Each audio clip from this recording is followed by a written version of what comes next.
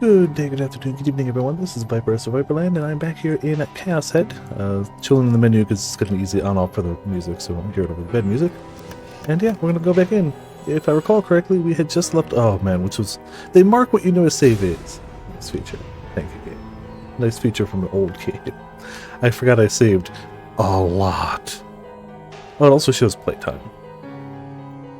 But yeah, we've just been confronted by the girl who's definitely not stalking us, who's like, hey, you are the person you were chatting with in the chat. You had pictures of the murder scene. What's up with that, yo? I don't want to see anything. I don't want to hear anything.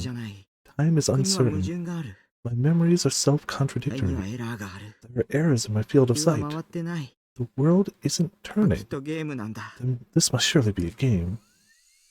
I plugged in my PC while stuffing my face with pieces of fish sausage. Ew. No, I don't miss the pro tag. I'm not me. It's not Windows.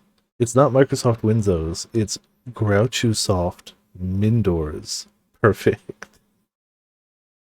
At least my Sierra Town wallpaper appeared on the monitor. This isn't the world. No, that's a different game. That's Dot Hack. I instantly started up ESO without a second's hesitation. Where I belong. Chapter 2. Click me. Yeah, I could have clicked like 3 more times and left off here. Who knew? Oh, hello. Animated bit. Beep, beep. Please hurry up and board the bus for the field trip. Nishijo Takumi lay sprawled on the tatami-covered floor with a colored pencil in his hand. It was yellow. The one he held several minutes before was red. He reclined on his sketchbook, almost covering it with his body, as he ran the pencil across it lightly. Yeah, it's him before he became, trash. Takumi loved to draw. He loved it so much that even during school, he always doodled in the margins of his notebooks. The TV, which had been turned on even though nobody was really watching it, was currently playing the morning news. To Takumi, who was still only in 4th grade, the news was nothing but boring stuff, so I didn't look at the screen. To be fair, as an adult, it's boring and depressing stuff. Beep, beep, 300 yen for candy. He was drawing a yellow bus. He pretended he was the bus driver. The bus is full, so we're going to take off. Beep. Has that turned him into what he is now? I mean, yeah, I'd say there's gotta be even before what we found at the end of Chapter 1. He brought imaginary scenes into reality through his drawing. He worked so energetically that there were many times where his lines went off the surface of his sketchbook onto the tatami. Each time, Nanami, who was reading manga nearby, became angry and grumbled, "Geez, you mustn't get it dirty," even though she was just his little sister. Unconcerned, Takumi continued immersing himself in his drawing. But when he reached the stage of drawing people in the windows of the bus, Takumi's hand stopped. What are people? And he deliberately tore apart the sketchbook. Oh, that's the day before the fall field trip. Takumi's parents had suddenly told him, "You can't go on the field trip." He was looking forward to it this whole time. He was overexcited since the morning, so much so that his heart pounded as he wondered how soon it would be tomorrow. Yeah, seems like, yeah. He simply couldn't bring himself to accept how his parents had callously sentenced him. Weeping, he insisted he would go no matter what, but it was futile. Regardless of what he said to them, his parents wouldn't listen, telling him only, "You can't," and "We're only looking out for your best interest," over and over. Burrowing into his bed, Takumi trembled with such frustration that as if he were about to rip the mattress to shreds. See, because it's a fan translation, there's some things that are just mildly off, and whatever. They didn't officially translate it, so fans did it. Mistakes happen. But there's like little bits where it's like, wait, am I just reading it wrong? Am I stumbling because I'm Viper, or am I stumbling because it's just weirded wordly? And it's about 50-50. He loathed his parents from the bottom of his heart. Wow. 4th grade? At the time, a field trip had been a tremendous... See, like there. At the time, a field trip had been a tremendous an event for Takumi. One sufficient to induce this level of passion in him. Though everyone else in the class could go, he alone could not. From Takumi's point of view, it was all too unreasonable. Takumi's world was a lonely one. Their world was full of fun and passion. He almost had the sense that he was the only one to have been cut off from the rest of the world. He couldn't forgive his teacher, his classmates, everyone who had left him behind. Okay, well, I get being mad at his parents. Especially if they're not giving him a better reason, then But like his teacher's classmates, I do wonder what their actual reason was, yeah. Nor could he forgive his parents for their abrupt and unfair sentence. This began to transform into hatred towards his parents and classmates. Biting his lip hard enough to make it bleed, he continually repeated curse-like words to himself. None of you should be able to go. Don't get me wrong, I get that if it's something big you're looking forward to as a younger kid, that has way more of an impact, but just... I hope this all didn't stem from couldn't go to one field trip. Next morning, the telephone was ringing off the hook since early morning. Each time his mother answered it, her response seemed more and more unsettled. In the end, Takumi couldn't even get a bit of sleep. It was a little past 9 o'clock. Nanami sat on a cushion in a ladylike manner, reading manga. The day before, she told Takumi, Nana's going to stay home from school too, and be with her bro. And now she was there, near him, as if it were perfectly natural. Also, I meant to say, hey Ramen in 7th, welcome to Viper Language Chat. I don't know, I just got straight into the game. I should have been like, hey guys, how's it going? Their father had already gone to work and was nowhere to be seen. Their mother was so busy answering the phone that she didn't have time to make breakfast. Also, even though it's the wrong Persona game, I got my Persona rep shirt on. There was no need to go to school today. I keep forgetting I have Yu Narakame's jacket. Most of my cosplays are with Calico and Afro. They just keep most of the cosplays there. We all go to cons in their big van, so usually they hold on to most of them. But I've got a few here. I got a few little bits and pieces. I don't know if I have... Oh, I do have his wig, because I just used my Stein wig for him. So I could do a Yu Narakame history for the hell of it. Still sulking. I don't know if I'd want to wear a wig for all of the stream, though. I love going to cons in cosplay. I hate wearing wigs. It's the worst. I hate it. I mean, I do it, because I don't want to dye my hair gray. Stein. So, I do it. I don't like it. Still sulking, Takumi opened his sketchbook and began drawing to clear away his gloom. I hate it. It's a very useful thing, clearly, for cosplay, for whatever reason. But they're itchy, they're hot, they're sweaty, it's nah. But his irritation wouldn't go away. And right when he tore up and flung his sketchbook away in annoyance. Huh? Bus? Nanami raised her voice in confusion. Takumi thought she was talking about the drawing he'd been working on, but her eyes were glued to the television. Hey, Mom! Excuse me. Nanami yelled for their mother, who was even now responding to another phone call. That said, taking a wig off after a long day at a convention is one of the greatest feelings of all time. The greatest things in the world. Nanami yelled for their mother, who was even now responding to another phone call. Listening from beside her, Takumi absent-mindedly followed his sister's gaze to the TV screen. The screen showed the spectacle of a fallen highway overpass. Only an area around 50 meters in size had collapsed. Unfortunately, a single bus that had happened to be passing over that one spot became caught up in it and lay toppled over sideways beneath the overpass. It was indeed the bus that Takumi was supposed to have ridden. The bus all his classmates had been riding. Oh. Okay, I can sense where a little more trauma comes from for here. Yeah, maybe. A single glance was enough for him to imagine most of what had happened. His classmates were reflected on the screen. One was crying, one had his forehead covered in blood, one was being laid on a stretcher and carried off onto an ambulance. Okay, so maybe some died, but it wasn't it wasn't a TPK. A pale-faced reporter... Nope, I didn't click. I did not click that. Pale-faced reporter described the circumstance of the accident, but Takumi didn't really understand what he was saying. Okay. His mother stood stock still at the entrance to the room, face pale, still gripping the phone. Potentially did that to avoid the accident. Yeah, it's... The bus from field trip had an accident on the highway. Yeah, we noticed. That's what they're showing on the TV right now. And Mr. Saito, is dead. For some reason, Takumi was certain of it.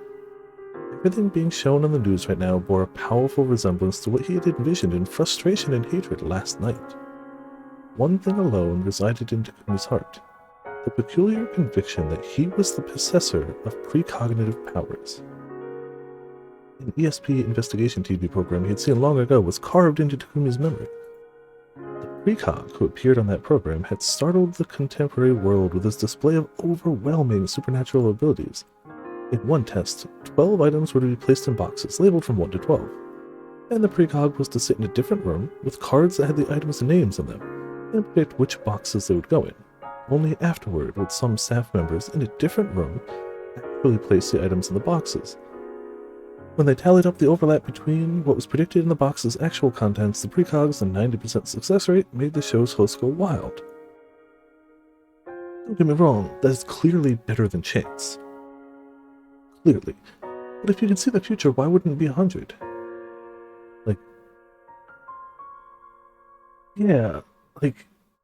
That is still statistically considerably better than just random guessing, but it's weird it's not 100 then.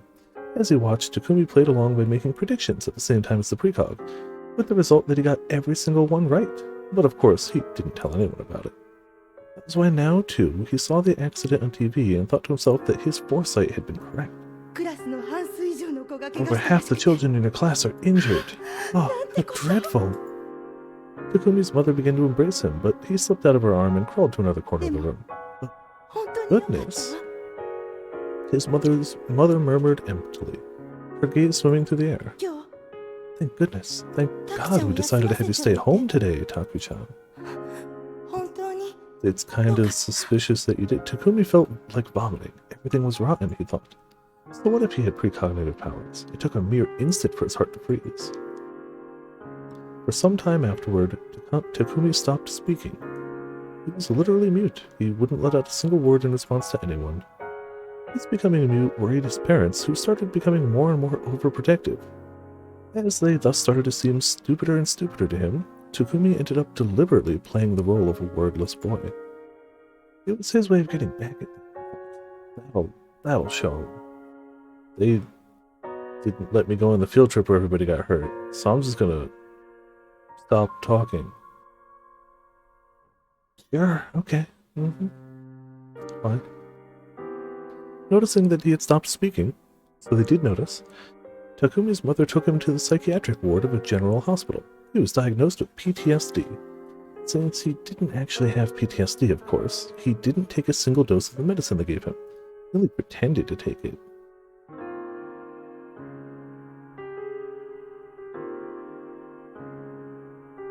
Okay. Takumi's parents didn't catch on to the fact that he was acting, and even when he saw them fretting about him and racking their heads over him, they didn't feel the least bit apologetic. Maybe he was just always trash.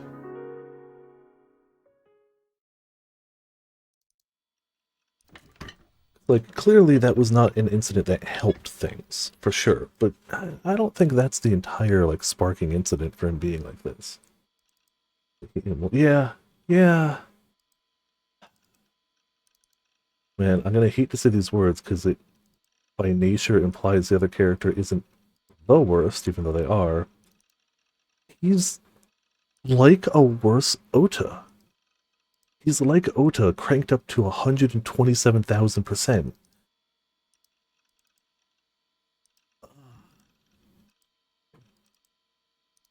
Yeah, everything feels like a lie. The world is full of fiction. Furthermore, it seems like everyone's ill will was directed at me. Please log into the chat room you usually use and check it out for yourself. You'll come to see that what I'm saying isn't wrong. And one more thing. Everything I said to you.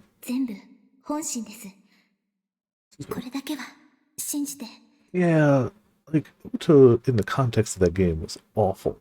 And Ota's really bad because we all know somebody like Ota. He doesn't have any really redeeming qualities, but he's not potentially actively murdering people, and Ota would actually be better if he shut himself off from society. Everything I said to you came from the bottom of my heart. If nothing else, believe that. After laying out her incomprehensible opinion, Yua attacked on that one last part and vanished from before me. Like hell I could believe her. You've got some nerve to say believe me after deceiving me. No matter what, I didn't want to acknowledge my everything, which you had thrusted at me. I wanted to think that her calling me Shogun had merely been idle words of rambling.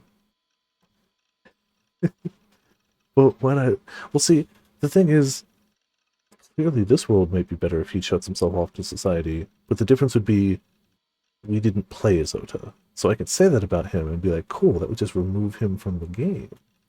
But it doesn't remove him from the game, he's protag. But when I looked into the chat's backlog, I saw that she wasn't wrong about the timestamps not matching. 僕は Am I a 無遊病な sleepwalker? の I hadn't been sleeping when Shogun posted his parts for the chat. It was an incontrovertible fact that I had gone to a cafe at the time, but I hadn't fallen asleep, so I couldn't be a sleepwalker. And what did it mean that I don't have any memory of posting as Shogun? Alternatively, someone other than myself could control my body. Ridiculous. To prevent myself from getting even more stressed, I escaped from reality to another fictional world, ESO. That's what you've been doing this whole time, why would it change now? Even everything about ESO was a lie, because when we got down to it, it was a world in a game. Yes, that's how video games work. Mm-hmm. Yes. Also, hey Pots, how's it going? Welcome to Viperland in the chat.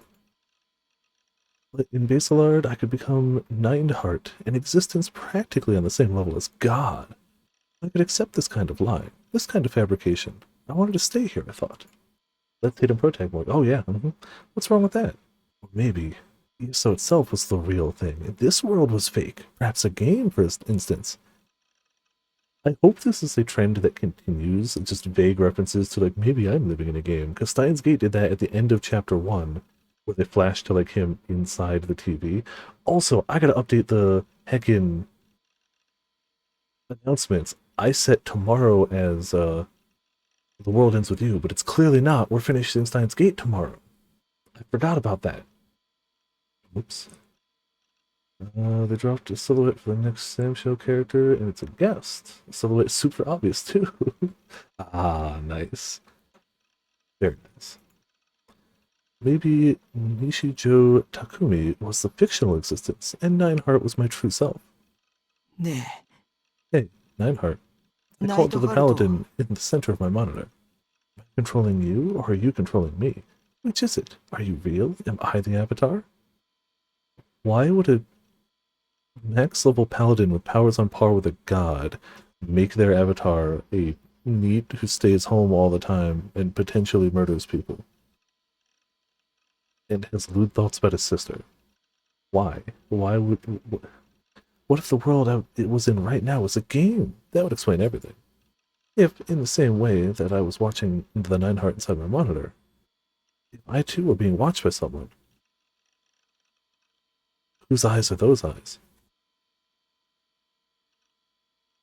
That person would have to be the player controlling me. If so, I'd like him to play my role better. Mm-hmm. We ain't getting started like this. But an avatar can't voice complaints. It would make sense if Shogun and I were the same person. Come to think of it, Lisalat was in a similar situation.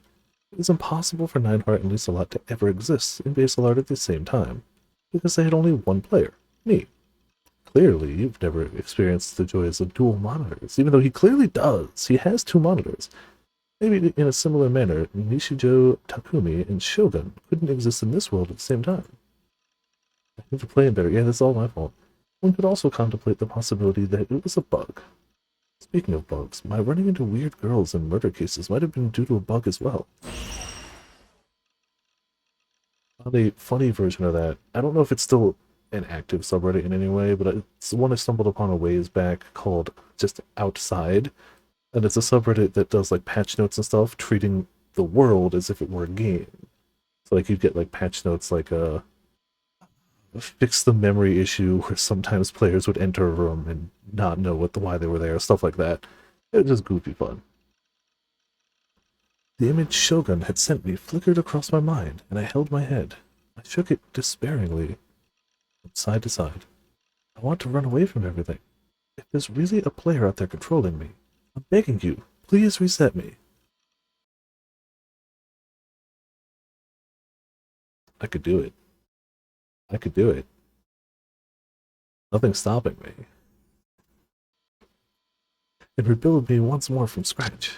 Oh, well. There he goes.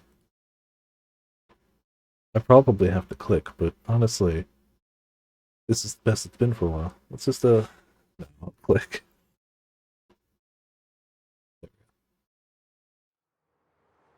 Yeah, you did it! Oh, God, I'm gonna kill everybody. I mean, that's not inaccurate to this game so far. The university's hospital waiting room was packed with old people, waiting their turn to be seen by a doctor. Nothing about this taboo had changed from several years ago. It was enough to make me think that time had stopped. Worse, the air was stagnant and befitting the stench of disinfectants. And everyone had dark looks on their faces. Yeah, that's what hospital waiting rooms do. Nobody's there like, man, isn't this great? Didn't we just have the best time? Yeah. No. People are like, oh, damn, somebody's really hurt. Try to spend 5 minutes in a place like this and you'll get depressed enough you'd want to die. Oh, hospitals. I don't know that anybody does. Excuse me. Since I was little, I had been terrified of how there were hardly ever any traces of human presence in the hallways, beyond the lobby. Hey, makeup study, what are you doing? Although there tends to be lots of people in the lobby itself. It was almost as though the scent of death lurked in those hallways. I thought this itself was the hospital's true face, and that things far more horrifying and eerie were hidden at the ends of the corridors. That would be why hospitals are a very common theme in anything horror. That was why I hadn't really wanted to come here. There was something I needed to verify no matter what, and so, unable to avoid visiting, I intently waited for my turn. Even after I entered ESO, the words Yua had left with me spun around and around in my head, making it impossible for me to concentrate. When someone trips you up so bad you can't even play an MMO? As a result, I worried about this and that all the way until the morning, and became seriously scared that something about me might be abnormal. By coming to the hospital like this, I hoped a doctor would give me their official guarantee that Nichijou Takumi is perfectly normal. I wanted proof that Yua, not I, was the one with the issues. Clearly, yeah. I mean, even if everything Yua said was false, there's still clearly stuff wrong with him. I was used to coming to the hospital psych ward, although I unthinkingly nodded when the young lady at the desk asked me if it were my first time being examined here. Ever since the aforementioned bus accident, my mother had brought me here at regular intervals. When I entered middle school, the doctor responsible for me diagnosed me as completely cured, and because I stopped going here, it had been about 4 years since my last visit. Totally cured. The doctor I was initially assigned to was Professor Moroku, who is said to be highly influential in his field. He examined me just a few times before switching me to a doctor who had been one of his pupils. So, should we approach this calmly or not so calmly? We got green, we got red. I don't even know. I'm assuming we're going to get to an ending and I'll be like, cool, how do I get to the good ending? Calm? Sure. Considering they had like Steins Gate spoiler-free guides and stuff, I'm sure there's spoiler-free guides for this too. Though it may be less popular, I'm sure considering the choices are fairly few, it can't be too hard. This chapter, pick the colors in this order, done. Despite being called a pupil, he wasn't particularly young. If anything, he looked older than he should have been. Last night, I had suddenly recalled that Dr. Takashino's words. This hospital doesn't just treat injuries and illnesses. It's also for curing the heart. No. Don't make a big palace and try to cure everybody's heart, please. No, thank you. That I'm okay. It should be harder to scope than missing phone triggers. To be fair, if I had done the right skip button, it would have been fine. So it was on me, but still. I hated the hospital, but he was very kind to me. I had the impression that he was a good person. Even then, I had utterly succeeded in deceiving all the adults around me to the very end.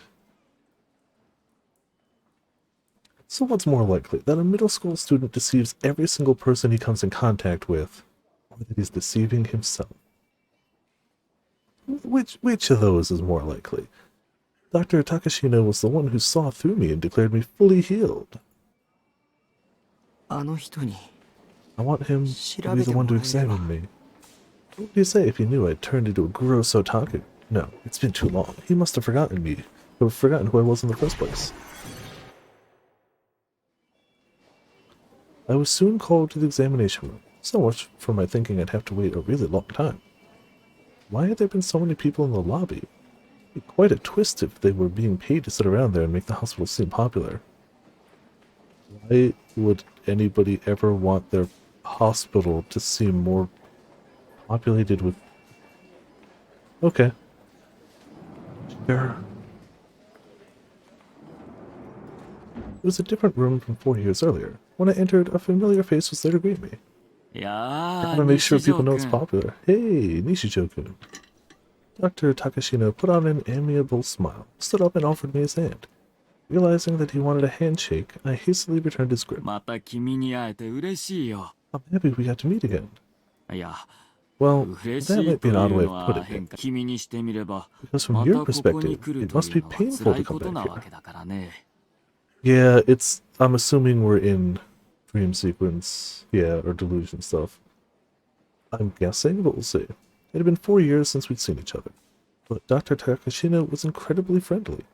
I'd been kind of nervous, but all at once I found myself able to relax. 今日はど So, うしたんだい？ brings you here today? Dr. Takashina urged me to sit, so I settled down in a chair. Perhaps because he'd released me from anxiety, I spoke about everything that had happened to me, and everything that might still happen to me in one breath. That seems... Sure, okay. Being unaccustomed to talking made me get blocked up countless times, but Dr. Takashina kept listening and nodding with a serious look in his face the whole time, without trying to rush me. I couldn't even say that in one breath. I'm calling shenanigans on him. All shenanigans. I talked about all of it, of course, from the demon girl to Yua. It occurred to me that it might be dangerous to tell him, but I had no one else to rely on. 結論から先 Let's に言おう start from the conclusion.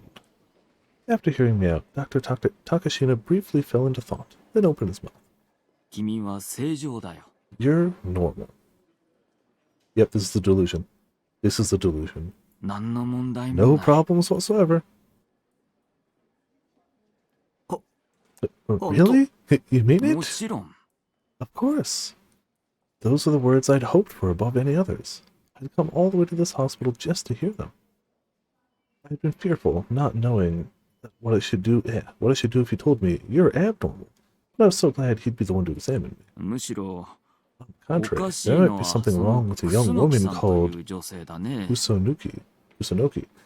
Yeah. 西条くんの話だ It's けで difficult 判 to 断 make す any る kind の of は judgment 難 based しい solely on が、 your side of the story, but she おそらく probably has some type of その女性 psychological は illness. 今後、 In the 君に危 future, 険を it's 及ぼすよう possible な that she 行 might 動に act 出 in る such 可 a 能 ways 性 to が cause あ you る。すぐ harm. に警察に通報しよ You should report her to the police as soon as you can. The police, that might indeed be the safest approach.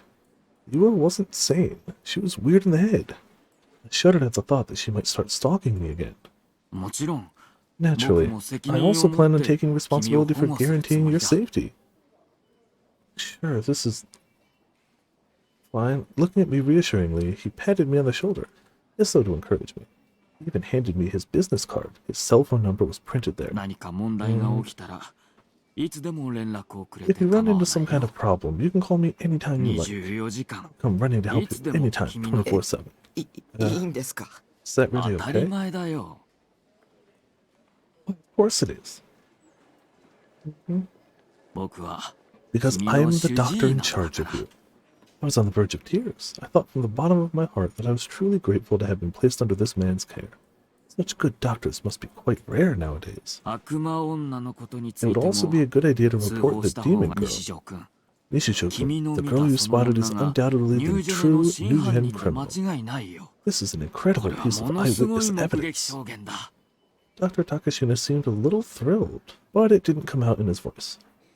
His manner of speaking was as 事 soothing 件 as は ever. 西条 With く your んのお help, かげ they'll be で able to 解 solve 決だ。 all the 君は cases. 渋谷のヒー You'll ロ be ー the だよ。 hero of Shibuya. 僕はこの瞬間に Truly 立ち会 consider え it an て、 honor to be able to 実に meet with you 光栄 like に this 思う。 in this moment. Wow. Like, it was already not subtle the second he's like, yeah, no, you're fine. But, like, he's laying it on thick. Yeah. This wasn't ESO. Someone like me could never be a hero. But once I began imagining it, my face started flaming. Shibuya's female middle school students and high school students and college students and office ladies would all see me off with squealing cheers. I'd become stunningly popular and charismatic. Sure, it'd be cool to become a TV personality, but since I don't like being in front of a lot of people, I'd create a startup business instead, and I'd make a killing as the charismatic company president. Be in a harem situation with lots of gorgeous secretaries waiting on me. Of course, I'd have triggered flags for all of them, and they'd be happily in love with me. I'd live in a high-rise apartment in Roppongi, and employ a bunch of cute maids, like a maid cafe meant just for my own personal use. Naturally, they'd provide sweet and luxurious nightly services, as well, and so on, and so on. まさに勝ち組。 That's what it means to be a winner. Yeah. No. Okay. And back we go. When I come back to myself, I was still seated on the sofa in the lobby. I glanced around in puzzlement, unable to grasp my situation. A hunchback old lady was sitting next to me. Her eyes were buried in wrinkles, and I couldn't tell whether she was sleeping or awake. When I looked at the clock above the reception counter, it indicated that an hour had passed since I first began waiting here in the lobby. Had it all been a dream? I might have dozed off as I waited, due to not having slept since yesterday. It would have been so nice if this dream were reality. I was terribly disappointed. In the end, I was forced to wait another 2 hours before they finally called my name. When I entered the examination room, I experienced the hallucination that I was having a repeat of the same dream as before. Dr. Takashina looked just the same as he had in my dream. No, it was simply that he hadn't changed in 4 years since we last met. But he didn't rise from his chair or offer me a handshake. 今日はどうしました？ What brings you here today? And unlike in my dream, he didn't get all nostalgic about reuniting with me. So just a second, gotta hit the T.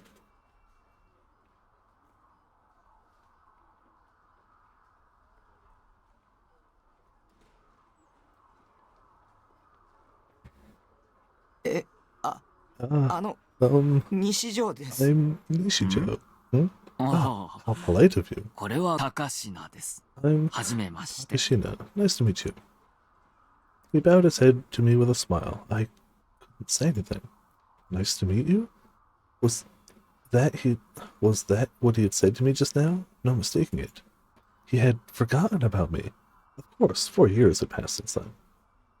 It's been 4 years and we were patient for like a little while. That was just shoved off on him from his superior. But I thought if no one else would remember me, I'd embrace such expectations all on my own. But upon having them shattered, my heart abruptly began to overflow with loneliness and emptiness.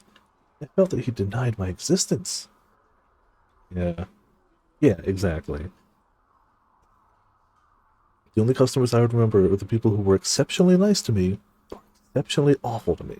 Anyone in the middle, you're just a customer.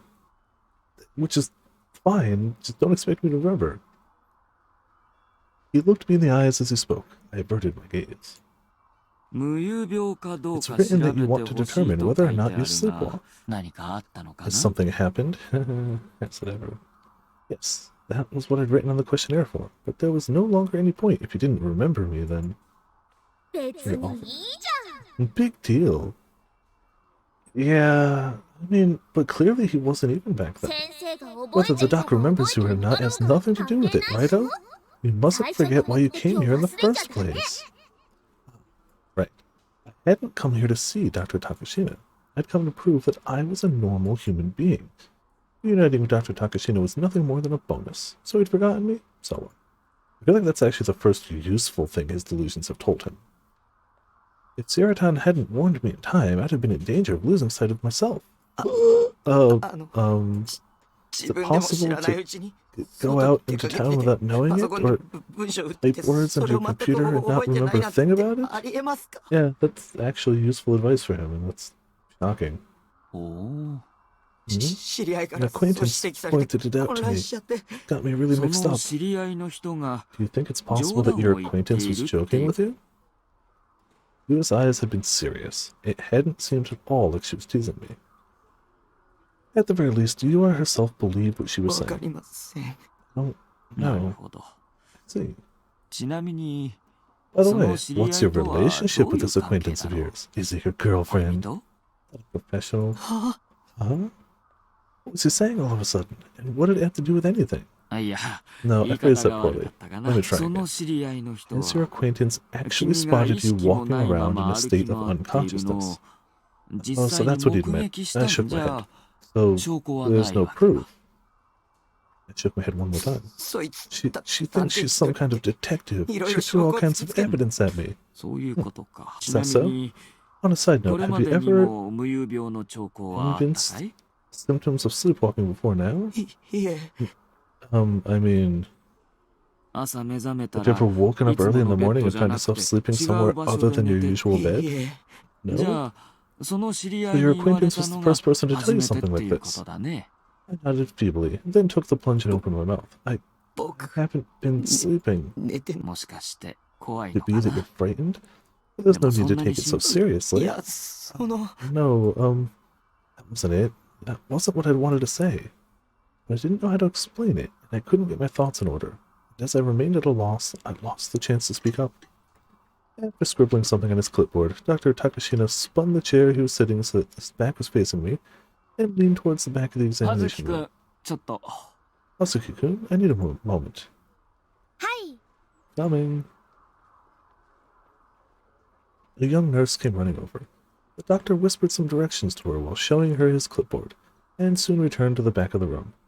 What's going on? Well, he's filling a prescription for you. Since you can't sleep, they're going to get one of those big, comically oversized wooden mallets, so that you can just bring it home and just bonk and pass out. As I sat there in confusion, Dr. Takashina turned back to face me. Next, he told me all about somnambulism? Somnambulism? In a gentle tone of voice. When people fall asleep, they start off in REM sleep, then shift to non-REM sleep.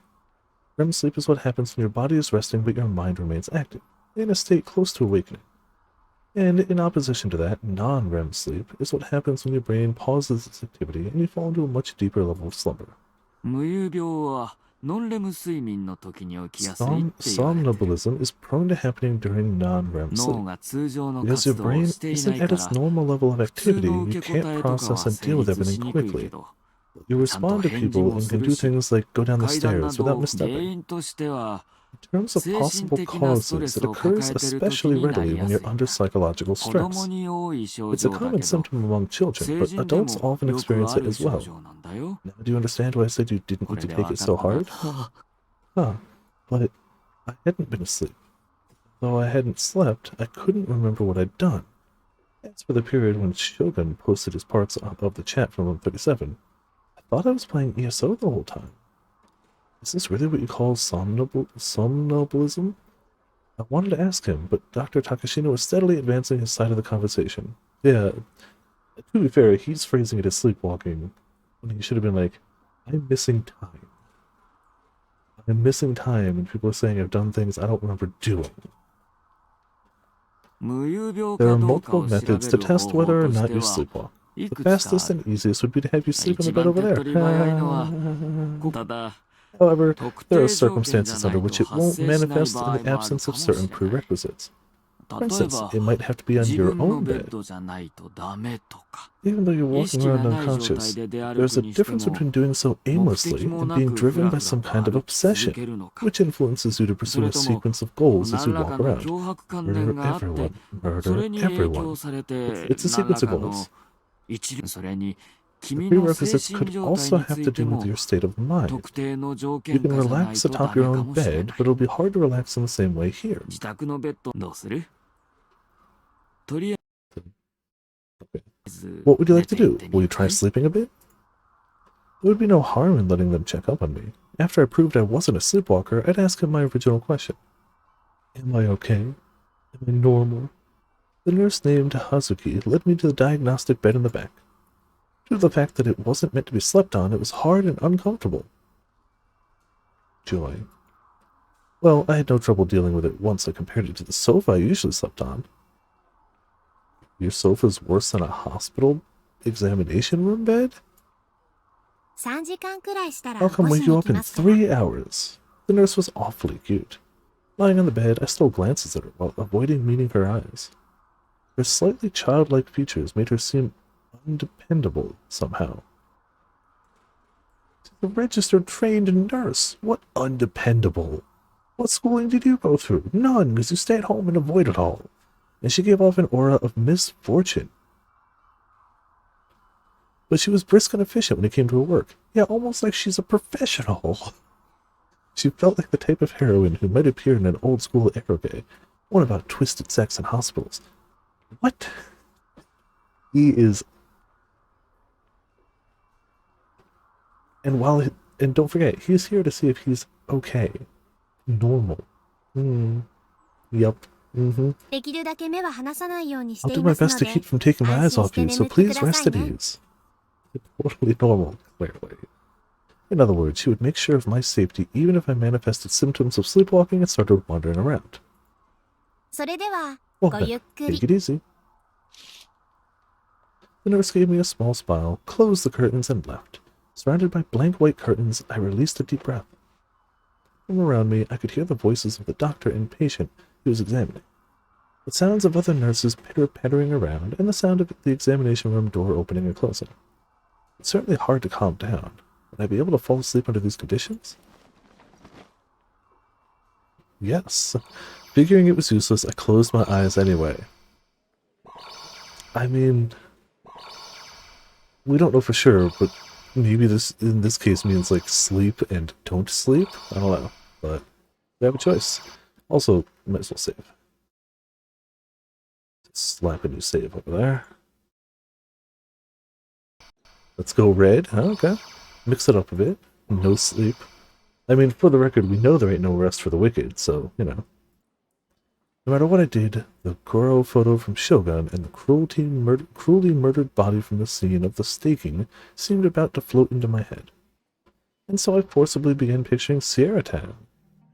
Of course you would. Taki, you hate going outside, so it's amazing that you came to the hospital. I thought this for a while now, but Taki, you're a really strong boy. Sierra was quite lively in my fantasies. She sang out to me in that cute voice of hers. I love how strong you are. Besides, you're not a sleepwalker. I watch you every night. That's how I know. Okay, you mustn't let 3D girls trick you. You have me, righto? Let's spend all our time together back at that container house, dummy. Yeah, you're so adorable, Sierra-tan. Sierra-tan was my ideal bride, after all. No woman could surpass her. Jeez. It's like every chapter of this, it's just like, yeah, no, that's just... The third dimension? What the heck was that? I want to go home. I want to go back and have Sierra-tan greet me with a smile and welcome home. Wait for me, Sierra-tan. I'll be home soon, so... I guess he did actually fall asleep, though. When she opened the door of the examination room, the physician welcomed her with a cheerful smile. What brings you here today? She scanned the area, ignoring his question. It wasn't a very large room. There were two clipboards spread out atop the physician's desk, one holding blank white paper, the other covered with words in a foreign language. She was said to be a demon. Everyone called her that, even her parents. She no longer cared about whether she had been a demon from the start, or whether she had become that way because it was what everyone called her. In any case, she had killed 8 people over the past month. The public was in an uproar, calling it madness and what have you. But from her point of view, it wasn't an especially remarkable number. After all, she was a demon. Is there something bothering you? Yeah, you gotta get to 666 before it's remarkable. If anything concerns you, please let me know. I'll try to do something about it. As befitted a psychiatrist, he was very considerate towards his patients. Amused, she opened the bag she'd brought with her. What she slowly took out from within it was a 24-centimeter long sashimi knife. Or shall we switch to a larger route? Seeing it, the physician was rendered speechless mid-sentence. His expression went still. Picking up on his fear, she smiled tenderly. This physician would be her knife. He wasn't her original target, only a stop along the way. She set her bag down and took a single large, soundless stride towards the physician. She used her momentum to dive towards him, piercing him with the knife. Okay. The knife penetrated his chest, slipping past his breastbone and reached his heart. The physician died with a single stab. Already reduced to a mere object, he collapsed, toppling towards her. She supported him long enough to withdraw the knife, then shoved the object away with her elbow. Yeah, he's having good dreams. The white doctor's coat worn by the object lying face up on the floor, was turning scarlet. Drawn by the noise, a nurse saw it and screamed. She knelt as she stepped on the doctor's body, then slashed her knife at the nurse. Fresh blood flew out. It wasn't a fatal, but a gaping wound had been carved in the nurse's meek face. Happy times! Letting out a howl, the nurse curled up in place, holding her face. Vast amounts of blood overflowed from between the fingers she pressed to the wound. Yay. Ignoring this, she continued towards the back of the examination room. That nurse wasn't supposed to be the 10th. There was an occasion worth celebrating. Her 10th, 2 digits. That's why it had to be her original target, just as she planned. The other patients and nurses had already started screaming and running away. It was becoming a racket. Yet their voices failed to reach her ears. She sought him out, confident only of the fact that he was there. Her eyes stopped on a curtain. A curtain that surrounded an area about 1 or 2 tatami mats in size. There was most likely a bed inside it. You must be there. Her heart palpitated with joy. Her lower abdomen went hot at the thought that she would finally be able to kill him. Slowly approaching the curtain, she decided, in the end, to rip it apart with a knife, rather than open it normally. When she peered through the newly opened tear, he was, as expected, lying there. Nothing new. She lost all restraint when she saw him. He opened the curtain and stood next to the bed. He was sleeping with a slightly pained expression on his face. She twined her fingers in his hair and gently stroked it. He didn't wake up. She gripped the knife in both hands. She raised her arms on high. She was aiming for his heart. With a single blow, just like the doctor. Kill you. In ecstasy, she lowered the knife with all her might. Yeah, of course. He's clearly super important, you know. Super important. When I leapt awake, I was atop the bed, unchanged. My heart was pounding in alarm. I checked my chest. There weren't any injuries to speak of. No blood emerged. I was unhurt. I looked around. The curtain was closed. It hadn't been torn apart by her knife. I reached stealthily for the curtain. If I opened it and Dr. Takashino and Hazuki-san were lying there covered in blood, my body broke out in shivers again as I envisioned it. It's just a dream. だよな。 But I couldn't muster the courage to open the curtain. What if a sea of blood lay beyond it? What if that demon girl was standing there, knife in hand? Excuse me. Clearly possible. These thoughts terrified me into inaction. But then, a normal reaction to a nurse opening your... Right in front of my eyes, someone opened the curtain from outside. Shrieking before I could stop myself, I tumbled off the bed. 大丈夫ですか? Are you okay? Yes? I fearfully raised my face. Hazuki-san was looking down at me, her eyes round. There were no traces of red blood on her white uniform, and her face was completely ごめんな uninjured. さい。驚かせてしまって I must have startled 起きて you. いるとは思わ No, なかっ trust た me, の it's all で his fault. Didn't think you were awake, so... あ、Yes, いえ I mean, いえ no. She'd seen me at my most pathetic. Yes, you're right. She'd seen you. I turned my face aside and reeled to my feet. My heartbeat still wouldn't settle down, but thank God it had been a dream. It's like I'd been watching a horror 本 flick. 当に大丈夫? Are you really alright? Worried, Hazuki-san looked at me more closely. I was too bashful to lift my face. It took my greatest effort to nod jerkily. 少しうなされていたみたいでしたけ You ど seem to be tossing and turning a bit. I had a nightmare. さあ Let's see. What time was it? How long had I been asleep? I decided to ask Kazuki-san. Surprisingly enough, she said it had been 3 hours. Looked like I was more exhausted than I thought. でも、無遊 But you 病の didn't 症 show 状 any は signs of よく出ませんでしたよ。 sonambulism. Hazuki-san told me in a tone of voice meant to ま reassure me. あ、今日はた Well, またま we 症 can't 状が出 state なかっただけか definitively もし that れ you ないか aren't ら a、無遊病でない sleepwalker, っていう断定はでき but ない it's ですけ also ど。 possible that your symptoms simply happen not to appear today. No, I'm not a sleepwalker. More importantly, I had to ask Dr. Takashina my key question, which you should have asked from the beginning, but I didn't see him anywhere. Yeah, he's got a job and other patients. Hazuki-san handed me a one-sheet document. When I accepted it absent-mindedly and skimmed it, it turned out to be formatted as a それ questionnaire. はあなたの心理状態を把握するためのチェ This ック is a シートです。 checklist to give us a better grasp 心 of 理 your テスト mental のような state. ものね。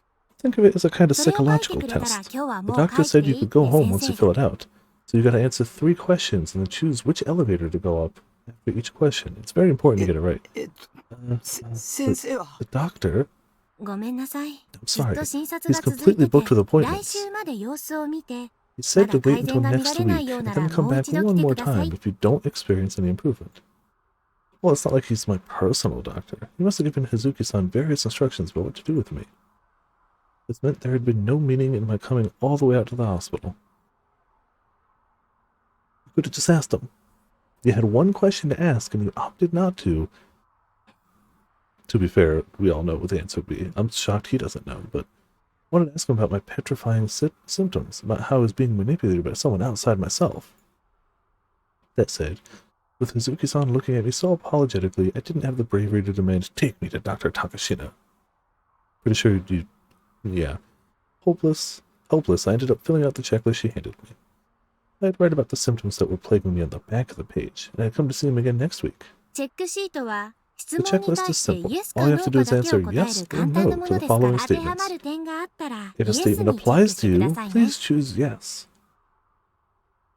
Yeah, 今 right. 後の西条さんの治療 It'll に help 対 us する as we 参考に decide し how ますか best to ら treat you in the じっ future, く so り考 please えて think 答えて carefully くだ about your さい。 answers. Hazuki-san went out of her way to explain it to me thoroughly. Among the items on the sheet were ones so strange they didn't seem to belong there in context of a standard hospital. It really was like a psychological test. Will they actually be able to understand anything based on my answers to questions like this? Hazuki-san watched me unwaveringly. She didn't move to leave. It didn't feel like she had too much time to spare, more like she was observing me, no, watching over me. My nervousness at being watched made it hard for me to think. Was this also part of her job as a nurse? For the time being, I decided to hurry up and get it over with. I just drew a lion down the yes column. Oh, do we actually answer these?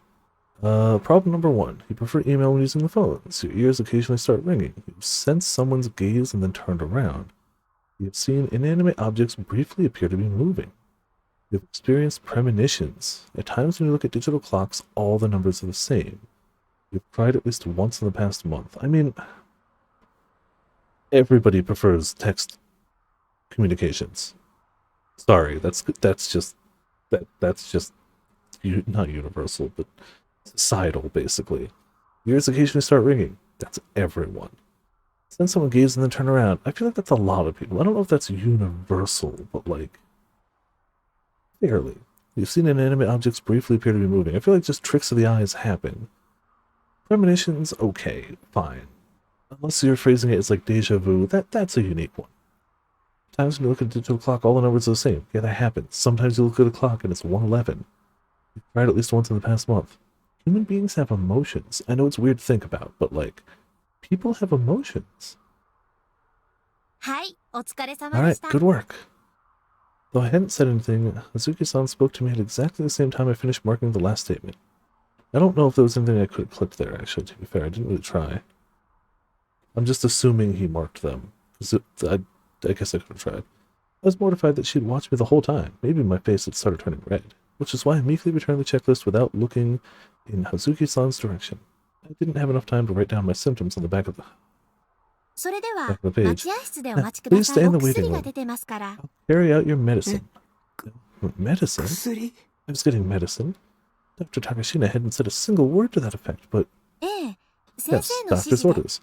It's a weak 弱い精 tranquilizer. 神安 It 定 will 剤 help で you す。 sleep soundly, ぐっ and す there り aren't 眠れ any るよ side うになる effects. し、副 See, 作用など how もあり like ま it, せん how よ。 considerate. But I became depressed at the prospect of having to wait in the lobby again. That was an intense test. Life is suffering caused by desire. To end the suffering, we must end desire. It seems to be like a TV show or something, or a movie. It was evening by the time I returned to Shibuya. The hospital was technically part of Shibuya, but station-wise, Yoyogi was closer, so taking the train was the fastest way to get there. But the Yamanote line was as packed as always, and though I had to ride only past 2 stations, this round trip alone wore me out a lot. It would be agonizing to take the train any further, so I got off at Shibuya Station and walked back to my base. For all that, there were too many people in front of the station. I hate crowds. They make my head spin. Not wanting to stay any longer than I had to, I tried to cross the pedestrian scramble. But it took a big effort just to walk in a straight line here. If I swayed even a tiny bit, I'd bump into the people passing me and overtaking me. Plus, people handed out free tissues, kept getting in the way, forcing pocket-sized tissue packs at me. Sick and tired of it, I ignored the first guy, but the second one turned out to be a rather cute lady, so I took hers, clearly. Those tissues distributors are a serious hassle. Don't stand smack in the middle of the streets like that. Well, but I'd go ahead and take them, since they're free.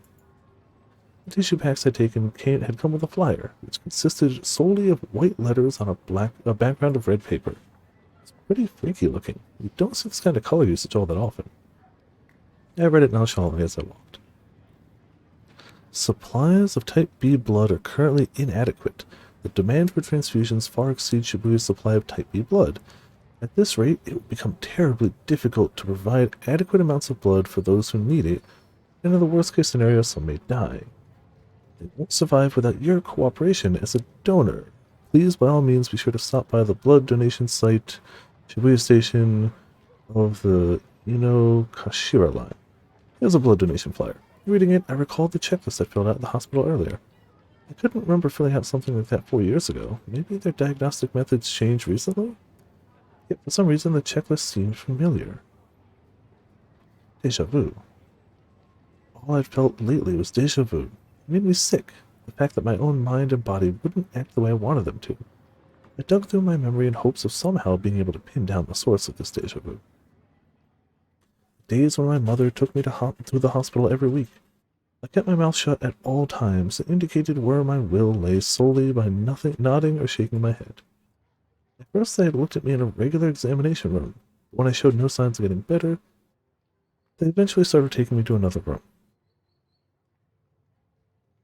It was what you call a counseling room, with a sofa and lots of stuffed animals. A space with one goal, to make patients relax. Without blaming anyone, Dr. Takashina persevered in trying to treat me. He was the only one who noticed that it wasn't that I couldn't speak, it was simply that I chose not to. My mother talked to me about all kinds of things in a falsely bright voice.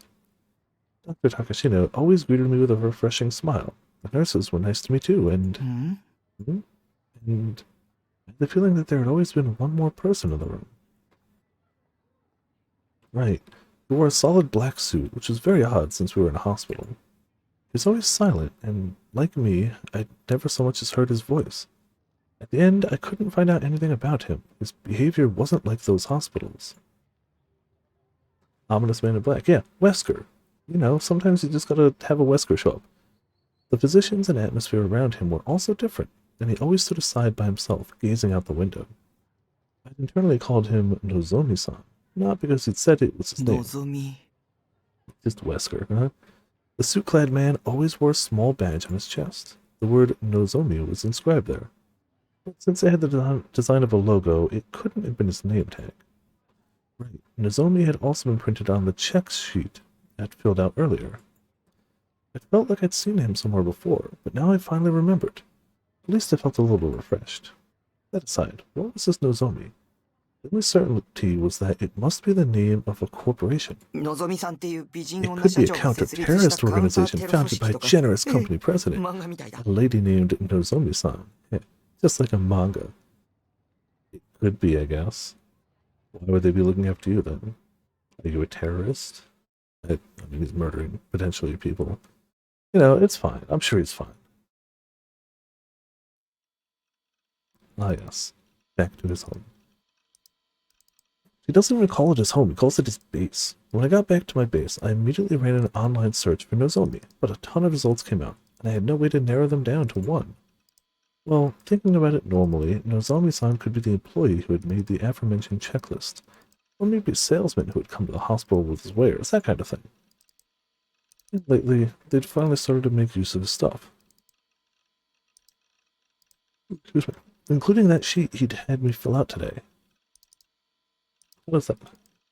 Yes, we bought a bunch of supplies from this guy named Nozomi, who stamped all his stuff with his name, not the hospital name or anything like that. We just got around to using his stuff lately. Uh-huh. Nah, the chances that... Okay, at least he admits that. We're pretty damn slim. I'd never heard of them letting an outsider like that sit in on a patient session.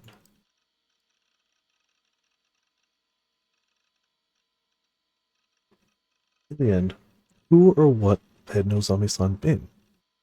I got fed up once again at the emergence of these nagging memories.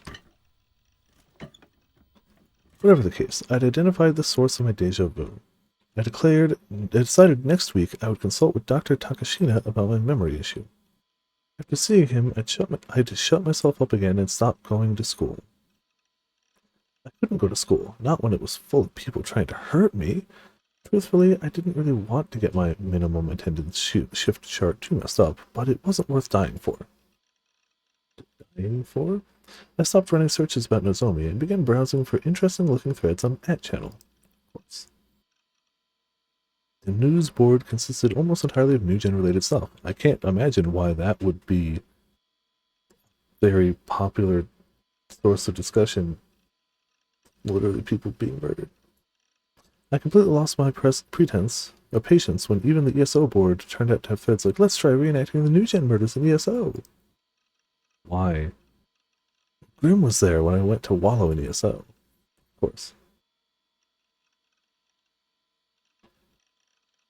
There it is. Lanhart @channel's news board had gotten pretty boring lately. All everyone talks about is this new-gen stuff. Yeah, because it's the biggest thing going on right now. Epic threads spring up all over the place every time there's a new incident. Heh. Yeah, it's literally like really weird, crazy murders going on. Like, they haven't caught the perp yet? Come on, the police are powerless. Some of these idiots online are portraying the perp as a Moe Bushojo. Lol. They would, yeah. Demon Girl. I mean, we have like Black Hole Chan and stuff. Like, of course they'd make a murderer some Moe girl. Oh, Moe Bishojo, not a girl, but still. I flinched as the dim eyes of the girl I'd spotted at the scene of the staking murder grazed my brain. I didn't want to keep remembering it like this, but the second I let my guard down, the ominous memories started to flood back. Yeah, I'd seen the criminal's face. I knew who she was. Should I have reported her to the police? Yes. You witnessed a murder. You should have told the police about it. I don't want to get caught up in it. You know, if you're tired of hearing about the new-gen murders, you know what would really help with that? Getting the murderer caught. Solve that problem pretty easily. But hey, Demon Girl, finally, a version like this came up? But hey, that's in pretty poor taste. Anyway, I'm telling you, the new-gen cases are really interesting. I joined a new-gen com in Burapara.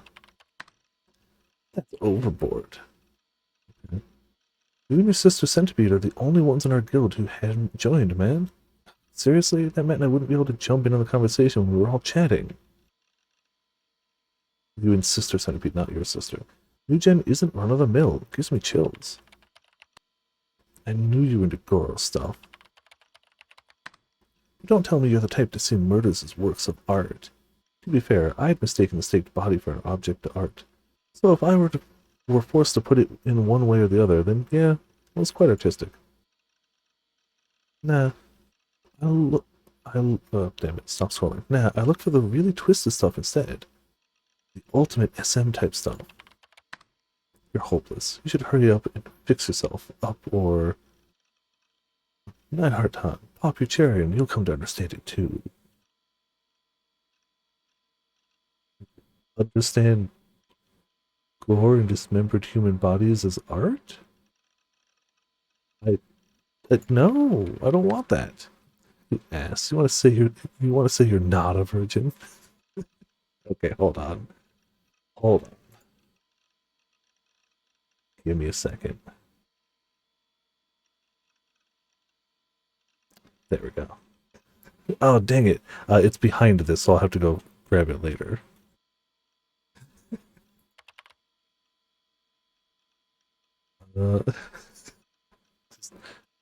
Emoticons, it's good.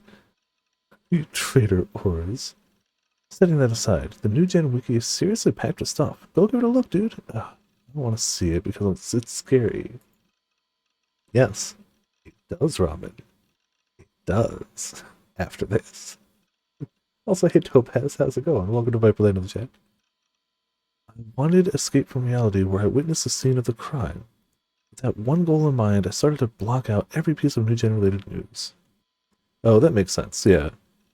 I mean, as much as anything he does could ever seem like a good idea or to make sense. I guess the concept of like, I saw something I really, really, really, really, really, really hated. I don't want to look up stuff about it. Just want to not think about it. By doing so, I'd hoped to convince myself that the gruesome spectacle I'd seen had all been an illusion, but in ESO, I was on the same level as a god. It wasn't enough to merely be strong. I also had to know about everything and anything. All the more, I was the closest to position of leader of our guild had to a leader. As the person in charge of everyone's organization, it'd be way too humiliating if I couldn't keep up with their conversations. I had to avoid that. I had to be perfect at everything. I had to know everything and do everything perfectly at all the time. I headed over to the wiki Grimm had told me about. The title New Gen Wiki was displayed in huge letters on the front page. Compilation sites like this are an example of a type of wiki, where an indeterminate number of people post news and information about a specified topic. Yep, I imagine at the time of this game coming out that needed to be specified, doesn't now.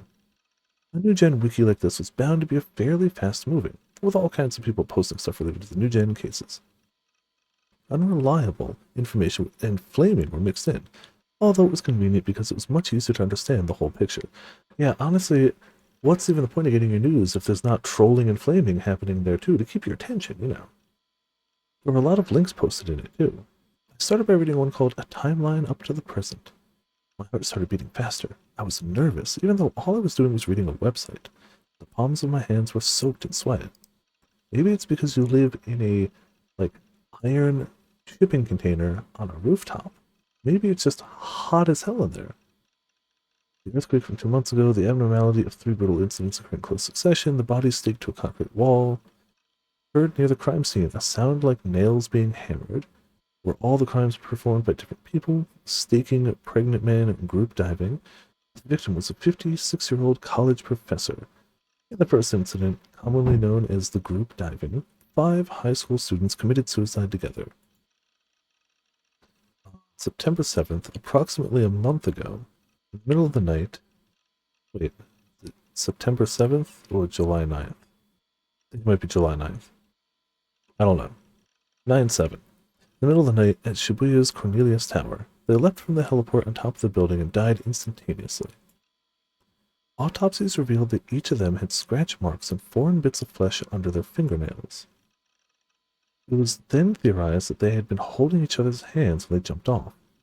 There was nothing resembling a will or a suicide note left behind on the roof. By going to Cornelius Tower in person, an online personality, known as Snake, discovered that only employees were given access to the rooftop, and that the door leading there was practically always bolted shut. Naturally, it was also locked at the time of the incident. The key to the roof wasn't found among any of the 5 victims' belongings. In short, circumstances suggested that the rooftop heliport had been sealed to entry, and it remained completely unclear as to how the 5 students had gotten in. Yeah, that makes sense. There was a high possibility that someone, aside from those 5, was present at the time of the incident. The second incident, commonly known as the pregnant man, occurred on 9/19. Okay, so it is different September. September 7th, September 19th, 12 days after the first incident. Early in the morning, a college student going home after karaoke sighted a blood-drenched male corpse in the area near the underside of the Shibuya Station underpass. The man, Kone Chizo, yeah, was a student of Shibuya Area College, and though he had already died by the time his body was discovered, his abdomen had become unnaturally swollen.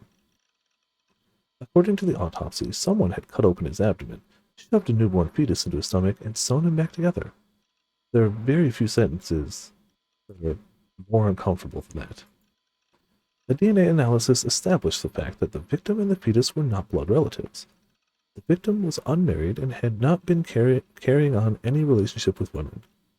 Online speculators believe that since the fetus had been approximately 32 weeks old, it must have been removed from its mother's body via C-section. But no one knew who the mother was, where she could be found, or what she was doing at present, or even whether she was alive or dead. Perhaps the police had tracked down her whereabouts, but at the very least they hadn't announced it to the public.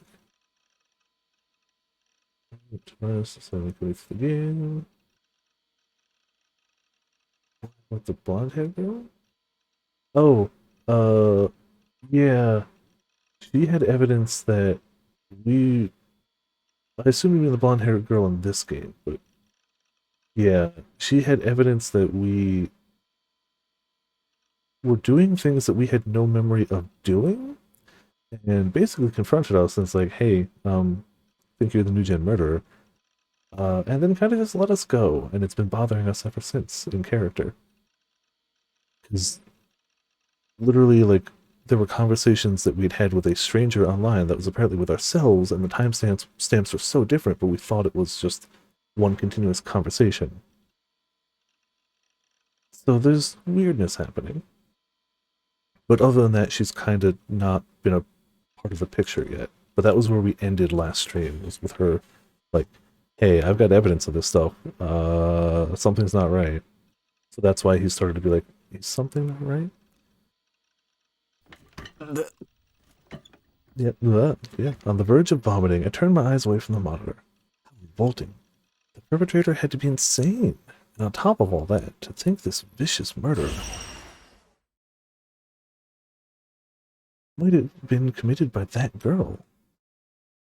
Japan is over. I stared at Seraton to help my eyes recover. Somehow, I managed to stabilize my mental state. I thought about taking the medicine Dr. Takashina had given me, but it looked like I could still succeed in getting by with just Seraton. I thought about taking the medicine the doctors gave me, but I'm just going to stare at this figure of a character I'm obsessed with and who talks to me in my waking day-to-day life. Yes. But it was tough to read about this Goro, even for the sake of preserving my reputation as Neidhart. Waifu's greater than medicine, clearly. If it's that hard on you, you don't have to read it. If you're a big fat masochist, I won't stop you. But I can't bear to watch you suffer, Taki. Stop it, okay? Let's just have fun. I'll even...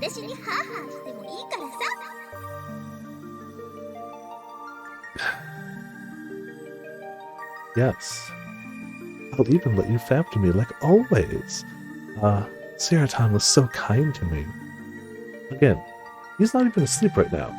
This is just what he's seeing in his waking mind. Seraton was the only one who would stay as my ally, as expected, since she was my wife.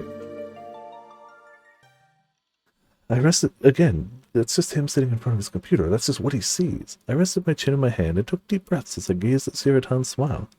I could feel her healing me.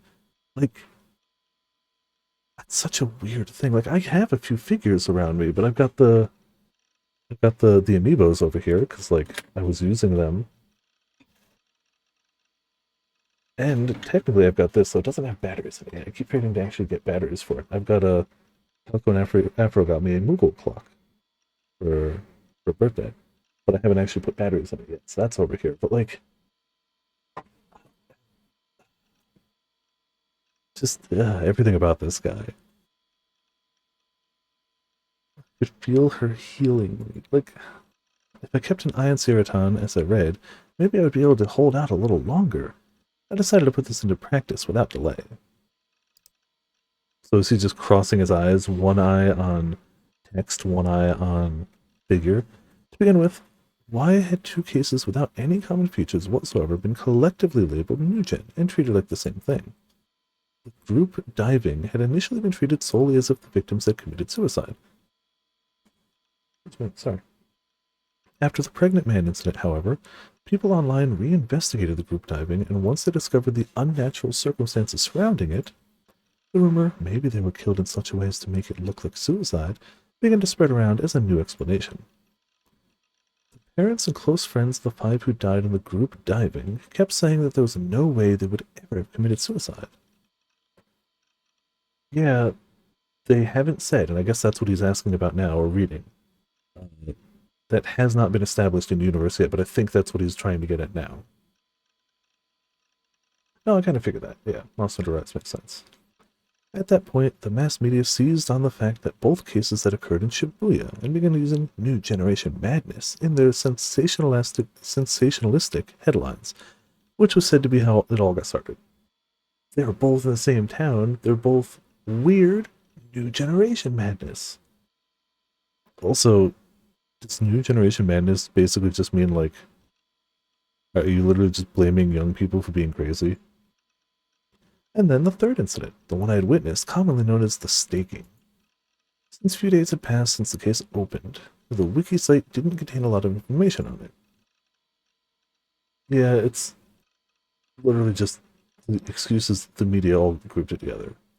All that had been made public was that the victim was Ota, that's definitely still pronounced Ota, right? Hisashi, a 56-year-old college professor. Didn't we just hear... Oh, it was further back than I'd probably scrolled. Didn't we just hear something about a 56-year-old man? Didn't we just hear something about a 56-year-old man? That the murderer had used stakes to pin his corpse to the concrete wall of an abandoned house, but I don't think we heard about it in the context of this murder case, right? Oh, they were just saying he was the victim. Okay, then I was totally mistaken. It was absolutely in context of this thing. 1 second.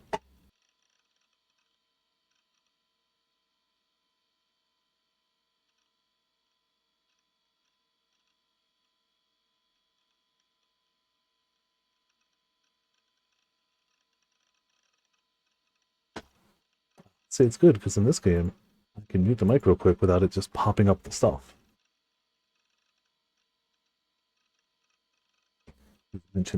Oh yeah, gotcha.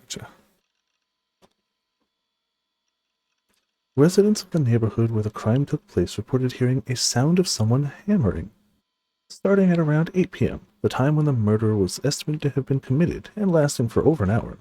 Nobody went to go check it, obviously. I'd heard it as well. It had clung to my ears, a nasty sound. On a side note, no connection between it and the group diving or the pregnant man had been uncovered yet. However, since it was the third bizarre incident to happen in the very same Shibuya, people naturally started treating the staking case as part of the New-Gen phenomenon. Okay, so they're all just classified under that as things that are happening in this location that are just crazy, just nutty. The police and the media viewed the 3 cases as having been the work of different people, but according to online commentary, or more properly, online expectations, them having been committed by the same criminal or by the same group of people was the most popular explanation.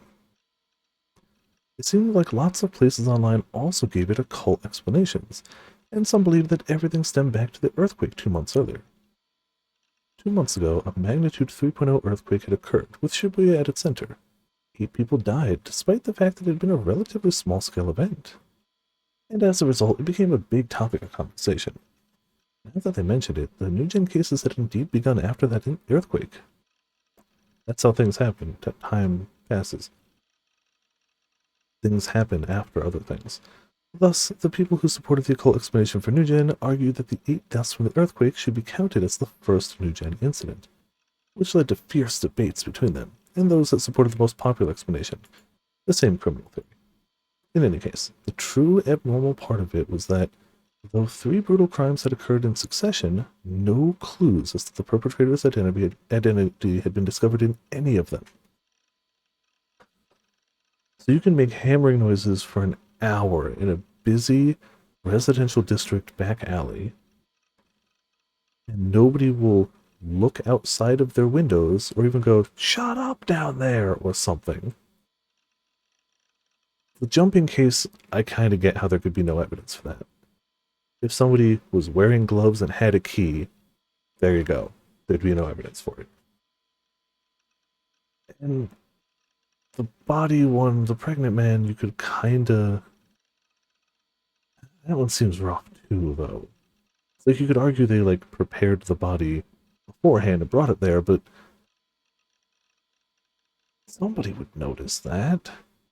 You don't cut someone open, shove stuff inside, and sew them back up without leaving some trace of hair, skin, nails, DNA. Like, I'd think. I've never done it. But the last one's the most like, how did nobody notice that? Either way, net crowds are lusting a fourth incident. That's wrong on so many levels. It's a weird way to put it, and why would they want more people dead? Because of the internet. And let's be fair, it's exactly how 4chan would work. Let's have more people murdered. Cool. If I hadn't been involved, I would have certainly joined the festival, and maybe I wouldn't have been waiting with bated breath for a fourth... Maybe I would have been waiting with bated breath for a fourth case. Damn it, those bastards sure have it easy. To be 犯人を continued. 早く捕まえてくれ Hurry よ up and catch the criminal, please. Over a week had passed since the staking, but neither that demon girl nor the police had shown any signs of movements. If they were aware I had been in the area, surely the police would have at least come to question me. But at the moment, they didn't seem to be doing anything about it. Thank goodness. Looks like I'm not going to get dragged into it. あなたには予知能力がありますか？ Do you have precognitive powers? The words Yua had thrust at me passed through my head.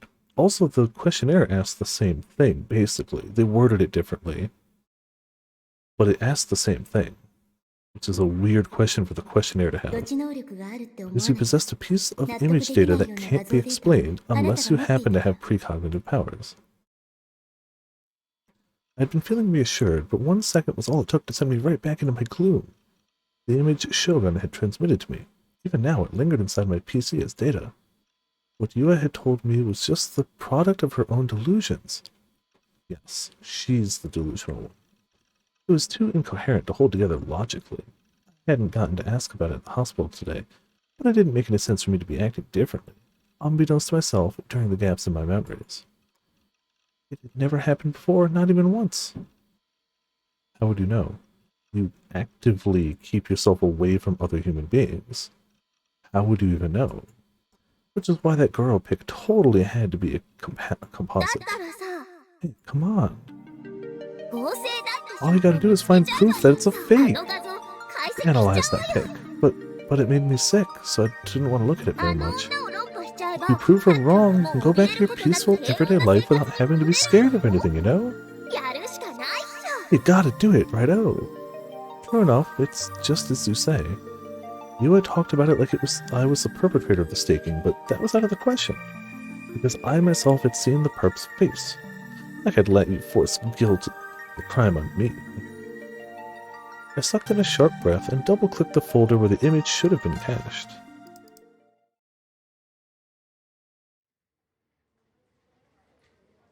It had been 3 days since Ben Yasuji had last entered the Shibuya Police Department's main conference room. The meeting to discuss the investigation of the Maruyamacho staking homicide had already begun, and everyone glared at Bon when he came in late. Smiling amiably, Ben lowered himself into a seat at one of the tables, lined up at the front. Didn't have the kind of atmosphere where he could say his reason for being late was because he'd gotten the runs that had been cooped up in the bathroom. It's one of those things, I guess you're just not supposed to say that, but like, that's life. That just happens sometimes. And you'd really not want him to be here instead of there. You really wouldn't. It'd be bad for everyone. I guess you're not supposed to say that. In the wee hours of the morning after it occurred, the staking homicide had been assigned to the Shibuya Police Department. I mean, it makes sense, it happened in Shibuya, which now housed the headquarters of the investigation. The investigation division, already busy with the Cornelius Tower Group suicide case, and the Shibuya Station college student and fetus homicides, are the official names for them, were forced to recruit even useless third-rate assistant inspectors like Ban from Central Tokyo Station. Moreover, since everything had taken place in the area right under Shibuya Police Department's jurisdiction, they were caught in the bizarre situation of having 3 special investigation headquarters located in the same station. It was thanks to this that the 3 investigation teams were forced to take turns using the station's big conference room. That's gotta be weird. There were rumors that since the media had been cultivating the New Gen label, and the police were short-handed, the 3 teams might be combined into the New Gen Investigation Headquarters. All the detectives thought this was a moronic idea, no better than a gag. Let's hear your report, Assistant Inspector. Inspector Masunaga, Bond's boss, and the person responsible for their investigation team all looked at Bond sharply as he addressed him. Paying him little heed, however, Bond flapped a fan at his face and took it away. Assistant Inspector Bond, are you listening? 呼ばれてるっすよ。 They're calling you. Bond-san, They're waiting for your report, 僕の力 Bond-san. Come on. ちょっと。 With the newbie sitting next to Bond, who also happened to be his partner, Suwa, hissed into his ear, Bond finally realized he was being called on. Sorry, すんません。 Suwa's gonna give the report for me. 自分っすか Me? 俺がいなくても I thought I told you to go on and report to them even if I wasn't there. 早くしろ Up to it. After Bond elbowed him a little, Suwa let out a short sigh and stood up energetically. The analysis of the surveillance camera located near the scene of the crime has finally come back to us. A suspicious person appears on tape at around the time the crime was committed. I wonder who it could be. The meeting room stirred. The slackening air underwent an instantaneous transformation. The Shibuya Station detectives seated along the tables at the back of the room that faced Bond and the others from the central station began urgently taking notes so as to not miss a moment of Suwa's report. They were desperate. After all, with 2 savage murders having occurred in a single month, though the group suicide had not yet been conclusively labeled a homicide, it was natural for them to become prepared to stake everything on seizing the perpetrator, even their reputations. プロジェクターに映像を出します。 Putting it up on the projector.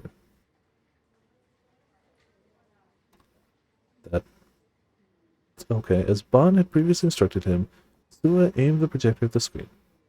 A black and white film of one of Murayamochu's narrow, filthy alleyways was reflected there. It was hard to see anything, given it was night, and there were few street 犯 lights. 行現場から約 This was 50 taken メー from ト a ル離れ security たところに camera ある of a コイン metered パーキン parking グの lot 監視カメラです。 approximately 50 meters from the crime scene. The coin-operated lot was small, as it had room for only 2 cars. Is that really a business practice? 2 cars. Yes, my lot can hold 2 cars. You have to pay to park there, in one of 2 spaces. I guess if they're expensive enough. But like, is parking so scarce that people pay extra for parking there, but so in demand that it's worth charging for it? It had been unjustifiably constructed in the tiny space between buildings. One could not see the crime scene in the field of the camera's picture. One could not even see the road that crossed in front of it. Yeah, that's true. That's true. What the film showed was a certain street about a block away from the crime scene. On a side note, there was no sound to accompany it. The time of recording was immediately displayed in the lower right-hand side of the screen. It currently reads 21:34. 犯行現場近隣の住民の証言に As よ I'm り sure you recall, the neighborhood residents testified that the sound of something being hammered continued from a little after 2100 to around 21:30 hours. Also, hey buddy, welcome to Piper Landing Chat. How you doing tonight? Thank you for the host. Hope all is going well for you. Gotta have some bloody scream every now and then, you know? Even though it's gonna be more of a bloody alleyway. Oh, did it make you jump? This film begins at 21:34, or in other words, immediately after the crime took place. 新人物が映っているのは It happens every now and again. 53秒から The suspicious figure appears for roughly 6 seconds. Starting at 21:34:53, he or she runs from the back to the front of the road that passes by the parking lot.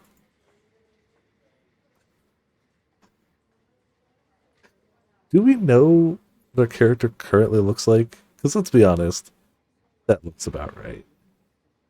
As soon as Suwa finished his explanation, a human figure emerged into the picture. Acting considerably flustered, it dashed from the depths of the screen to the foreground. Oh, fair, I haven't actually gone there. But, like, we've seen him as a kid. I don't know if we immediately know him as an adult, but that seems very, like, yeah, that's us. Due to the poor resolution, a brief shot like this wasn't enough to let anyone determine whether the figure was male or female. However, Bond had already asked the forensic division to analyze this for him.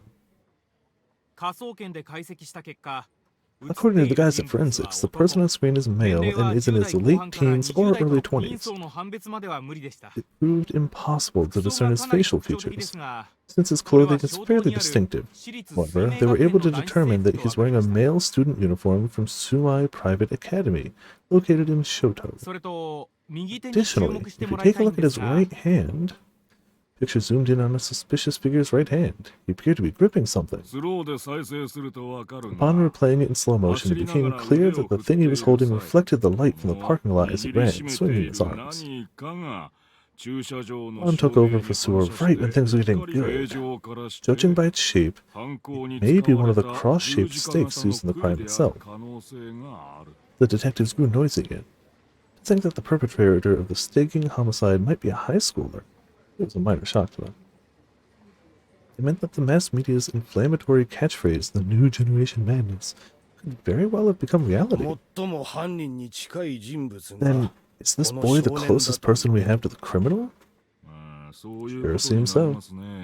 Ben rubbed his unshaven chin. It was a habit of his. Whenever he sensed that he'd driven a wrongdoer another step into a corner, it pleased him to make sure of that ever-prickly sensation.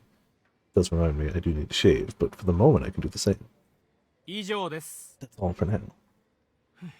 Suwa let out a deep breath and settled back down. Awful senpai, swiping all the good parts. Disregarding Suwa's complaints, Bond once again looked at the projector, so as to burn the male high schooler's figure into his eyes. So, you've finally shown us your tail. I gotta grab on and make sure not to let go. No, it's clearly not, but I'm sure he'll be fine. Machine settings, internet cache. It's a lot of JPEGs. As expected, the image file Shogun had sent me was in the folder where my cache was kept. A JPEG file with the name of 168491. But also, they sent a lot of them.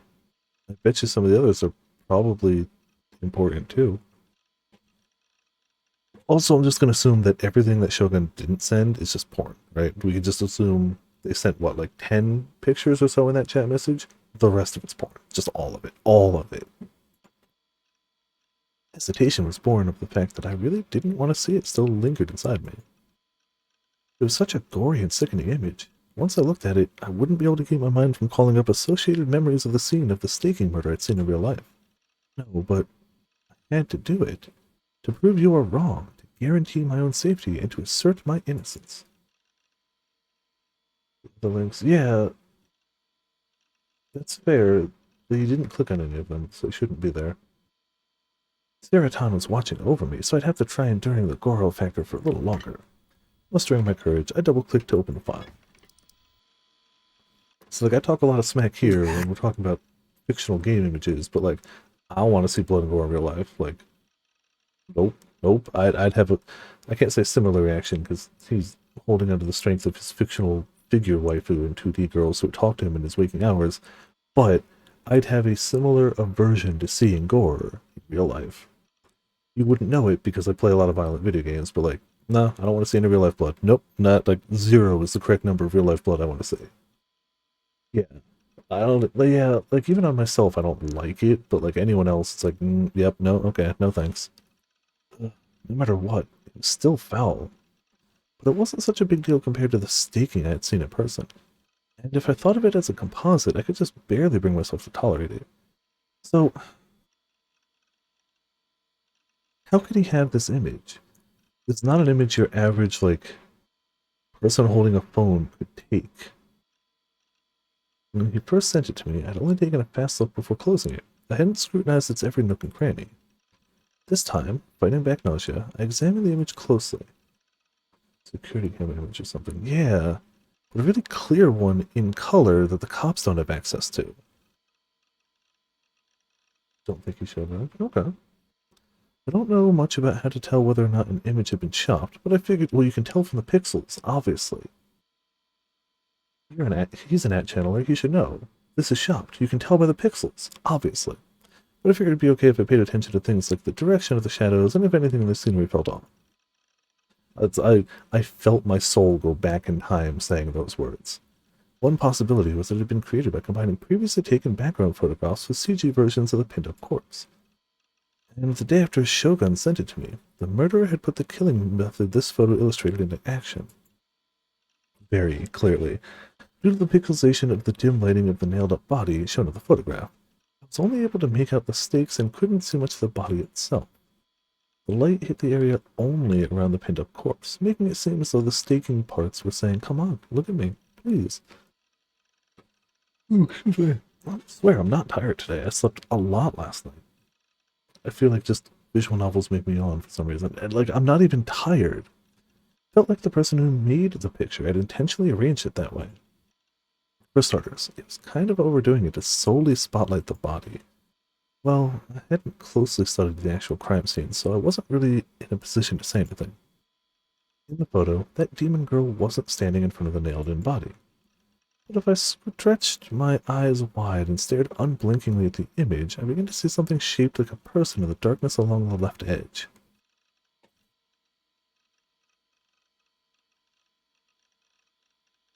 Oh?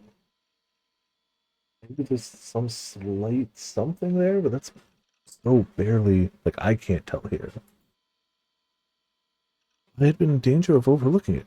The photo's graininess and the fact that they were standing in the shadows made them completely dissolve into the background, and you wouldn't stand much of a chance of noticing with just a glance. I can, like, barely see something. Super barely. I'm also fairly... Oh, I can actually see it a bit clearer on OBS. Just a slight bit. This had to be shot, but maybe the person who made the photo had accidentally entered the frame when they were taking a picture, and then forgot to erase it when they were manipulating the rest of the photo. Yes, that seems like something that you'd easily overlook if you're trying to pass off something as like a professional murder scene. Whatever the case, the figure appeared to have been in a Sumai uniform, which meant it was the demon girl, for she too had worn the Sumai uniform. Which is, yeah. But when I strained my eyes even harder and looked at the figure in the photo again, it seemed to have short hair. The demon girl had long hair. This would knock Yua out of the running as well. Alright, let's try using some image editing software to make it easier to see. Good, because on this monitor I can't really make it out. Opening up the editing program, I dragged and dropped the picture. It doesn't help that I have, like, bright light shining on me, too. After a single convulsive breath, I selected Adjust the Levels in the menu, and brighten the image's dark parts. That makes it a lot clearer, yeah.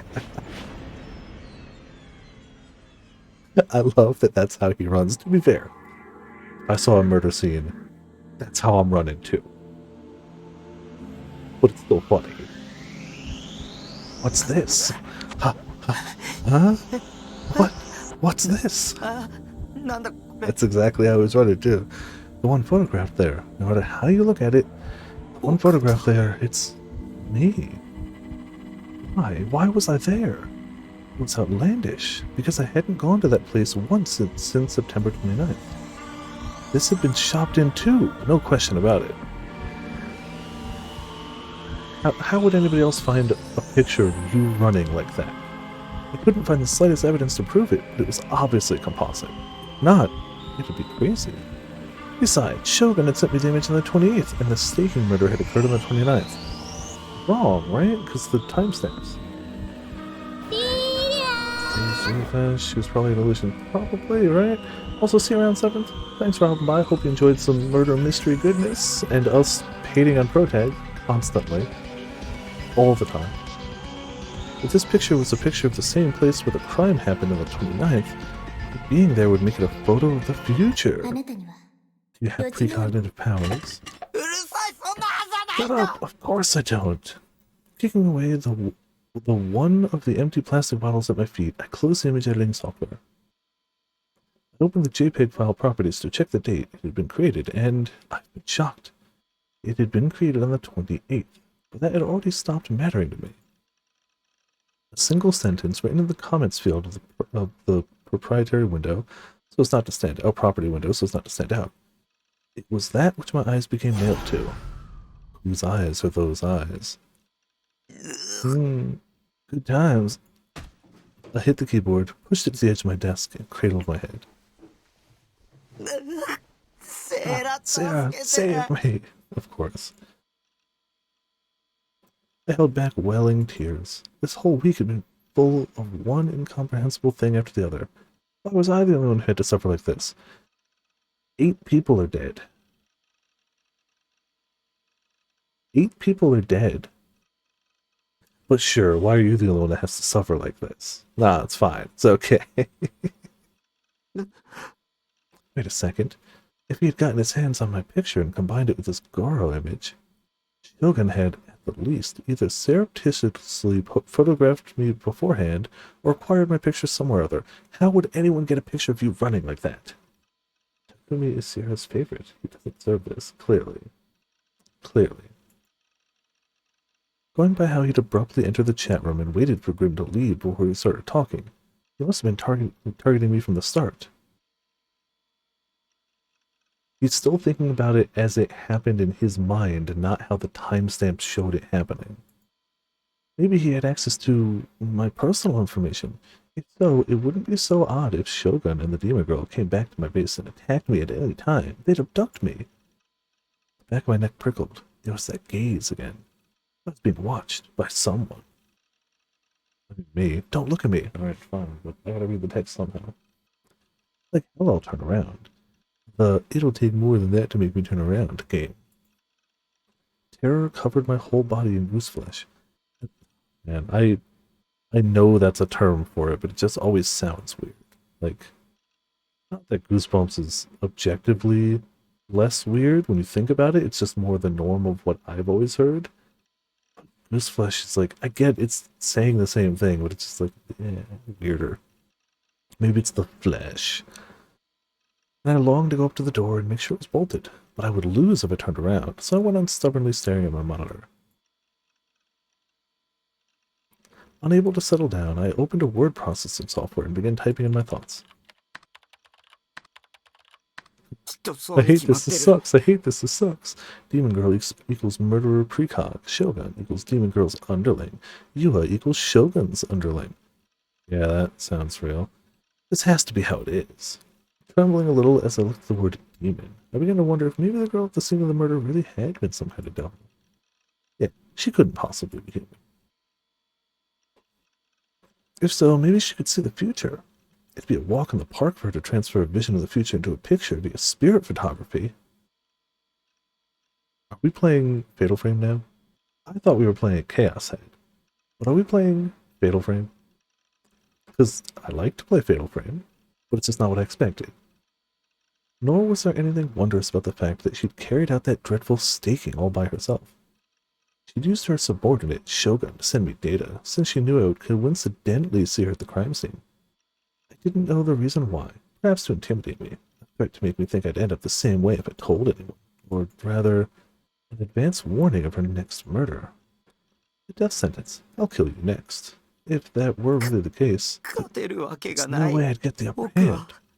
It wouldn't be strange if they killed me any day now. I guess not. Oh, hello. Kusunoki Yua had been in her room facing her PC. Viewed in profile, her face was deathly serious as she swiftly read through the news displayed on the monitor. Excuse me. Just a second.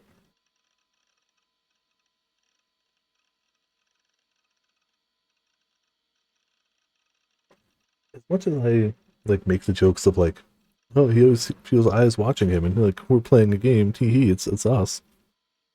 I kind of appreciate that we see every other character, even when we see these other flashes of other characters, we see them from third person. So we do watch all the other characters, but Protag is always first person. We haven't even seen a reflection of him or anything. We've seen him in the camera. He's always in first person, so I don't know if that's meant to hammer home that it's not tee-hee, we're watching him, or if it's supposed to make it more relatable of oh, we're playing this in first person, are we being watched? I don't know if it would be the second one though, because even if we're playing in first person, I don't think there's anything relatable about this character. I don't think anybody's supposed to be like, he's me. I relate to this man. He is who I am. I too have figures that tell me to do things and avoid life and have delusions of murdering people. So I don't know. It's a little nice touch though. At last she let out a small breath and released her mouse, letting her eyes fall momentarily to a piece of paper placed not far from her hands. Comfortable at all, yeah. Okay, so it's just the log. It was a printed version of the backlog of the chat between Nineheart and Shogun, the same as what she had pushed to Nishijo Takumi yesterday. 日常君 His name fell from her lips. The image of Takumi's back as he sat alone on one of the benches in Shoto Park floated up in her mind. As if to erase it, she gave her head a little shake. Catching her breath, she whipped around to the back. 今 Just 誰か now, に見ら I れて felt い like たの somebody was watching me. I went first person again. Is that like an ergo proxy? Like, it's not quite, but like... Ingaria Livra? Yeah. At the end of her gaze lay the large stuffed Garo froggy enshrined atop her bed. She tilted her head, wondering if she had been imagining things, then got up, walked over to her bed, and flopped down on it face first. The best way to flop onto a bed, to be fair. With your glasses on, though? No, you take it. Oh, you fool. The sheet smelled like sunlight.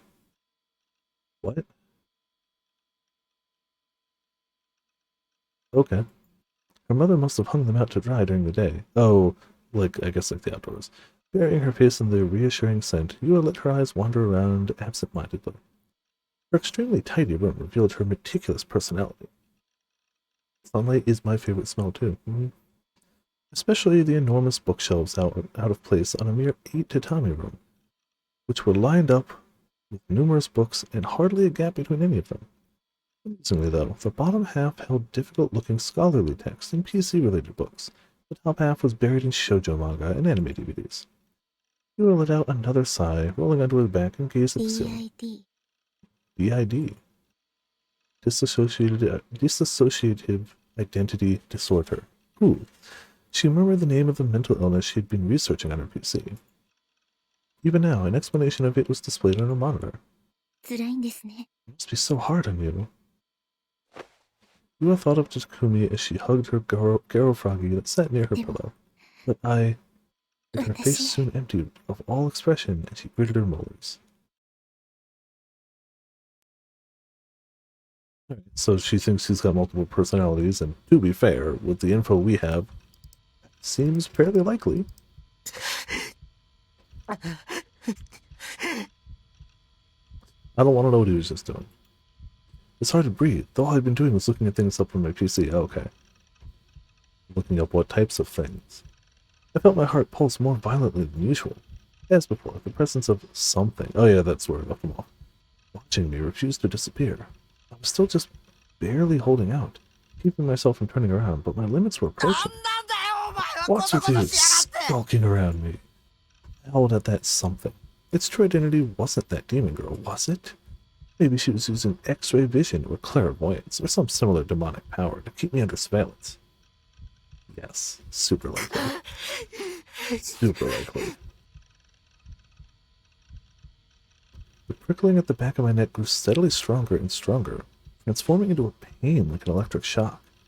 I'd been sweating copiously for a while now. The collar of my t-shirt had gotten completely drenched. Shit. Unable to bear it any longer, I whirled around. All I saw was the same old room, with no indication that it had undergone any change whatsoever.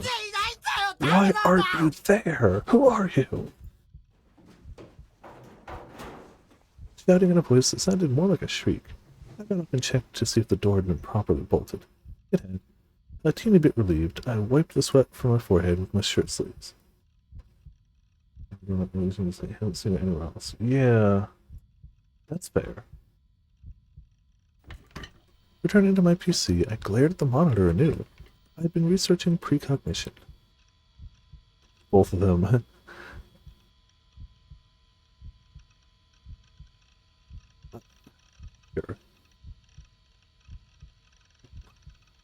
It's clearly supposed to be Wikipedia, but why do they go wiki pedophilia?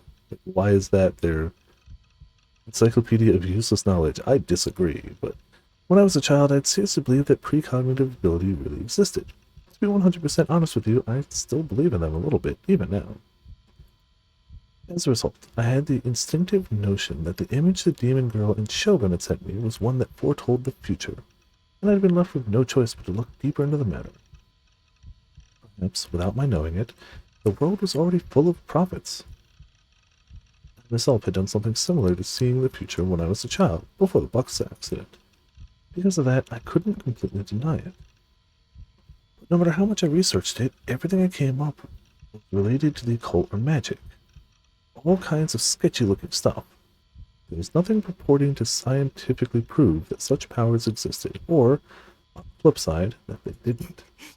All I want is one! あってもいいだろう。 Increasingly irritated, I struck viciously at my keyboard. If things stayed so vague, anxiety would make me lose the ability to hold myself together. At this rate, I was supposed to keep waiting for the demon that might or might not come for me? My nerves wouldn't be able to stand it. Of course, it'd be best to have some evidence that they weren't coming, but for the time being, I just wanted things to become black and white, clear and understandable. Now, I don't have much of a choice left except to take a look at Channel's occult board. It was mostly made up of white noise, lies, and absurdity, but there was also times when it had shockingly impressive news leads and information. Speaking of that screen, we should save. There we go. Suppressing my impatience, I opened Channel's main page. I jumped to the occult board and ran a search for telling the future. And predictions, prophecies, New Gen randomly predicted the future of Japan's number 6. Number of guys who want the Prophet Prince FES time to abuse them. 967. Discuss FES's predictions. What WTF do you mean? Anti-Phantasm Threat 11. What do you think of Phantasm's prophetic songs? Phantasm is a band of murderers getting labeled as seers. Come here if you seriously had dreams to tell the future. Going offline to hear FES's predictions and prophecies part 3. The one with the highest number of comments is clearly that one. They got an awfully large number of hits, about 30. Was precognition the new thing in that channel? Gulping, I checked the thread titles one by one. ファンタズム Phantasm? FES FES? Most of the threads I come up with contain the words Phantasm or FES, or End. On top of that, New Gen frequently appeared in the same line. And there were a lot of disquieting phrases like prophetic lyrics and murderer. Googling it taught me that Phantasm was a 4-man gothic punk band currently on tour, with Shibuya as their home field. They were such a popular group that they monopolized people's conversations about the indie music scene, and their vocalist was a girl by the name of Fess. For the moment, wanting to find out how they were connected to precognition,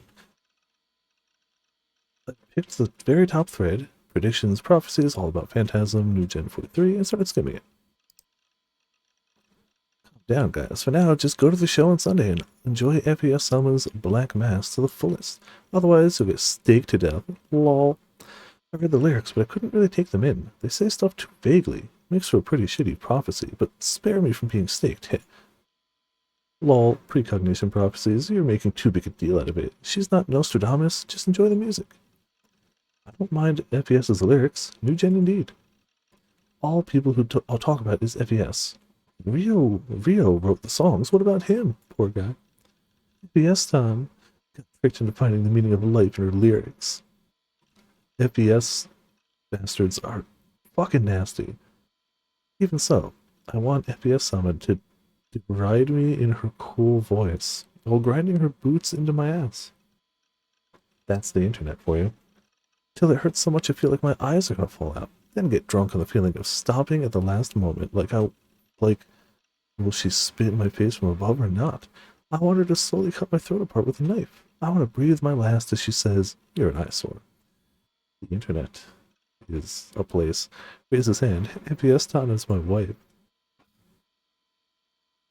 Save that for the masochistic thread. Also, FES is my wife. Don't bump the thread. This Which was 510. Oh, well, whatever. This, what they mean by the new gen prophecy? Strike the stake, tear apart the darkest night. Bathe in moonlight, thousands of hammers becoming your pain, and are now released. At last screams float in space. The night sky will surely run red. With the cross-shaped stake as your strength, you will finally reach sacred land. By the way, I am anti-Fanta. Fanboys will scare you, lol. Aren't you all getting brainwashed? Yeah, we did. It was the girl on the bridge singing. Well, I'm assuming is FPS, just, Was she saying that? I thought it was the girl on the bridge. Who had, like, bluish gray hair, not like the pink. Yeah. Idiot, you're gonna get erased, huh? Don't expose the lyrics, stupid. Reality really can't read between the lines, kids. 十字の杭 Bluish, yeah, okay. But I knew it wasn't pink. Cross-shaped stake. Those lyrics, no matter what, I couldn't believe they signified anything other than the staking I'd seen with my own eyes. Further, these lyrics were from a song that had come out 2 months ago. In other words, she hadn't written them after the staking murder took place. Is this a 予知って prophecy? こと 2 months ago was when the earthquake happened, too. No, it was more time than that. 2 months ago was when, like, the first one happened, give or take. Was it a mere culmination of coincidences, or was Phantasm 2 among the Demon Girl's underlings? Everybody's a Demon Girl underling. Reading the log in more detail revealed that startling fact that all 3 New Gen incidents had been prophesized in lyrics beforehand. Except the lyrics of the songs predicting the group dive and the pregnant man hadn't been posted on @channel. Whatever the case might have been, people seemed to think you shouldn't upload them. If you want to know that bad, go to one of their shows and buy their album, they were saying. Is this really before the point where you could just Google the lyrics to a song easily on the internet? Because, like, it seems like, okay. In any event, those online were going wild trying to figure out what kind of killing method would be used in the next New Gen case. Based on the lyrics for all the songs Phantasm had released up until the present. Yeah, if 3 of their songs predicted 3 of the cases, I could imagine people just going through their discography. Like, it almost seems like a good way to sell copies of an album. Ever since the New Gen cases had started, their independently released album had been selling like hotcakes, and parts of the media increasingly began to adopt them as the goth punk band currently experiencing a cult-like popularity among Shibuya's young people. That's a really long, like, moniker. But okay. FPS was the one who wrote the lyrics. Apparently, it was pronounced Besu. The real name remained undisclosed. It's an odd marketing tactic. You'd think, but it's apparently working. Maybe she was that demon girl. Then there wouldn't be anything odd about her abilities to predict the incident several months in advance. After all, she herself was the perpetrator. I tried running an image search, but I couldn't find any photos of Besu's face. I was just going to say FES's face. They were all cell phone pics taken during concerts, so shaky that I couldn't discern anything about what she looked like. Excuse me. くそ Damn it. I wiped the sweat seeping out of my forehead with the hem of my t-shirt. This is the world's sweatiest man. Irritation and terror. The feeling that everything around me was a lie. The feeling that I didn't want to see anything. A whole range of emotions mixed together inside me, making my breath grow tight. I'd been breathing harshly this whole time, because you live in a hot, steel shipping container with no windows or ventilation. Maybe that's why, your breathing's growing tight. You're probably suffocating. Like, his living condition is just so bad. He has no fan. He has no windows. He has one light on his computer desk. His lock is like a deadbolt with a chain. And he's in a metal container on a roof. Maybe not quite during summer. It might be fall, but still, it's in the sunlight. Like, in any case, I wanted to see FPS's face for myself. With trembling fingers, I typed in my keyboard, heading for Phantasm's official site, which clearly wouldn't show up on a Google image search. What showed up was a plain-looking site with black as its basic theme.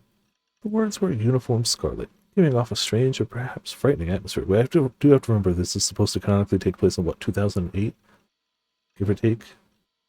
So, like, definitely earlier times of the internet, for sure. But not, like, that early. Yeah. The site contained almost no news and not a single photograph. All that was written there was information about their shows and their discography. There wasn't a single bit about band members' profiles or the lyrics to their songs.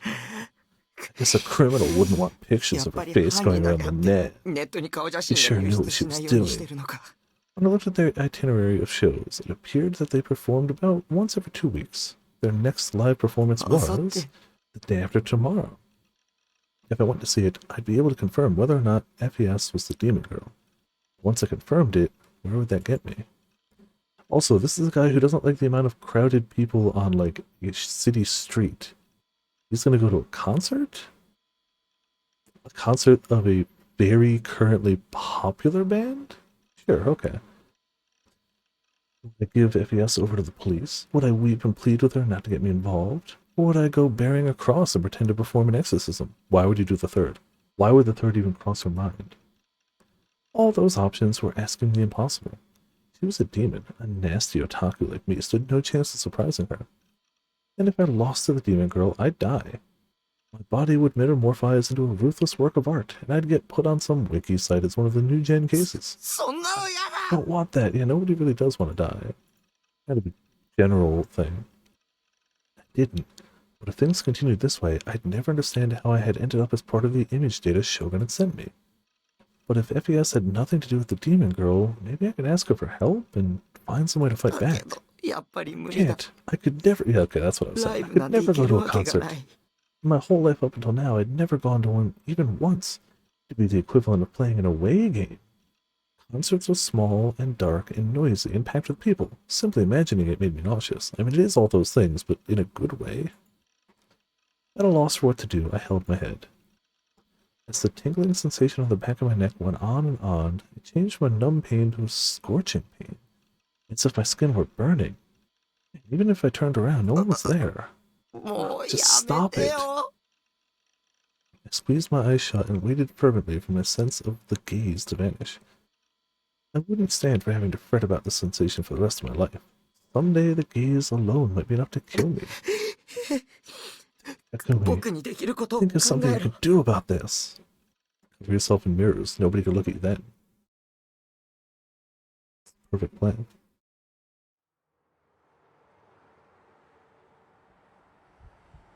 I hid in the shadows of a telephone pole and scoped out the club called Gigantus. After worrying about it all day yesterday, I finally made up my mind to come here, where the concert was being held. Gigantus was a striking-looking red brick building, located at the entrance to a narrow road that went along Shibuya's overhead railway. Its outer walls were illuminated, giving off an atmosphere so old and sober that I almost thought I'd slipped back through time to the Showa period. Before now, I had no idea. A place with an atmosphere like this existed in Shibuya. It was barely a 5-minute walk from the station, but I sensed few people in my surroundings. Occasionally a train would pass along the overhead railway, sounding a tremendous roar and making the telephone pole I hid behind tremble minutely. Until just a little earlier, there had been a lot of people in front of Gigantus, but most likely Phantom fans. They wore such remarkable outfits that it would have been easy to mistake them for cosplayers. What surprised me was the fact that the overall head count seemed fairly small. For all that Phantasm was the topic of the moment on the net, only about 100 people had come. All of them had since entered the club.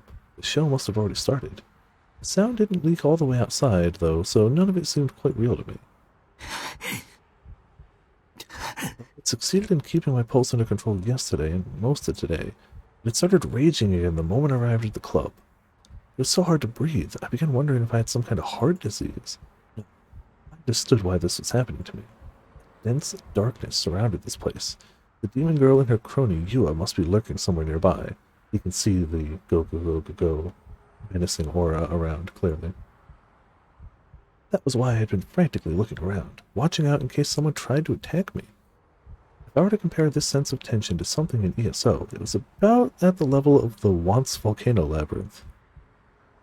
Probably a reference to something in some game. The game balance in the Once Volcano Labyrinth was completely ridiculous. Its enemies were particularly strong, and it was surrounded by lava, which could kill you instantly if you so much as brushed up against it. Ah yeah, Minecraft the MMO.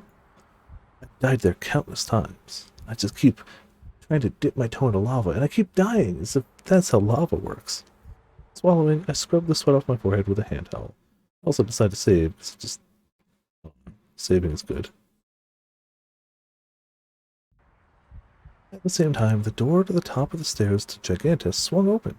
For a second, the sound of wildly beating drums resounded from within. A lone male emerged from the doorway. Dashing lightly down the stairs, he came running up to me. Yo, Taku. Yo, Taku, Mattaka. did I keep you waiting? I was the one who invited Misumi-kun to the show.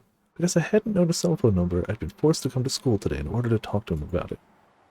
If I were alone, I probably wouldn't have even made it as far as the front gate of Gigantus. Besides, even supposing I managed to enter on my own, it'd be game over for me if the demon girl were there. Therefore, I'd had Misumi-kun come to perform reconnaissance for me. Of course, since he wouldn't have taken too well to the idea of being used as a scapegoat, I've refrained from mentioning that part of it. Yeah, of course he would. There might be somebody in there who could potentially kill you, but he and Nanami were the only ones of whom I could have asked this favor. I picked Misumi-kun because he was less obnoxious. And not related to you, so if he dies, I'd paid for both our tickets. In other words, I'd hired him to the tune of 1,000 yen. $10. Here's a CD. I got one for myself, too. What Misumi handed me was the Phantasm album. They'd been selling for shockingly high prices at online auctions, I assume auctions. But because I'd read on @channel that they sold them during their performances, I had asked Misumi to go buy one for me. With this, I'd achieve half my goal. As for the other half, I say, Phantasm's better than I expected. Having only just come out of the club, Misumi-kun was a little worked up.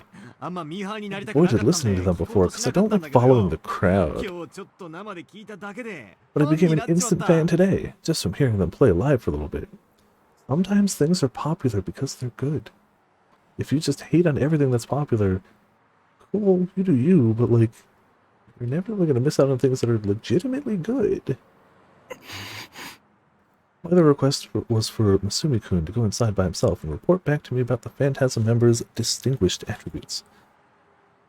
The band would go up on stage once the show started, so he could have just taken a quick look at them and hurried out to tell me about it. Also, you could just go in and take a quick look too. It would be very easy. It would have taken over 5 minutes from the start of the show before he came back. Apparently it was because he'd listened to the whole first song. Oh, bastard. Especially the vocalist. She's hostile. Over 5 whole minutes. You sure got good taste in girls. I don't like that laugh. Misumi-kun really did think solely with his nether regions. So much for him saying he didn't want to follow the crowd. What was she like? Alright, the report. This is fun, just like being a detective, don't you think? I urged the grinning Misumi-kun to tell me about what FPS looked like. She's got short hair. All of a sudden, her traits had stopped overlapping with those of the demon girl. Yeah, that's it, just hair. Did that mean FPS wasn't the demon girl? No, wait, don't run ahead of yourself. She could alter her hairstyle by cutting it or adding extensions. It wasn't strange to think that she might have been wearing disguise when I ran into her at the scene of the murder. Okay. You can Pro tip, you can alter your hair by cutting it. She's got a great sense of style. Oh, and she's tall? Probably about the same height as me, I think. Tall? Not the same as Misumi-kun. Misumi-kun and I had similar structures, so in other words, FPS was about 170 centimeters. Pretty tall for a female. But the demon girl hadn't given off that sort of image during my chance encounter with her. My memory was fuzzy, but I had a feeling that she'd been shorter than me. Another unmatching trait. Anything else? Let's see. She had a world-weary kind of air to her. I describe her voice as cool. She's the type who talks in a murmur. Her bust was so-so. Those goth punk clothes were weirdly sexy. Like Dove that sort of thing. Totally. When we asked him for a report, that was how it was going to go. It was no good. I couldn't figure out anything out based on hearsay. I'd only caught a brief glimpse of the demon girl in the first place. If you asked me to list her salient characteristics, I wouldn't be able to come up with much. The strategy might have been unreasonable after all. You already paid for a ticket, you could go in and... If you're so interested in FPS, why don't you see her for yourself? Come on, man, let's go. Eh? Misumi pushed me to the back. In the back, forcing me to climb the stairs up into Gigantus. I frantically tried to resist, but he was stronger than me. I couldn't get away. But wait! 痛いんだろデス Don't you want to see her face? Admit it. Cheating on your girl. Why, that's a man's saga. でも大 You've 人に grown なっ up たもん to... だぜ Ah, indeed. この前一緒 Yeah. に帰ってた Just for tonight, don't worry about the forehead girl you went home with before. I'll forget about Tanaka, 俺 too. も田中のことは忘れるからよ I don't get what you're saying.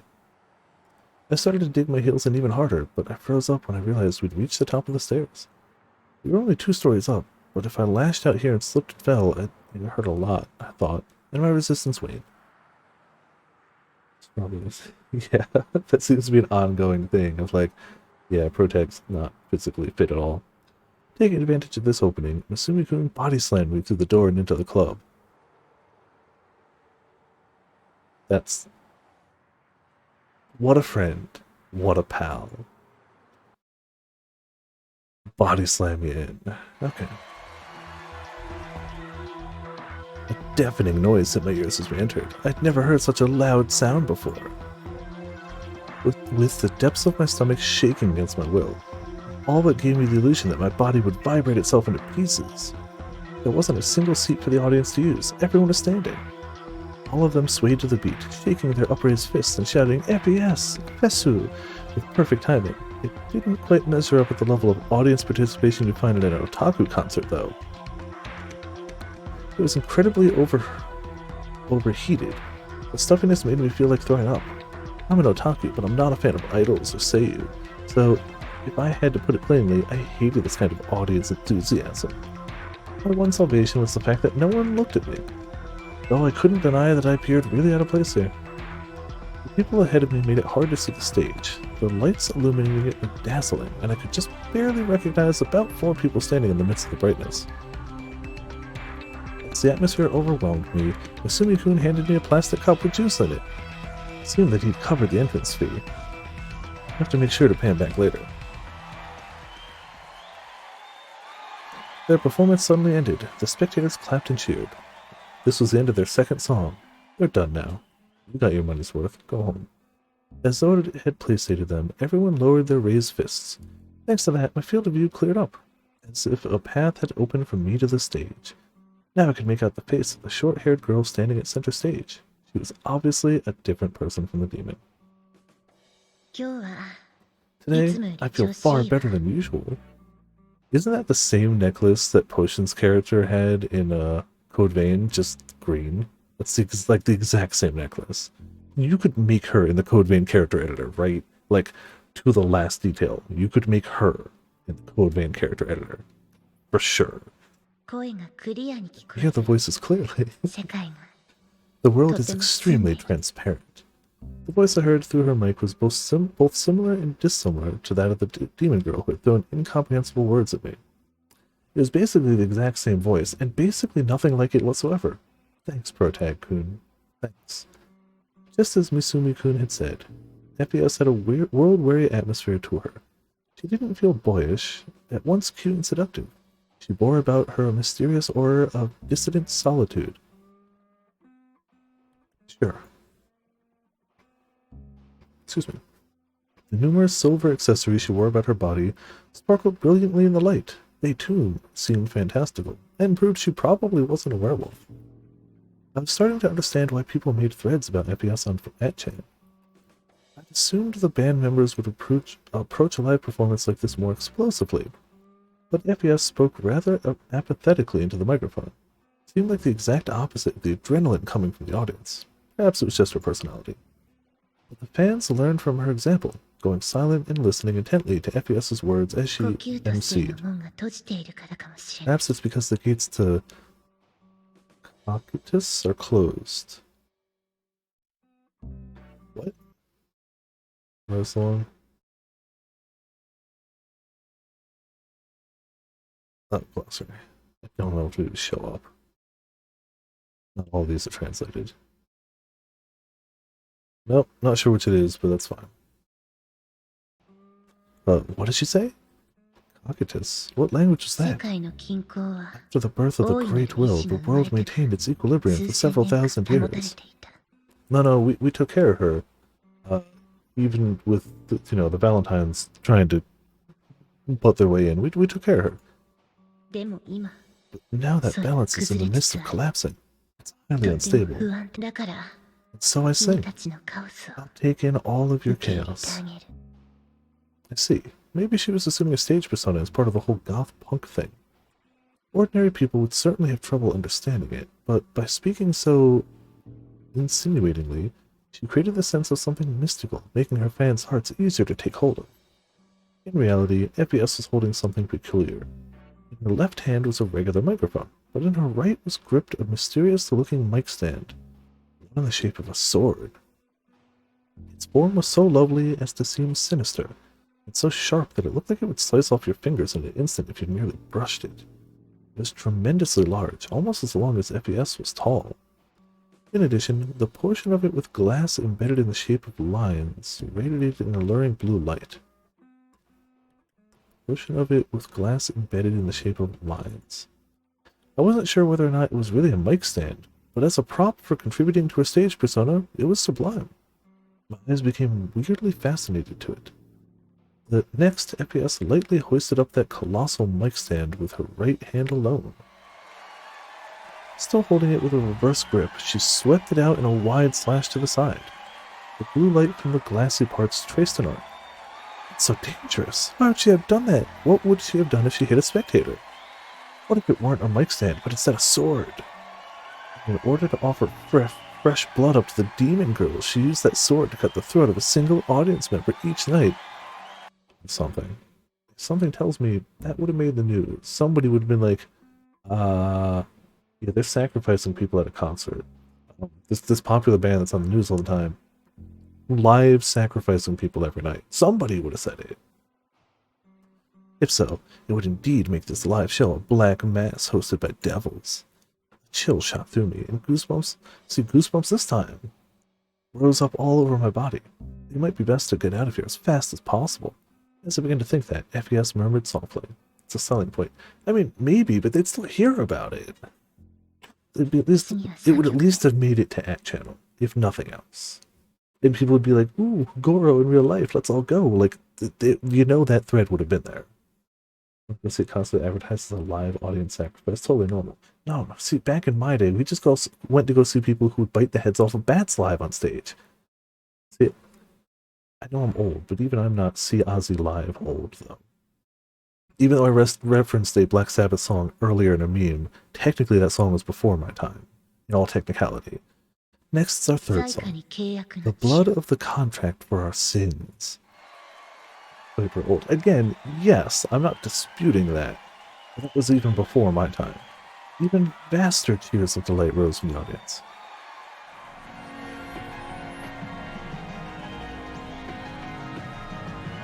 Oh, yep, that's just a blue crystal sword. Alright. Immediately afterwards, the other Phantasm members started moving simultaneously, and for a second time, the sounds came flooding into my ears. Or it seemed like it would rupture my eardrums. Yeah, if you go to your first concert, it is a very good idea. If you go to any concert, it's honestly smart to bring earplugs. You can always opt to not use them, but it can help protect your hearing, and honestly, concerts are so loud, you're going to hear it all anyway. It's fine. You should have brought earplugs. Or it seems like it would rupture my eardrums. Won't everyone's ears go all funny from being in a place like this? Yeah, that's the other thing. Once you leave, you're just like, what?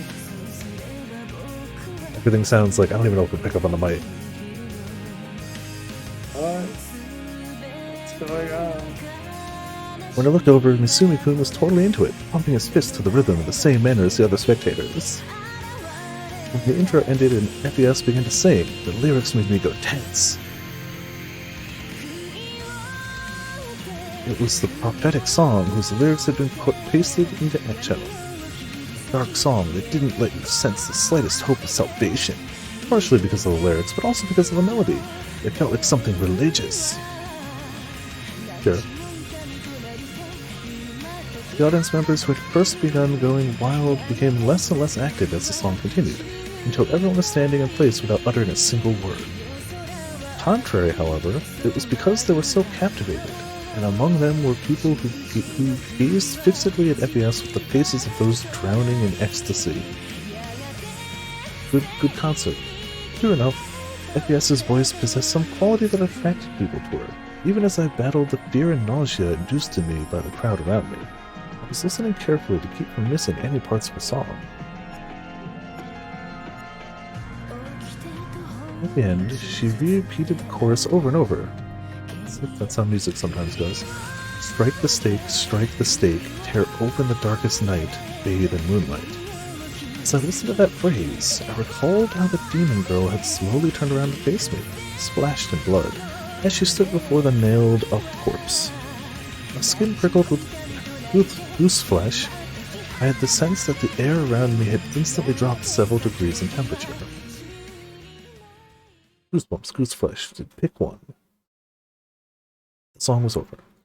FES soaked in the reverberation of her performance, gazing down and softly swaying her body from side to side.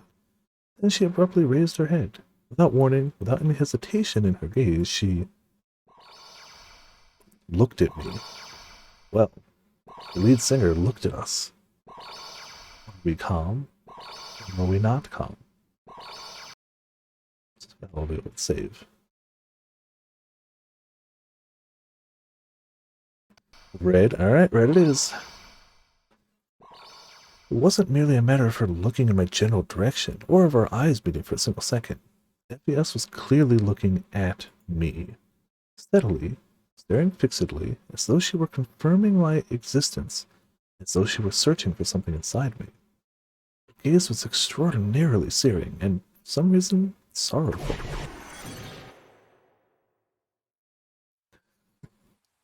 For some reason, I was like, flash, flash. It goes to a delusion of just like, I pooped myself on stage, and he goes home. And I don't know why that was the first thing that popped into my head. I was like, that's it.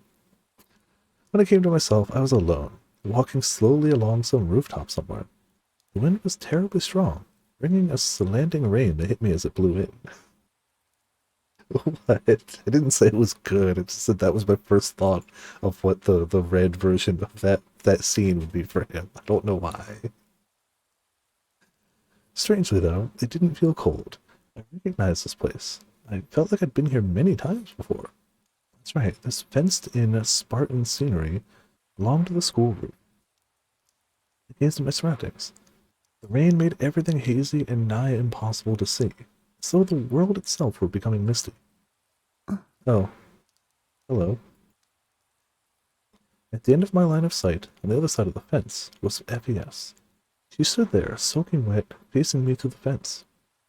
She looked straight at me with some eyes, the same eyes she had worn during the show. As I might have guessed, she held her sword-like mic stand in her right hand. No part of that looked like you could hold a microphone, by the way, dude. Zero part of that. It's just a sword. It's just a sword. The wind that blew up from below made her damp hair fly about tempestuously.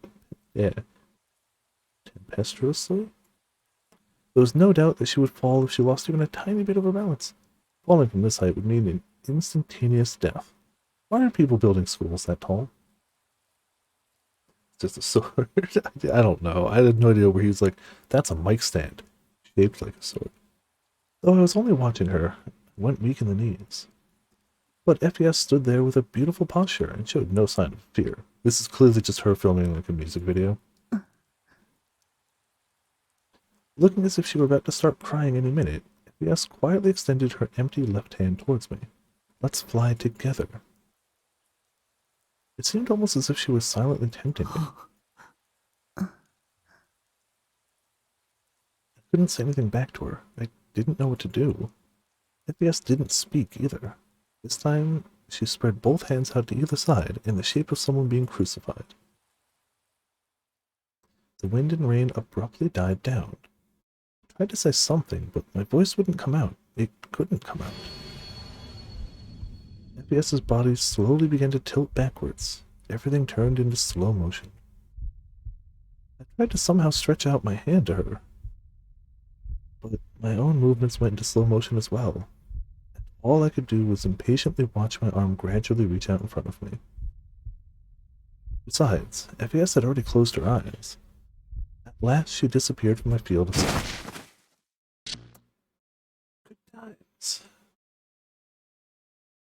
Ah, yes, back. What a downer. I daydreamed the whole thing myself, but then it had become depressing. But that simply went to show the power of Iphias's aura. Something about her possessed a destructive type of beauty. Well, that led to the topic of what the heck a destructive type of beauty was supposed to be in the first place. But I didn't have any clue either. My bad. Lol. As for the show itself, I'd quickly gotten sick from being in the crowd, and had gone flying out of the club. So I'd missed most of it. Rather, I didn't want to go to another one. Okay then, time to get back to ESO, or whatever, to shake off this gloominess. ESO was my daily life, and a pleasant world, and my one comfort. What with how it let me escape from reality. As long as I immersed myself in ESO, I could forget all about the bad stuff. I ceased being myself, and ran about in Basilard as Nineheart. But Nineheart wasn't doing too well today. Of course, I knew it was due to how I used the keyboard and made decisions for him. But I had trouble accomplishing things I normally performed with ease. And though playing was supposed to comfort me, I got more and more irritated as I continued. Couldn't get top parses. Worse than like second to top. I don't know how parses go in 14. Color based apparently, but I don't know. He wasn't top DPS. What's with you? He already said he's a paladin, but let's be honest, he still wants to tank and DPS. I'm so getting rid of you. I gotta do DPS better. I knew it was my fault, but I took it out on Nineheart. Jeez, it pisses me off. Scrunching up my hair, I kicked the metal-plated wall. Once I'd completely worked off my fury, I took a sigh and leaned back against the chair. Blearily contemplated the monitor. Without me to operate him, Nineheart stood motionless at the entrance to Shangrim City, stared off into space. Gotta have the idle animation. I'd always fought enemies while watching Nineheart's back like this. Naturally, he had the maximum possible number of experience points. Some number of damn hiccups tonight. How many experience points do I have? Who says, like, once you're at max level, you don't care? Max level. The human being named Nishijo Takumi matured at all since he first began playing ESO? No. Rather, since the time he was born? Still no. If I'd grown up, why was I so bad at talking to people? Why was I carrying on the lifestyle of a borderline hikikomori? If I didn't log in for several weeks, would Nineheart become a hikikomori as well? Whose eyes are those eyes? As I watched Nineheart's back, I suddenly remembered those words. I started to become a little curious about what Nineheart got up to when I wasn't controlling him. Nothing. It's a video game character. I continued to survey him for some time, keeping my hands away from the keyboard and munching on my potato chips. Nineheart was level. So you know you've hit a low point where you're not touching the controls to your game and just, you know, watching, hoping something will happen to an idle animation, like the max XP number ended in a 4. Don't worry about it. Surely he would go striding through. Hold on. Yes? No? Okay. To Shangrim City, shoulders squared. He was the hero everybody worshipped. Say, Nineheart, I'm always watching you.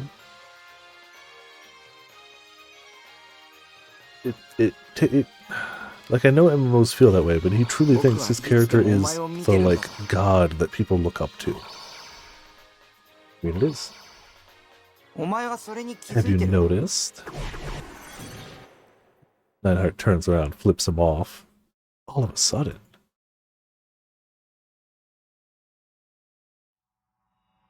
Come to the 2D world. Nineheart issued forth words, even though I hadn't typed anything in. 1 second.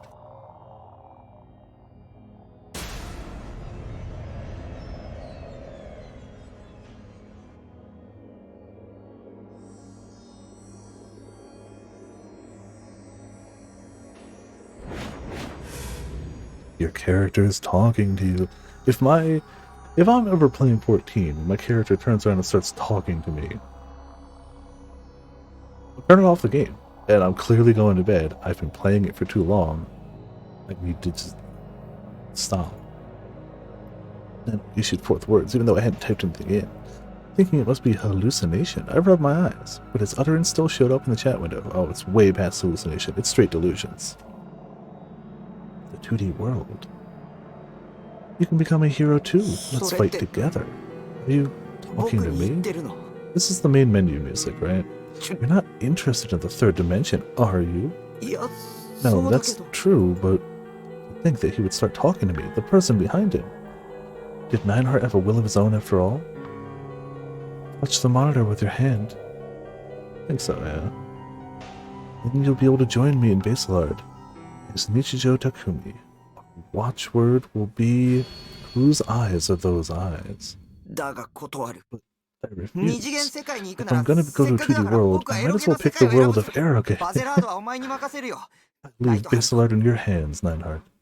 I cut the power to my PC as I answer him.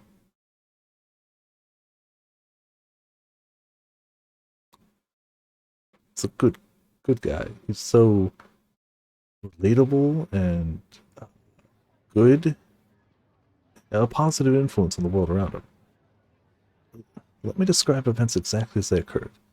Today, I grudgingly went to school. Then when class was finished, I somehow found myself going to buy a cell phone with my little sister. You probably don't have any idea what I'm saying, but I don't get how it happened either. Bro, what are you mumbling about?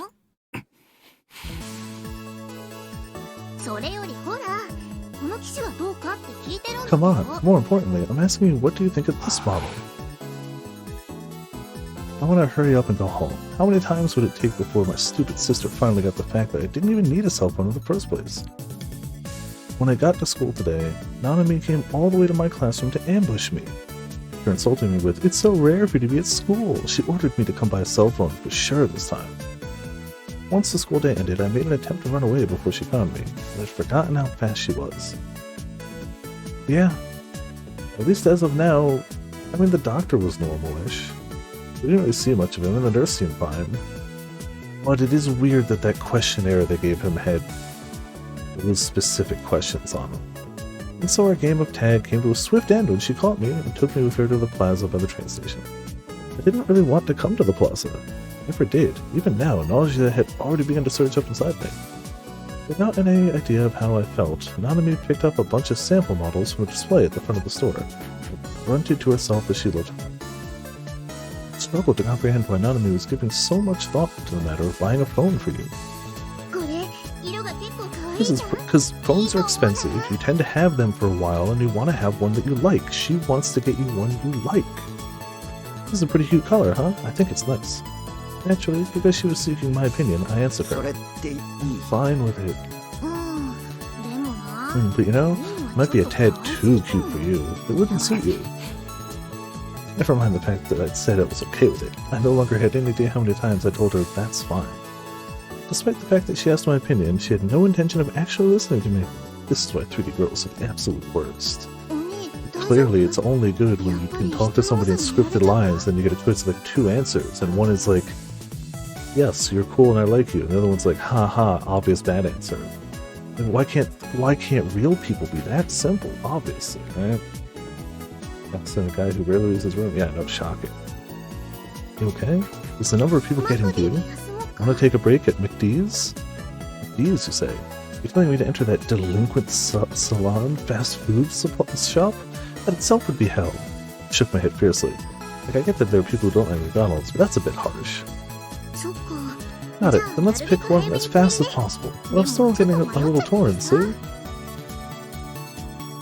It's clear that she does realize this is probably overwhelming for you, but like, you gotta have one of these. Let's do it quick. Like, yeah, like, it's at least treating him like she understands, but it's like,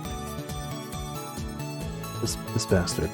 I sighed and decided to leave without Nanami, and she examined the numerous line of cell phones with an earnest look on her face. I secretly snuck away.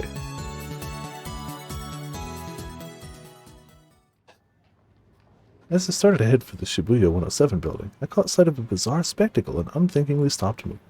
What's that? It's a building. It's a building. Beyond the waves of people, a remarkably conspicuous girl was standing on the steps of 107. The thing she held in her hand was a sword. Somehow, in both its coloring scheme and atmosphere, it resembled the mic stand FES had used during her performance. In fact, it'd be appropriate to think of them as being part of the same series. Yeah, somehow she's a good sister just trying to be like, can I help you out? And he's like, no. At any rate, it was a humongous sword. It would have been even longer than the one FES had. Surprisingly, the girl with the sword was wearing a Sumai uniform. From this distance, I couldn't tell what her face was like or anything, but even though she stood out so much, she watched the people walking along the road below with an air of composure. That must have taken a hell of a lot of courage. I seriously had to give her mad props. Walking around in the middle of Shibuya carrying a toy sword? What was it, some kind of BDSM blade? Wouldn't it be way more likely common to be like, what are they, cosplaying? But okay. I wondered if that sword was a cosplay prop from some new anime or whatever. Although I'd technically taken a look at all the recently aired new anime myself. Had there been one with a sword like that showed up? Was there a show I'd forgotten to watch? I certainly would have found it impossible to make myself carry that sword while walking about in Shibuya. You find it impossible to walk about Shibuya. It was a damn cool model. I kind of wanted one for myself. Maybe I'd find it being sold in Akiba, or would it be available online? Oni? Yeah, she found it. Someone's elbow dug into my back without any warning. I came rather close to passing out in agony and collapsed on the spot. Wouldn't it be great if he actually passed out? I just elbowed him so hard he's just blacked out. When I turned around, Nanami stood there, imposingly with a furious look on her face. Were you trying to escape? Apparently he was.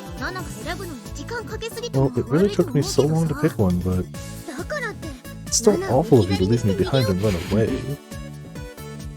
For the time being, I shook my head. You dummy, get overexposed to electromagnetic waves from your cell phone and ruin your kidneys and die. Okay, wait. I'm the idiot for trying my hardest to pull it out for you. If it's gonna be like this, I'll just pick whatever. The same model as me ought to be funny for you. Let me grab my arm forcibly. I'm seriously gonna get you a plan today, okay? I'm definitely not gonna let you run away, Tommy. I know, let's go. If you get it, then chop to it, come with me. I was completely clueless as to why Nanami had gotten so angry. What an aggravating sister. In the end, as though all her fretting up until now had been some kind of lie, Nanami picked out a model all too easily. After spending an hour dealing with the red tape related to the phone plan, yeah, that sounds about right, I got my hands on the phone itself and was planning to go straight home, but Nanami stopped me. Screams and hands. I'll take care of all the first-time settings and stuff for you, so let's stop by McD's. Ignoring my intention, she grabbed me by the collar and dragged me to the closest McD's without giving me so much as a chance to protest. You bought me a cell phone and now you're gonna buy me food? What even are you doing? You're the worst. In any case, even if you took your phone home with you, you'd obviously let it lie around there instead of charging it. We'll get it ready so you can use it properly. Damn, just how much did you have to tie me down before you'd be satisfied? Bringing me to McD's on top of everything. How much you gotta tie me down? Showing me how to charge my cell phone and make a call with it if I need to. What are you doing to me? You're ruining my life. Inside of the McD's in Shibuya was pure chaos. 4 people. Nobody's sitting down. There were a ton of people, all talking loudly. Moreover, the high percentage of delinquent types among them was downright abnormal. High percentage of what? When I think of, like, delinquents around a city, I don't think people going to buy fast food. In the seats not far from mine were a group of gaudy, blonde-dyed mothers and their kids, absorbed by their blabbering. They ignored their little kids, 3 in total, with red-streaked hair. Horrid little brats who shrieked and ran around the store. In some other seats were 4 high schoolers, equally sketchy-looking and laughing raucously. What makes them sketchy-looking? How dare people laugh in public? How dare?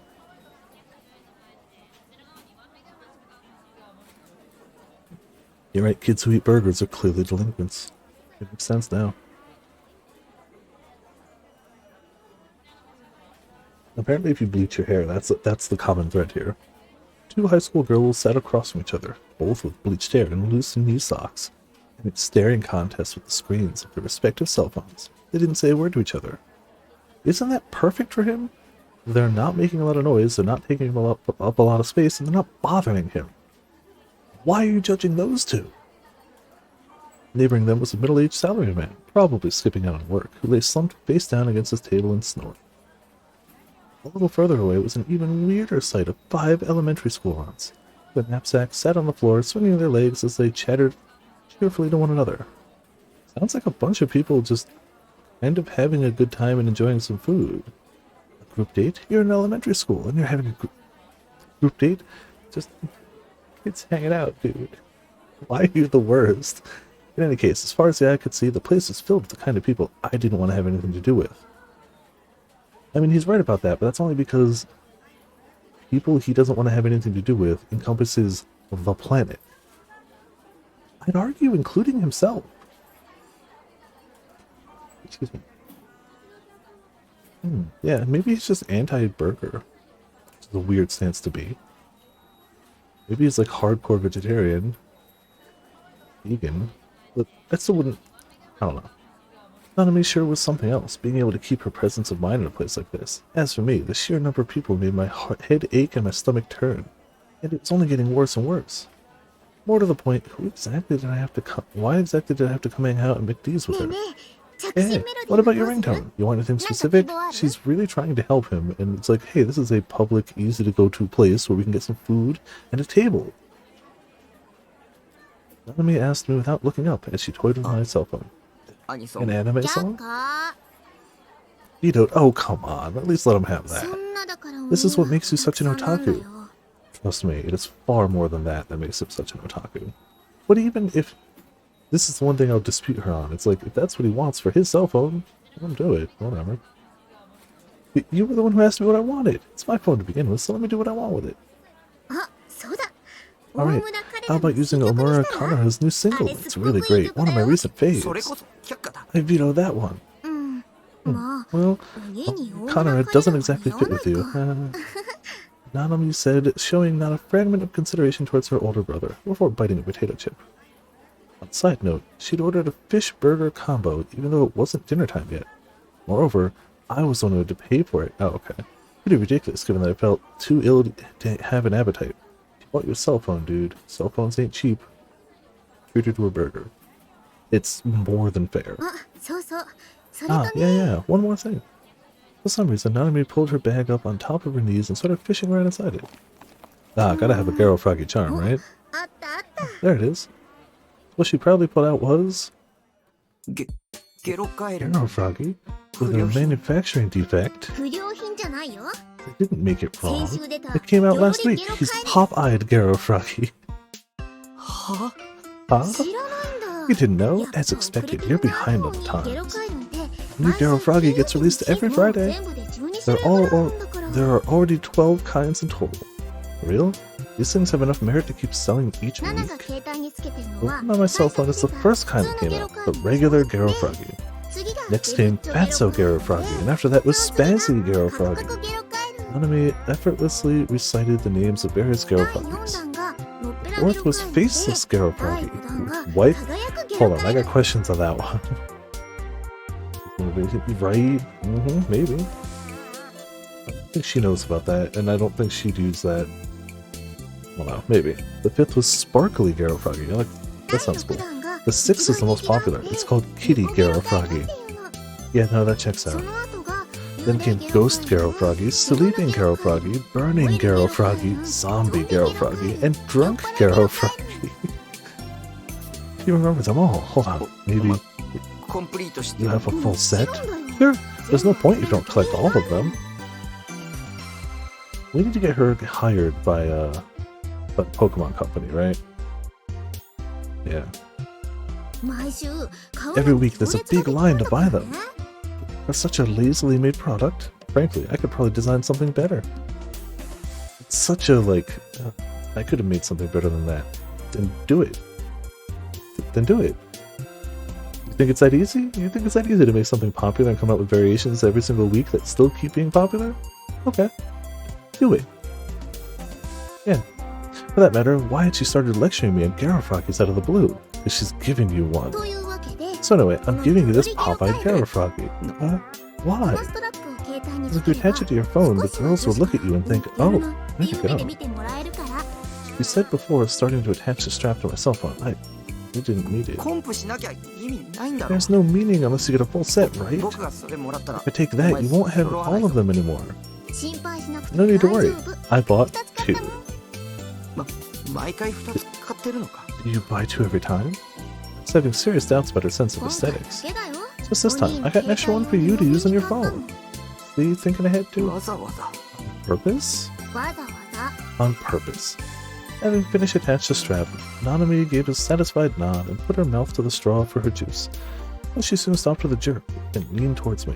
別に Well, it wasn't like I stood in line just for you. Yes, she stood in line for herself and got つい you で on. なんだから It was a total afterthought. いらない I want it. は Well, but I stood in line just for you.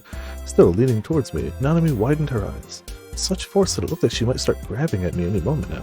あいらないって Don't want it. After knowing what to buy it just for you?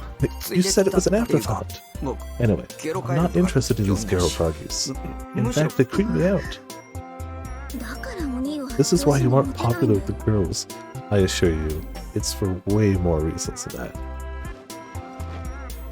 I'd been convinced she would slap me or something, but Nanami was surprisingly calm as she sat back down and sulkily chomped down on her potato chips. Yeah, there's a laundry list of reasons. 抵抗しても無駄だからねよろりゲロカール Resistance is futile, okay? I already attached the pop-eyed Garofroggy. Resistance is futile. Her attitude is one of calming, proclaiming that the initiative here belonged solely with her. Well, I was a little frustrated about my cell phone, but it was a fact that Nanami knew more than me about what to do も with し it. 勝手に外したら Take it off without permission, you'll have to stand in line for me every week as punishment. 並ぶって Stand in line for what? For the new Garofroggies. Keep up, 新作 dude. ゲロカール Isn't it obvious? The queue to buy the latest 2時間 Garofroggy. 待ちとか普通だから It's the norm to have to wait 2 hours or so. He just can't even keep up with what's going on. Utterly unreasonable. Why'd I have to get threatened by my little sister? For a little while afterwards, Nanami went on fiddling with my phone without saying a word. I was grateful, only because it made things less noisy. So let me get this straight. He doesn't want a cell phone, and he's probably not going to use much of it. But he can't stand to have that thing on his cell phone that he's basically not even going to use, like, at all. He doesn't really care about it. You can't have that frog on it because it's popular. Okay. なんだか This feels kinds of weird somehow. The next time she opened her mouth, Nanami's bad mood had vanished. For her, it wasn't just a matter of sleeping on it. Maybe she had the tendency to forget unpleasant and aggravating stuff in a matter of minutes. Easygoing personality. In a certain sense, I was envious. うん Yeah, that's weird. It's been a long time since just the two of us went out 久 somewhere. しぶりないつ以来かな How long, I wonder? よく I 思い can't 出す remember と too お long. 兄はいつも部屋に All you ever do is shut yourself up in your room and watch anime and play games. まあたまには Well, this kind of thing might be nice once in a while. It's a breath of fresh air. さすがに毎日はなの I sure wouldn't want to do it every day. Nanami sat my phone down on the table and picked up her fish burger instead. Happily opening the wrapper, she took a hearty bite. You can hear that image. Come to think of it, I had a feeling that she told me before how the fish burgers here were her favorite せいぜい food. 太るがいいさ Looking at... She got all bread in that bite, didn't she? Go on, get as fat as you like. That's all bread. And Nanami's movements came to an abrupt halt. She is going to murder him. She looked over at me hatefully. And after some hesitation, she gingerly pointed the partially eaten fish burger in my direction. 半分食べる Want how? もう手遅れだよ Too late. そういうこと言う Oh, と okay. 上 Say 司 stuff に like 嫌わ that れ and る girls っ are て gonna hate 覚え you. といた You 方が better い try い to よ remember that バカ moron. め Nanami ended up eating the entire fish burger by herself. What a glutton. Who eats one burger? The shock, the appalling nature of it, to consume one burger. Does remind me. I don't really watch TV or anything, and I have an ad blocker for YouTube, so like I don't really see ads for stuff like at all. But every Wednesday before D&D, we go to Burger King. That's just a traditional before D&D meal. Once a week we get Burger King. And I almost always just use their app and get like I usually use their app and just get whatever like coupon they've got. It's like they've got one that's like $9 for 2 Whoppers, 2 fries, and 2 drinks. Like, have one of each there, and then bring them back to D&D for later on. I can have something else to eat. Pretty tasty. But lately I haven't been eating that second burger anyway, so I was like, oh, let me just get one of the like bigger burgers they got. And they had one they were advertising that sounded good, which is like it was bacon garlic burger. I was like, okay, I like garlic. I like bacon. Burger. Yay, cool. What I didn't realize, and apparently they advertised this, so I'm probably just telling people what they've seen in an advertisement anyway, but it was new to me. The garlic they had on it was like chips of crispy fried, like sliced garlic that was like fried. It was pure, unadulterated garlic, but it was crispy like a potato chip that was on top of the burger. It was really good, but it was one of those things like you bite into one, you're like, yeah, I should have brought like 10,000 mints with me, shouldn't I? I shouldn't be around another human being for the rest of today. That doesn't even exist around there. Really? Okay. It was really tasty though. Like, I don't know if I'll get another one this week. It's technically more expensive than what I get with a coupon, but it was just such a weird experience. I liked it. It was tasty. I really enjoyed it, but I expected the garlic to be in, you know, garlic form, not potato chip form, basically. Again, they were small. It wasn't like a big potato chip or anything, and I've put potato chips on burgers before. It's tasty. You should try it if you haven't. It was just such an odd experience. I've never consumed garlic as in a chip form, but it was really tasty. I don't know why that came to mind. I was thinking of burgers, thinking of stuff. That was my tangent for the stream right there. On that note, I'm going to save for the hell of it. We're almost out of the first page. Well, yeah, it's the one burger thing. That's what got me. Because I had gone from getting multiple burgers to one, so that was the mental thought process. Oh, hey, Risky, how you doing tonight? Welcome to Viperland of the chat. Oh, you got the special host tonight. Ah, very nice. Also, how's it going? Hope you're doing well. Thank you, as always, for the host. Ah, that was the end of the burger scene. I could have just clicked there, but no. Even after that, I had to hear Nanami's useless chatter. By the time the cell phone itself came back into my hands, the sun had already set. We'd been a long, excruciating couple of hours. At last I parted with Nanami and set off on the road home. Did people say hi today? Heck yeah. Congrats. What were you playing today? I must have seen, but I had stuff to do today, so I was not fully in Discord. It was already full-blown autumn, and the slightly chilly night wind soothed my sick stomach and aching head. I was always plagued by the same nausea and headache when I spent long periods of time around large crowds. What does he eat? He was eating fish sausage in one scene, but beyond that, have we heard anything about him eating any food? He clearly doesn't like burgers, but like, what does he like? Huh. Nanami could just go hang. Which wasn't to say that I actually wanted her to die or anything. She only thought of herself. She bought you out and bought you a cell phone. She debated over which one she thought you'd like the most instead of just getting a generic one. She paid for that cell phone. She set it up for you to make sure that it was something that people would see and not immediately go, oh, what a loser. She gave you a precious thing that she clearly went to go buy and wait in line for 2 hours just for you. She only thinks of herself. She only thinks of herself.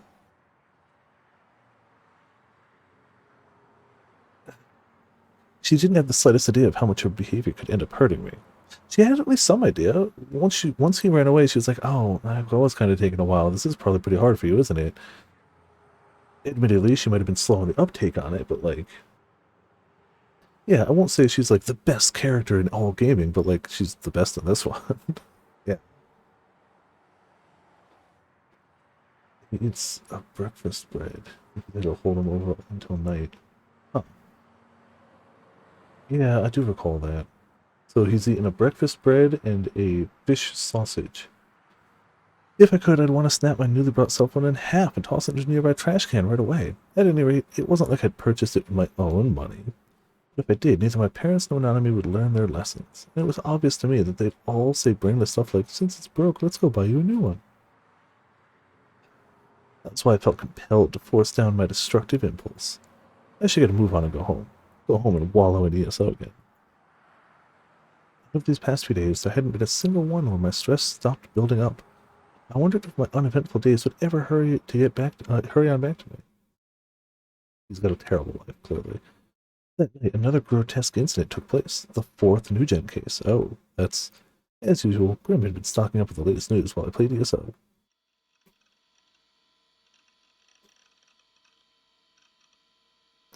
News. Hey, Grim. You're pretty late today. Whose eyes are those eyes? Oh, even Grim's saying it now. For a second, I doubted my own sight. How did Grim know that phrase? In my bewilderment, my fingers trembled against the keyboard. I didn't know what kind of answer to give Grim, and it was all I could do to follow his words with my eyes. The 4th New-Gen incident happened. I was following the online parties about it this whole time. Man, things have really gotten going in Shibuya. It's crazy bad this time too, huh? All the blood got sucked out of the victim's corpse. He was collapsed in one of the bathrooms at Inoshira Station. Dude, the body is amazing. It's all skin turned green. All its skin turned green. Freaky. Seriously freaky. I started thinking about the occult theories might not be off the mark. A human being couldn't pull off this kind of crime. All green, you say? Sitting in front of my PC, I bit my lip. My head was threatening to start imagining it. I'd somehow managed to shake off the visions. For the time being, I'd better have a mouthful of Coke and regain my composure. That's true. He subsists entirely off of Coca-Cola. Yep.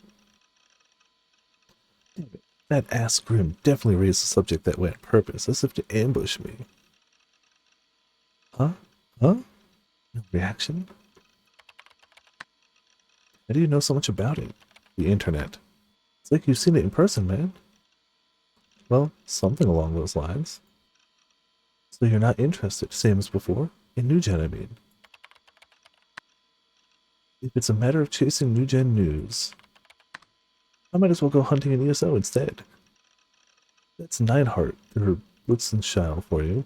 You can pull off gaming marathons the rest of us wouldn't even dream of. That's what gives something.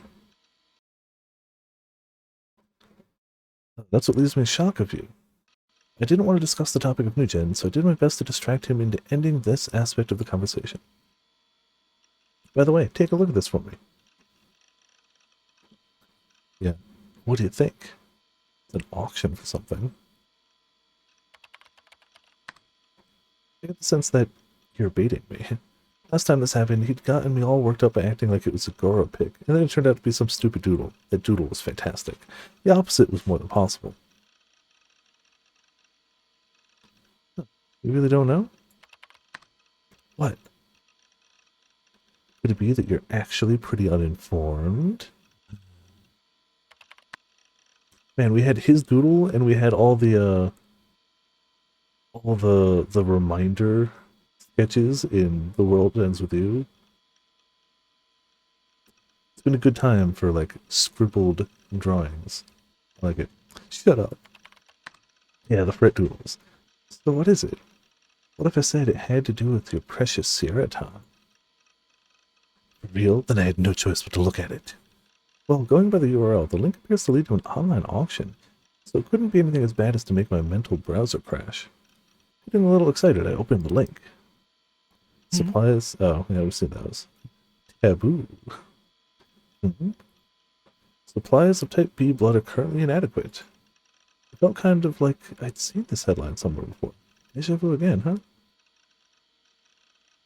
No, more important than that, where's my fappable Sierra-Time pick?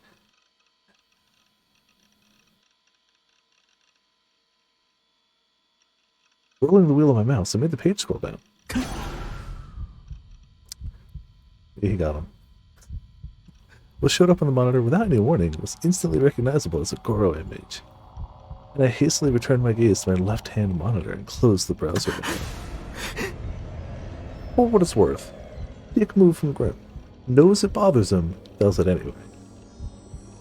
No, it was specifically a green woman we saw before. So... the Goro image had been displayed on the monitor for less than 3 seconds. The amount of time I had seen squarely with my own eyes was hardly a full second, yet despite that. It's a photo of the body from the 4th New-Gen case. Before the mass media reported on the incident, it showed up in an auction like any other sample pick. They're attaching a price to the victim's wretched body itself. In short, the seller is the true new-gen criminal. Amazing, right? Seller's name is Vampire. Of course it is.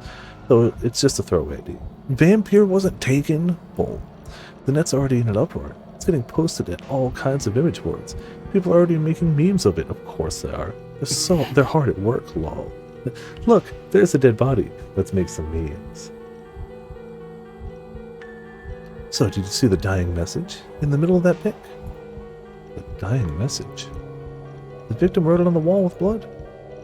So that kind of stuff really happens. Then again, the criminal might have done it himself for fun. Hey, nine hearts-on. Its screen froze. The dying message. It's clearly no. I've only seen that picture for an instant, yet despite that, ゲームだ。 it's a game.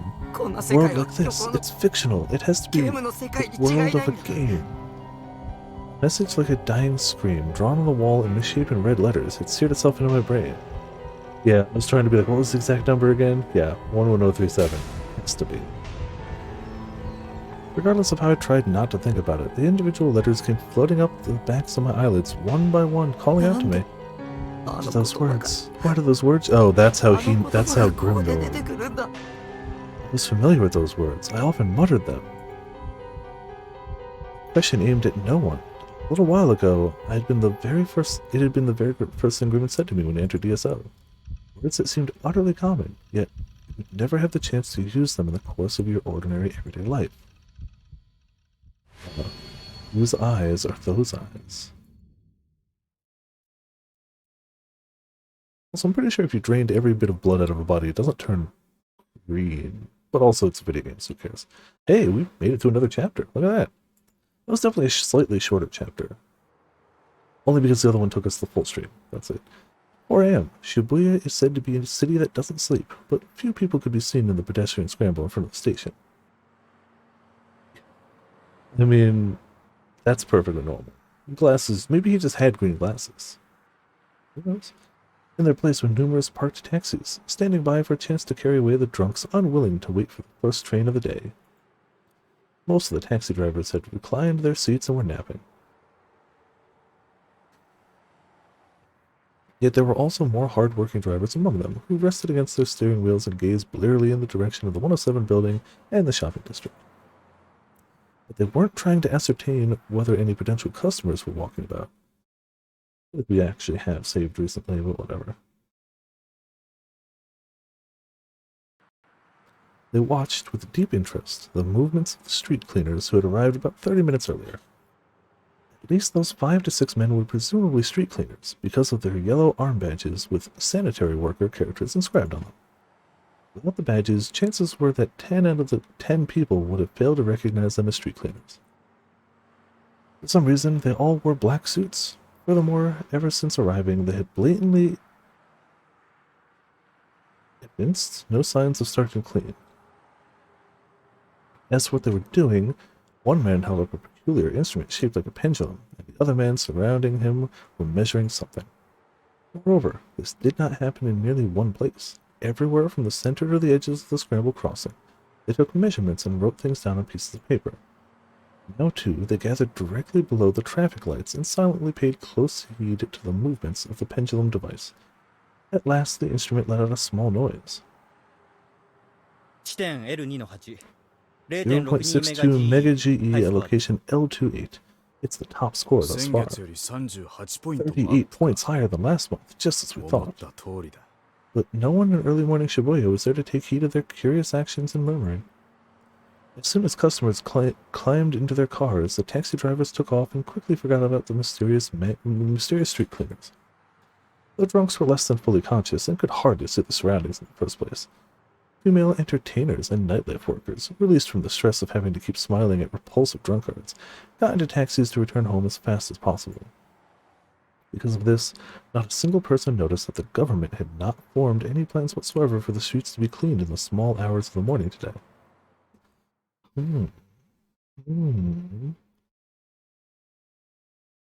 Vampire house.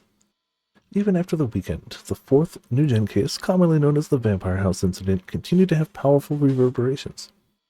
The corpse of a man whose blood had been withdrawn in its entirety and whose body surface had transformed in color to an inhuman green.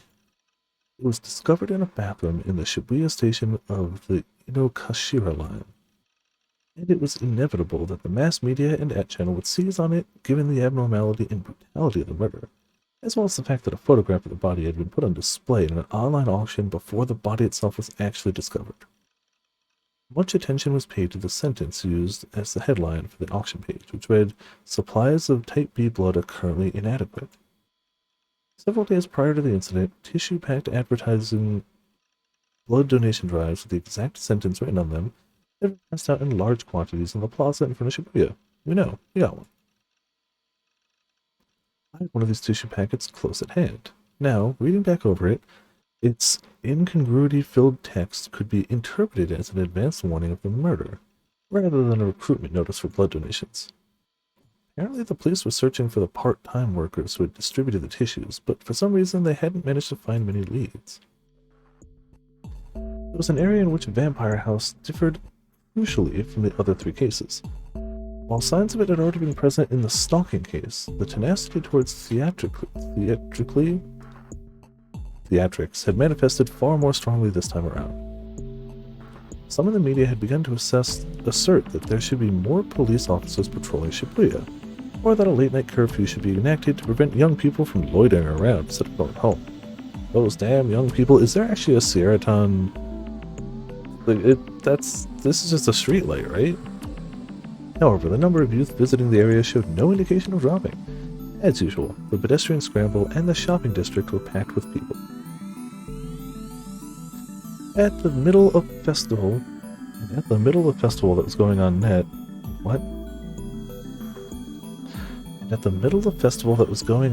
a group of people who called themselves Snake went out into Shibuya late at night to report on the conditions there. A certain phrase became popular among the youth of the city. The streetlight, yeah, whose eyes are those eyes? Plus, it wasn't only online. These words had also infiltrated the ranks of delinquents who walked around Shibuya. On that channel, it was fashionable to attack the phrase under the end of your sentences, even if it had nothing to do with what you're talking about. Looks like Sierraton won't show up much in this week's Barachu. Whose eyes are those eyes? The weapons you get with the new patch are all way too weak. Whose eyes are those eyes? So whose eyes are those eyes? And so on. The young people, perhaps the New Gen was simply a cause for excitement. Man, it's funny hearing from, like, a game this old, like, the new weapons in that patch weren't strong enough. It's like, wow, that's still... But to me, it was the most aggravating thing imaginable. Even so, by the time 3 days had passed since the Vampire House incident, I had started to regain my composure. Does he have any composure? Ever? At any point. There remains something like a lump in the corner of my heart, of course, but by immersing myself in ESO over the weekend, I was able to temporarily forget all that hateful and incomprehensible stuff. Even today, when I had to attend school, I succeeded in getting through classes by sleeping or racking my head over information about rare items in ESO. I've grown up a little, and I distract myself from thinking about the problems of society by sleeping, or just thinking about rare items in a video game. I've grown up. Ooh. And so, on my way back home, I took myself to Cafe for the first time in a long while. It pleased me that my usual choice, Room 37, was open today as well. The last time I had come was 2 weeks ago, and it was the first time I'd ever left such a large gap between visits. I found the atmosphere of the store and everything it comprised to be amazingly nostalgic. Can you be nostalgic for something 2 weeks ago? The rank smell of the breeze released by the air conditioning, the manga volumes that had come to be infused by the scent of nicotine, how comfortable it felt to sit on a reclining chair, the snores of old men in the midst of dead silence. Examine the chat log of PC in Room 37. What I learned from doing so was that you were putting on a one-man play. Shogun is none other than you yourself. Recalling what Yua had said, I fearfully scooped out the neighboring Room 36. I confirmed that no one was nearby me when I first entered the store, and it must have been empty, since I couldn't hear any noise, but I still twitched at the thought that someone might be there nevertheless. Getting up, I surreptitiously peeked over the divider, but as expected, there was no one using room 36. Excuse me. Relieved, I sank my body back into the reclining seat. I hadn't met with Yua since then. We were in different grades, and I didn't come to school much to begin with, so it was natural that we would have no opportunities to run into each other. ユアの妄想は Yua's すご got い some よ。 amazing delusions. Yes, Yua has some amazing delusions. No one else in this game. No one else. Only Yua. Couldn't help pitying Yua. Ah. She was clearly sick in the head. I hate this guy. The best way to deal with someone like her was to let her be. She was an accident waiting to oh my god, dude. These past 2 weeks, I'd risked getting dragged into all kinds of hassles. Until then, I'd had a remarkably uneventful daily life, and Misumi-kun was just about the only person who started up conversation with me. Why had only bizarre and unreasonable things happened lately? Because you avoid the mundane. Also, because apparently, dude, it's bad things. I didn't want to think about anything that would aggravate me. Even that dying message must surely have been a coincidence. Yeah, a coincidence. Regardless of whatever anyone said about it, weren't they commonly used words? The likes of me had come up with them, so there's nothing strange about it if somebody else thought of them as well. I wasn't interested in knowing who the message had been aimed at. No. Rather, I admonished myself that I mustn't become interested. Oh no, my phone! Something nearby started ringing out of the blue. Startled, I jerked in my reclining chair. There's the sound of a phone. What? Whose? It was quiet inside. The electronic sound echoed particularly emphatically throughout the area. I looked around, but I couldn't spot a phone anywhere. もしかして Maybe it's... A thought suddenly occurred to me, and I fished around inside my bag. Sure enough, what had been ringing was the cell phone I'd brought just a few days ago. I looked gingerly at the LCD display. Normally, the caller's number would be displayed here. It'd be okay to answer this? With that aside, I don't like talking with people very much. For starters, who on earth was calling me? I hadn't given the cell phone's number out to anyone yet. The only people aware of it were my family. And who is your sister? Your family? Busybody that she was had put them in my address. Oh, okay. Never mind. I didn't keep reading. When somebody called from one of the numbers recorded on the phone's address book, their name was supposed to be displayed. In other words, if the person calling me now wasn't one of my family members, then who was it? The phone went on ringing stubbornly. Yes, the phone is stubborn. Would somebody calling a cell phone usually make it ring on and on with such persistence? I don't know. Would somebody who had a cell phone not set up the voicemail service so that it could go to that and stop ringing at some point? Just saying. I'd never used one before, so I had no idea, but it was an unbelievable nuisance. To suddenly encroach in your personal space and have it, there's a red button that hangs up the phone. If you don't want to pick it up, just... It was just the right way to invade someone's privacy. This is why I hadn't wanted a cell phone. I stopped. Relieved, I checked the LCD screen again. One missed call, it said. I had no desire to call back, given that I didn't know who would pick up. Thus, I decided to let sleeping dogs lie. It'd be bad if this kept happening in the future, so I'd better learn how to put it on silent. Cell phones are such a bother. I didn't like phones to begin with. They're just weird, you know? How does everyone figure out whether or not the person on the other end of the line is the real one? What? How does everyone figure out whether or not the other person at the end of the line is the real one? That's why you don't like phones. How can you be sure that the person talking to you is really the person you're talking to?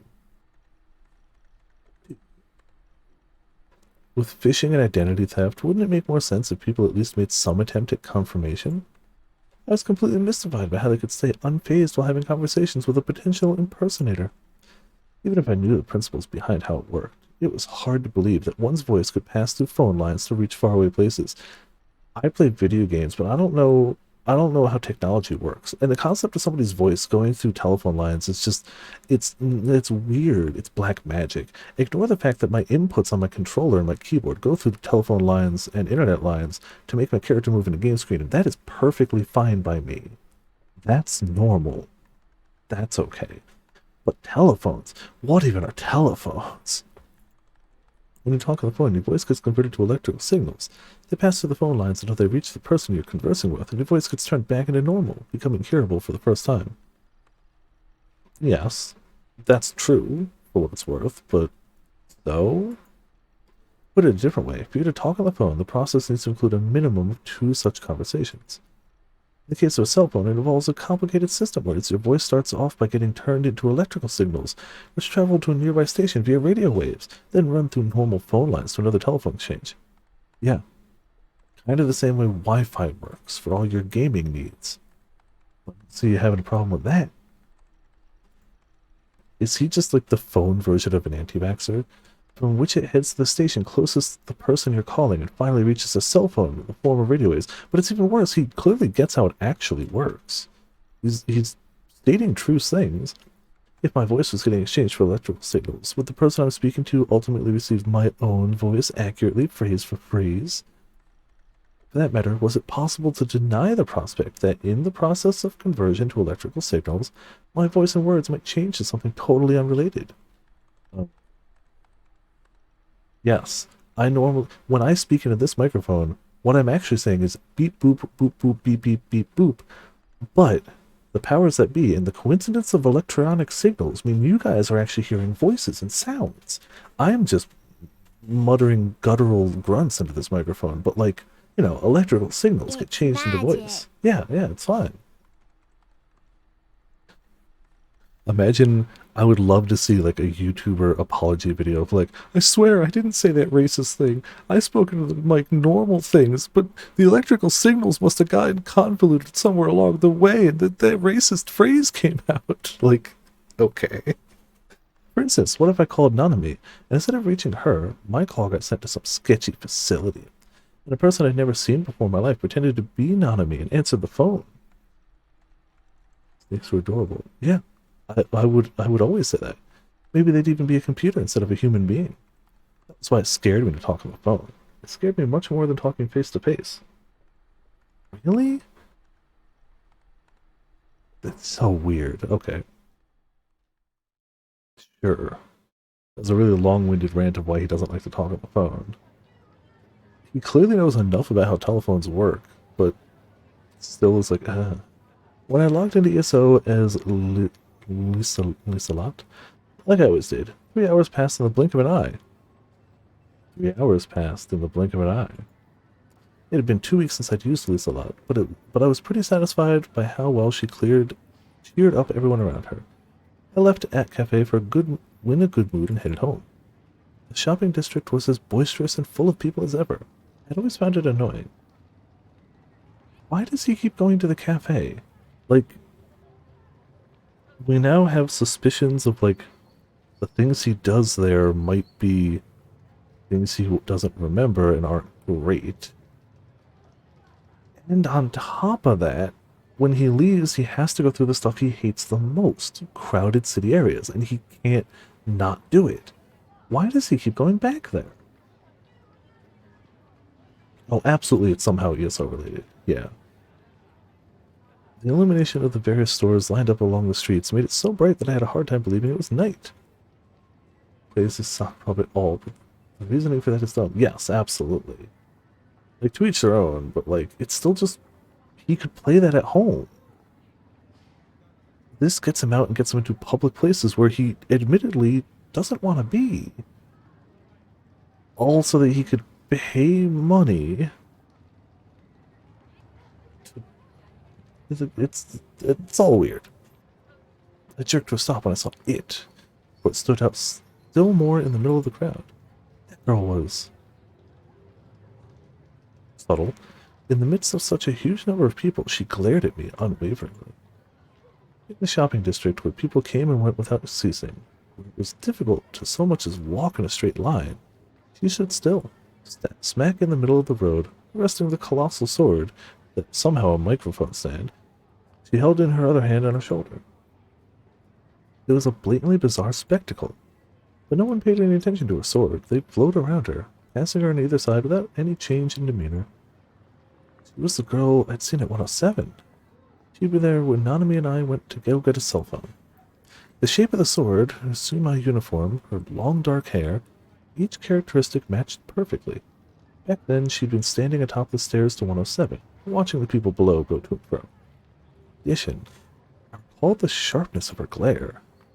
I'd met her once before at school. Almond-shaped eyes, a face attractive enough to make her a model, although it conversely made her seem unapproachable. Sleek, dark waist-length hair. Oh, she was the girl in the hallway. She was Girl B, and roughly a week ago she rudely asked me, "Who are you?" in the corridor between buildings. But why was she staring at me? Thinking I was being overly self-conscious, I turned around. At times like this, it might turn out that she was actually looking at an acquaintance of hers over my shoulder or something. But that didn't seem to be the case. The one she was glaring at, the look of hostility, was, as I'd thought, me. I shrank. I understood what it felt like to be the proverbial frog getting glared at by a snake. It's a proverb? Staring back was out of the question. Locking eyes with people was my biggest weakness. Besides telephones and talking to people and going out to crowds and loud noises and eating food and delinquents and literally everything on the planet. So I had no choice, besides Seraton, clearly. So I had no choice but to look down. To run. Normally I'd go home by turning left at the scramble crossing where she was standing, coming out next to Book First, but today I decided to go around the station plaza. There was a lot of people there, but I'd take a pass on letting some scary 3D girl pick a quarrel with me. She might try to shake me down for money with her giant sword. Girl B looked like she was alone, but in truth, maybe her juvie friends were lying awake nearby, plotting to beat me senseless when she lured me in. I wasn't about to take the bait. I swung around to the right and was dumbfounded. Eh? For some reason, Girl B was in front of me. Flustered, I looked over my shoulder at the pedestrian scramble. She wasn't there. That's how people's locations in the world work. They can only be in one of them. So if she's here, she's not there. I looked to the front again. As before, the sword-bearing Girl B went on glaring at me. How the hell had she circled around me? Limits to being fast. This was practically teleportation. How would she know I was going to turn around anyway? Hey. Her voice reached my ears with an awful clarity. Yes, you heard her speak. I frantically surveyed my surroundings. I wanted to think she'd been calling to someone else. Though suspicious, I searched for someone who seemed like a suitable target for her hey. But of course, they weren't there. A couple of salarymen passing nearby gave Girl B dubious looks, but they soon realized she wasn't referring to them and walked away. Girl B, who had until then been standing dauntingly in place, took a sudden step in my direction. That was sufficient to make me certain of it. Girl B was targeting me after all. Can you see it? Yes. As discourteous as ever. In my 17-year life, I could probably count the number of times a girl had spoken to me this curtly. You could probably count the number of times a girl has spoken to him. There were times where Kirimiya Tsubaki, nicknamed Sukino, had talked to me like that, in a tsundere sort of way. Then again, Sukino was a 2D character from an eroge called Tell Me Doll. Where she was. That doesn't count. He has to understand that doesn't count. Girl B kept approaching me, even while those idiotic thoughts went through my head. No argument there. She had this overwhelming feeling to her. Though she was only a girl, I wondered at it a little, but the reasons were simple. The sharp look in her eyes and her oversized sword. Both would do it. Both would do it. For a sword, it had a fairly singular design. If you regarded it as something anime-esque, it was fabulously formed. But if you tried to use it in real life, it would do you a bit of good. Yeah, like, if you look at that as a practical piece of weaponry, it's not. At all.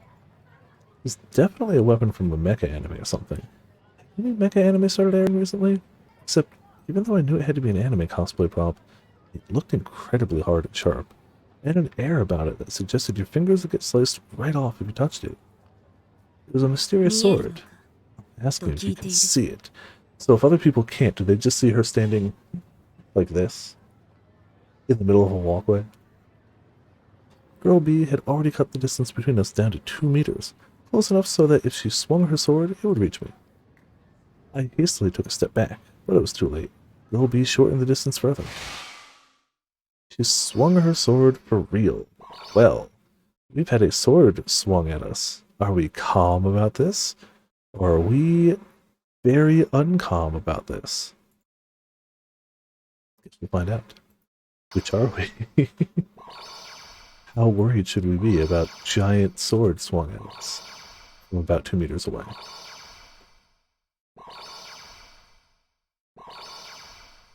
Seems like a perfectly normal thing to happen, to be fair. Especially for an anime fan, like, this is just normal. Red. Panic about the sword? Panic at the disco? Alright, well. That's, yeah, no, that's about what I expect from Red. Crouching down on the spot, I covered my head. If I didn't dodge it, it would hit me right in the head. It wouldn't cut me or anything, but with her swinging that hard, I'd get a cerebral concussion and a dented skull for sure. I hate pain. Most people do.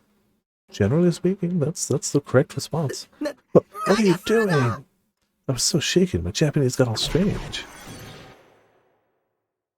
I knew it. You can see me, can't you? Yes? Hi?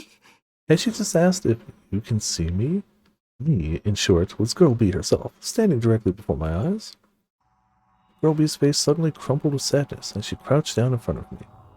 With her eyes on the same level as mine, she looked at me as though she were clinging to me. No one will look at me. No matter how I raise my voice, it won't reach anyone. It passed right through my body, and I'm cold. See? Look, my legs are transparent. I don't have any idea what happened to me. I'd imagine so, yeah. But at the same time, I'd imagine there's probably a path to true ending based on that. Yeah, that's the thing. At some point, they have to affect reality. Maybe, maybe not. I don't know. I have the feeling that, like, I don't want to look up anything. Once I get to, like, a logical ending, I'll be like, oh, was there a true ending? Is there a spoiler-free guide? But I ain't looking up nothing till then. I have the feeling that I've been wandering this place for years, for decades. Could you be a ghost? No way. How dumb. I don't even have a trace of ESP. I was always searching for the one who would find me. Thank you. Thank you. To show you my thanks. I'll possess you. Okay, cool. Yay.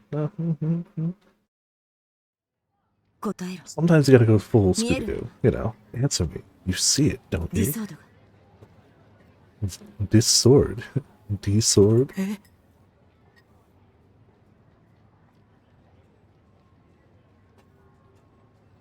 I couldn't immediately grasp my situation after I came back to myself, and I made the mistake of staring up at Girl B's face. Awful, terrible, a face? How dare. She wasn't crying, and her legs weren't see-through, and her hands were regular hands. Oh, it'd been a delusion. All that aside, D-sword? What does she mean? It was the first time I'd heard that word. Well, she'd said sword, and the blade-shaped object she carried was certainly a sword. But why ask me if I could see her sword? Well, what she's inferring is that other people can't, and that it might be a rare thing that you could. For the time being, I nodded. Real subtle. Jeez, of course I could see it. It'd be weird not to see it. But she was carrying around a sword that big and conspicuous in the shopping district of all places. Be able to accept it if this were Akiba, but in Shibuya? No way. Let's see. You too have been gathered. Huh? Gathered? Who? Gathered who? I was here of my own accord, at least, but have you ever seen an error? You speak in Japanese? I wanted to say, but typically enough, I lack the courage. After all, if I said something klutzy, she'd stab me. Really, though, she hadn't been making any sense whatsoever for a while now. Tell me if you see one. After saying this to me, Girl B turned on her heel. Her skirt wavered in the breeze, making it seem like I might catch a glimpse of her. Of course. That's your one takeaway from this dude? That's the one. Girl, sword, error, gathered. You're like, maybe the skirt goes a little... I hurriedly closed my eyes. 私は I'm a 3 senior. 年の青い瀬の Aoi Sena. 駅前の電車にいる。 I'll be in the streetcar near the station. My eyes went wide. Soon afterwards, the girl who had called herself Senna had vanished. I was so dazed, it prevented me from realizing not a single thing she'd said was comprehensible until after I returned to my base. All seems normal. Perfectly normal, all of it, everything. On top of everything, I'd have to go to school 3 times this week. What a bother.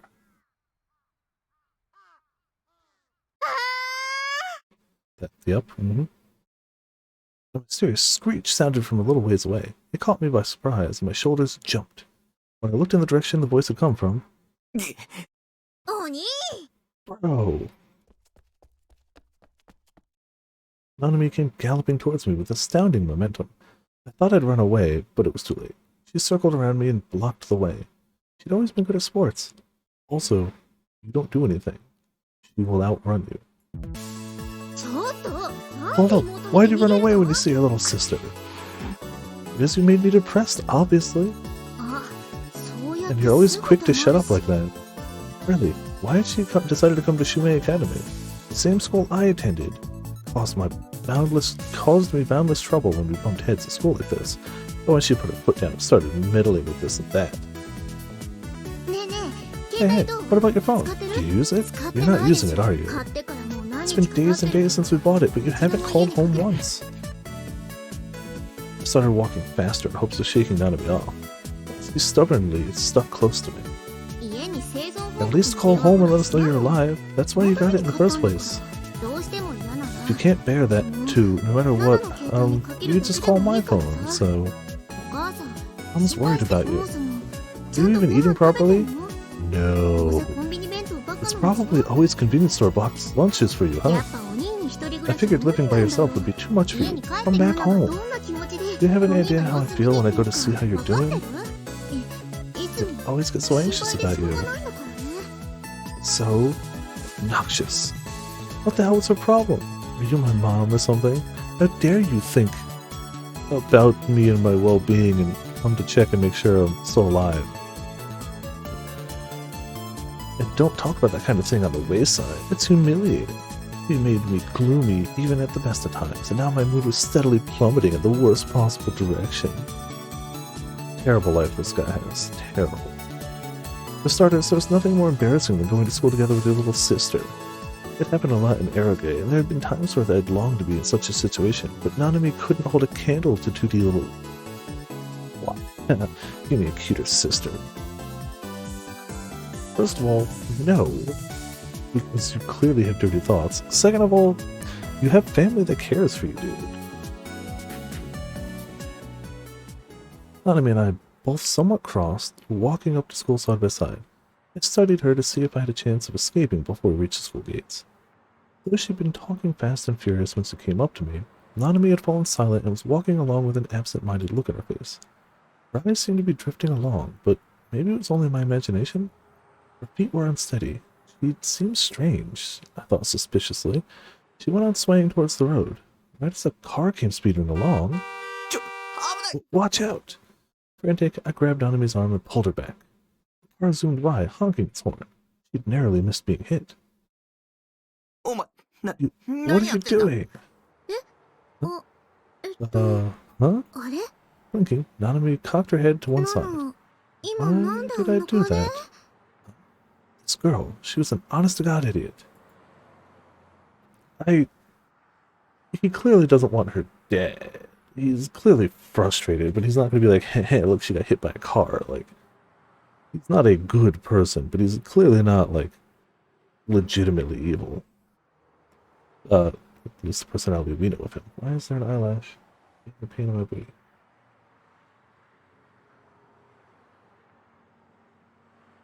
True. Yeah, it's definitely a little shocking he actually reacted in time. Not understanding something she herself had done. For the record, let me say that I didn't find it moe. It wasn't moe in the slightest. I'm glad that's his first thought on the matter. Seriously fed up, I left behind the still stupefied Nanami and hurried on ahead. Not, hey, that was weird, you okay? Not a, watch where you're going even. Just a, that's not moe. I promise it's not moe. Bye. あ、お兄、 Bro, ちょっ wait と for 待 me. ってよ。 Such a great protagonist. I ignored Nanami until we got to school, then went down the still boisterous hallway to my classroom. When walking down a hall, stick to one side or the other. Go neither too quickly nor too slowly. Lower your eyes and walk without meeting anyone's gaze. Those were the 3 items I paid careful attention to. Don't stand out at school. Be the same as air. That was how I got around safely. よ、タク。 Yo, Taku.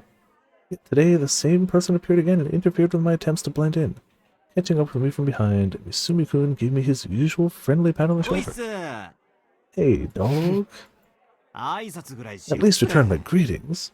Well, but I know you're not that kind of guy.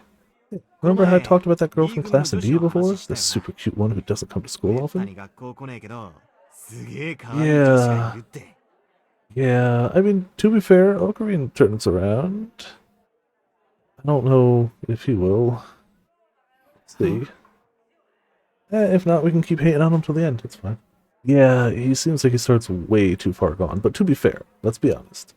You thought the same about Ocarina at the start of the game, too. Let's be honest. Yes, this puts it into stark perspective how wrong we were. Yeah, he'd have a long way to go. That's very sure. その子、岸本 He's 綾瀬って called 名前なんだけどよ。 Ishimoto Ayase.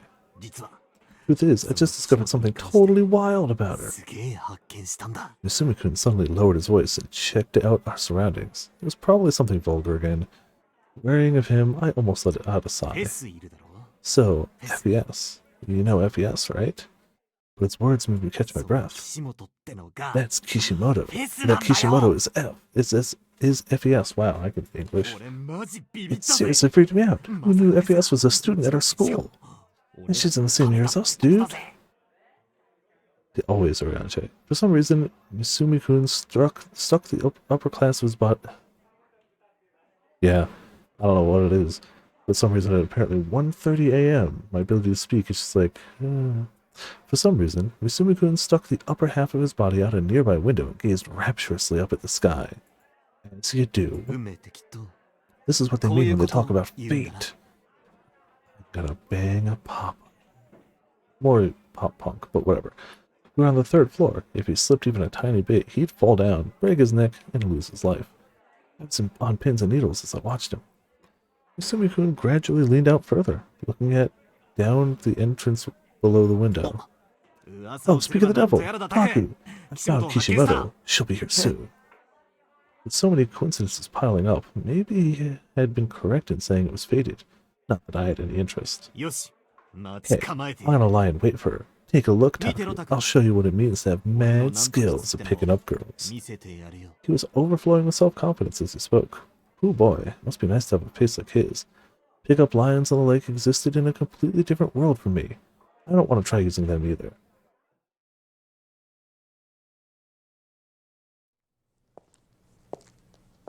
So he just waited for her here. After some time, yes, no, her real name was Kishimoto Ayase, came into view. Just as Mishimi-kun had said, it was the real FES. I made certain of it myself, watching secretly from a slight distance. Even now, I was surprised she had turned out to be the same age as us. FES walked along slowly, wearing her Shumai uniform, giving off an air of ennui. It created a remarkable different impression from how she had looked while singing on stage. At the same time, though she spoke apathetically, she had given off something along the lines of a powerful sense of energy and activity. Right now, the atmosphere around her merely made her seem melancholy and difficult to approach. Pretending not to notice it, Misumi-kun walked casually up to FES, with the same friendly intimacy he always showed me. よ、岸本さん。 Yo, Kishimoto-san, good morning. What? What a refreshing yet false-seeming smile. To think he could take that attitude with someone he'd practically never met before. Made me shiver with awe. I idolized him. but I didn't want to あ imitate him. 俺三角大輔 Mishimi よろしく。 Daisuke, nice to meet you. おっと初対 Oops, 面と you か思 think ってた we'd と never, you'd think we'd never でも met 違うんだ before, な but そ that's れが not quite 俺さ true. この I 間 went to a ファンタズ Phantasm ムの concert ラ a イブ little に行っ while たんだよ ago, ね so this is the second time I've seen you. その時 Your 君の singing 歌声 voice from に back then was, こう how do you say it? な It んて gave 言 me うん the ですかね、俺 chills. ミーハーとかじゃ I'm ない not a slave to trends, you 惹か know. れたのは I'm さ not the guy who just キスと follows the か君 cool の可愛 stuff. さとかそういうところもあ Sure, る I け was ど drawn in by your lyrics and how cute you are and 一番 stuff, す but げえ what I と思っ found たのは really amazing やっ more ぱ than anything else was how バンド perfect と the band seemed as a かつあ whole. の音あっての君の歌声 I guess I mean how your voice combined with ち their なみに music. 俺も But 実は the バン truth ドやり is, たい I want な to って start a 思ってて band. さ And if you're okay with it, よか would った you ら mind telling me how to あ find あ good いういいバ members? ンドメンバーを And 見 any つけ other れば hints さ you could give me as, バン as ドの my 先輩として senpai の in being 心 part of a あ band? 今すぐじゃ迷惑だろ Would う it be か a hassle for you to do it right away? So hey, are you free after 放課後 school? とか How about the two of us go ど somewhere っ and かで take 二 over, 人きりでじっくり話 take さな our い time talking it over? He hasn't let her say a single word edgewise yet. Mizumi-kun chatted on without resting. He used a different tone than normal, and he was obviously putting on another voice. Plus, instead of directly hitting on her, he brought up the topics of bands and such so as to casually invite her. By the way, it was the first time I heard about him wanting to form a band. No matter how I thought about it, it had to be a lie. Was that part to score some points to make an event flag stand up with her? But... Oh. FES didn't give Misumi-kun a second glance. Are we neutral about this? Or are we high heart rate about... I still don't know what to refer to. Green or red? Let's go for the red delusions. Oh, we got a 50-50 here. I'm gonna go with the red because it was said first. But if it comes to a split again, I'll go the other way. That's what I'm going with for right now. As though she hadn't heard a single thing, she went on plodding down the hallway. Nah. So you listening? FES came to a halt. Her faintly lowered gaze slowly rose. She looked at me. Eh? Me? Come to think of it, I thought she was staring at me during the concert, too. To begin with, 3D girls have been staring at me pretty damn often over these past 2 weeks. What's going on? Had I blossomed into popularity? そこの君 You, over there. Hi. Yes? When she called me, I inadvertently snapped to attention and answered. The ephemeral aura surrounding her entire body made it so I had to view her as being someone older. When I thought about it a little harder, we were the same year, weren't we? FES signified Misumi-kun, who was hanging around her with a jerk of her chin. 付き合わない方がいいわ Better よ you'd be better off not spending こん time な人 with と a person like him. It's, yeah, weird for sure. おいおい Hey, こんな人呼ばわり isn't は it pretty ひどくね mean to talk about me like that? And anyway, what do you mean by a person like me? 鬱陶しい人 For some person. Push him out the window, push him out the... Huh? Oh, huh? Misumi-kun was clearly becoming disgruntled, but FES let his sharp gaze slide past without evicting much interest. What a sour atmosphere. I didn't want to get involved in this. I had a hard time with both verbal and physical quarrels, and if I caused any problems at school, it'd have an impact on my evaluations. So as to not get caught up in it, maybe I'd better beat a quick retreat. What? もしかして岸本さん Kishimoto-san, you're making fun of me? でも Really? But you're a bother. うーん Ah, is that そ so? ういうこと言うんだ So you're the sort who says that kind of thing, ちょっと Kishimoto-san. さ Let's 人の try いない talking とこ by ろで ourselves for a 二 little 人 bit で without ゆっくり anyone 話 else そう around. ぜ His smile tense with anger. Misumi-kun put a hand on FES's shoulder. Her eyebrows twitched. 触らないで Don't touch me. そう言うなって Don't be like that. It's okay. Just come on. Let's talk. 触らないでって Telling you not to touch せえ me. な Hey, I'm telling you to come with me. バカな人 Fool. It happened in an instant. Though I witnessed it from start to finish, I don't understand what had happened. Oh. At some point, that cool-looking mic stand, He might or perhaps a sword, actually be dead. perhaps a sword, had ended up in FES's hand. I don't know where she had pulled it out from, but she made it flash in the air with ease. And yeah, that. Misumi-kun's left hand got sliced clean through right below the elbow. Vast amount of blood spouted forth, and his severed hand toppled to the floor. The hallway was turning red. Can you post that again? Which one? I can replay the sound lines. He might actually be dead. I hadn't seen it. I hadn't seen anything.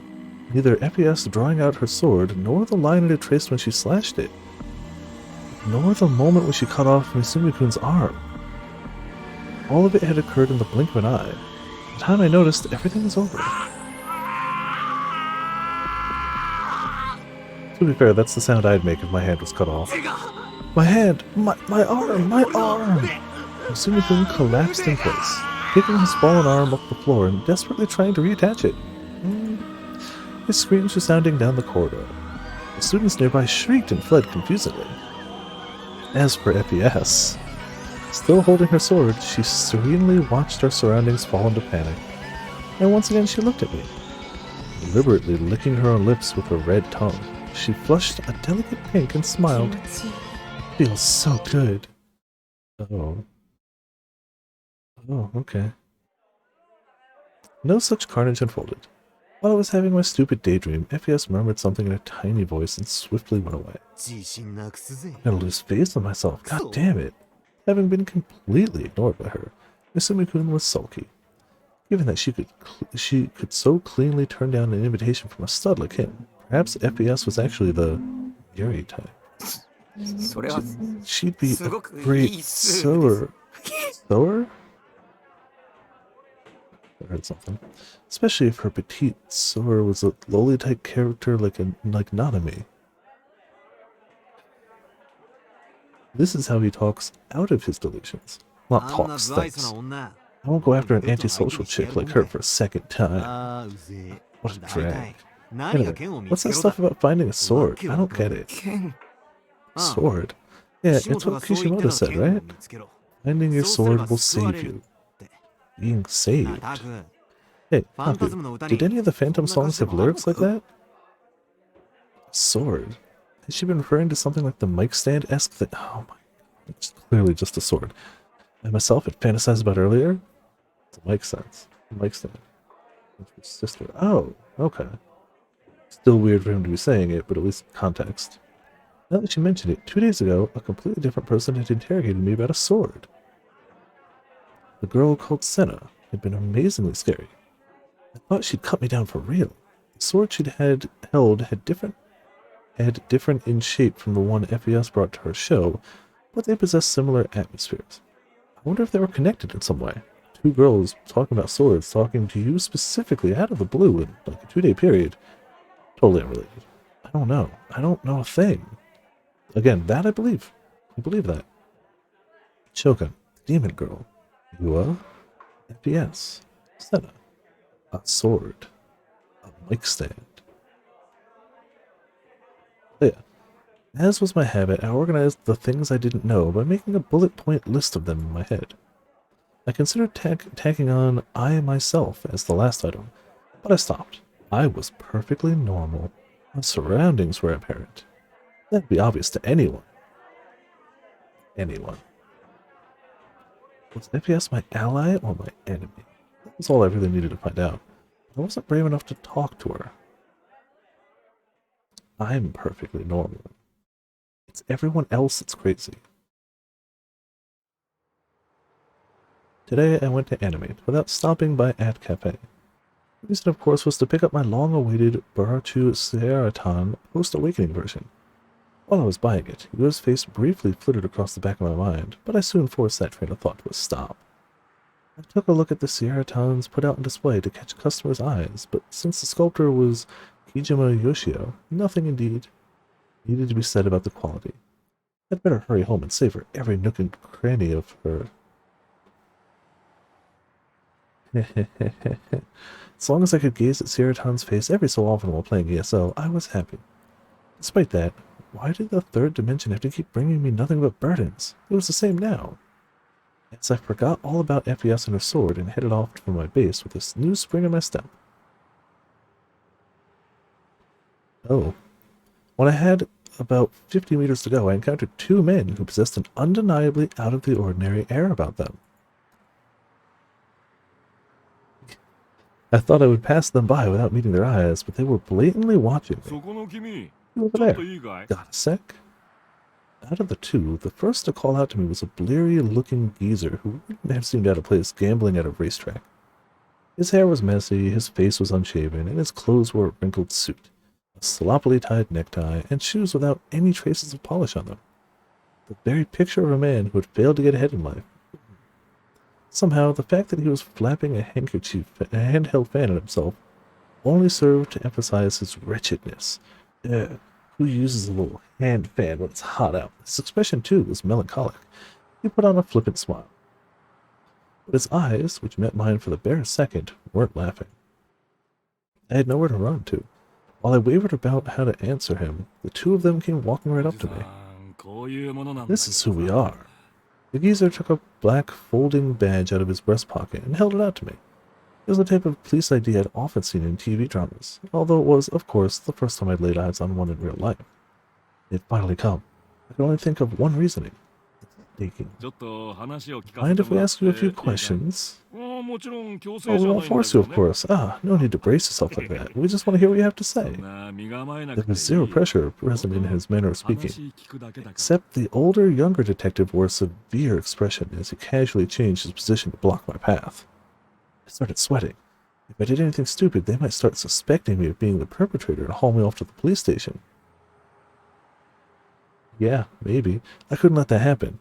I hope this ends with him running away in the same run that he does in the video. They're like, there's only one person who runs like that. I resigned myself to my fate and gave a small nod. 君さ Say, do you know about what's commonly called the new generation madness? って知ってるかな As I thought.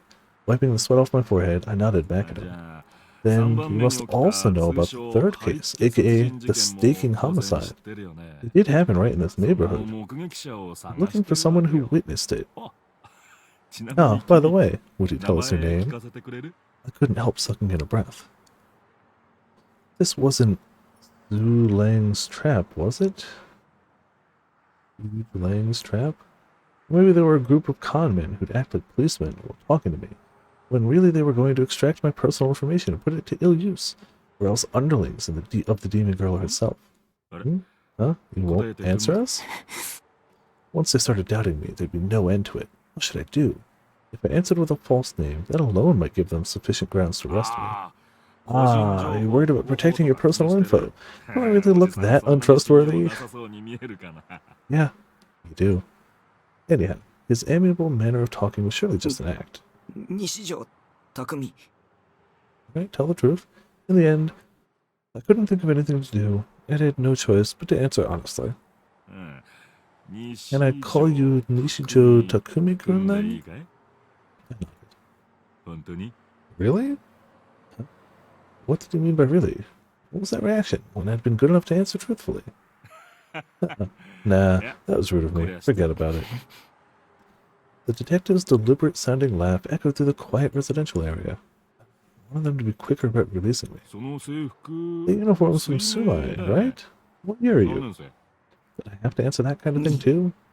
うんあ Sorry, didn't catch that. I'm already at this age, so my ears aren't doing too well. Could you say it again? 2年生 あ A あ junior. 二年生ね Junior, huh? Thanks. で西 So, 条さん Nishijo-san, what we'd like to ask you is what you were doing and where from 6 p.m. to about 10 p.m. on the 29th of last week. Was I asking for my alibi? Could it be that they suspected me? But that was absurd.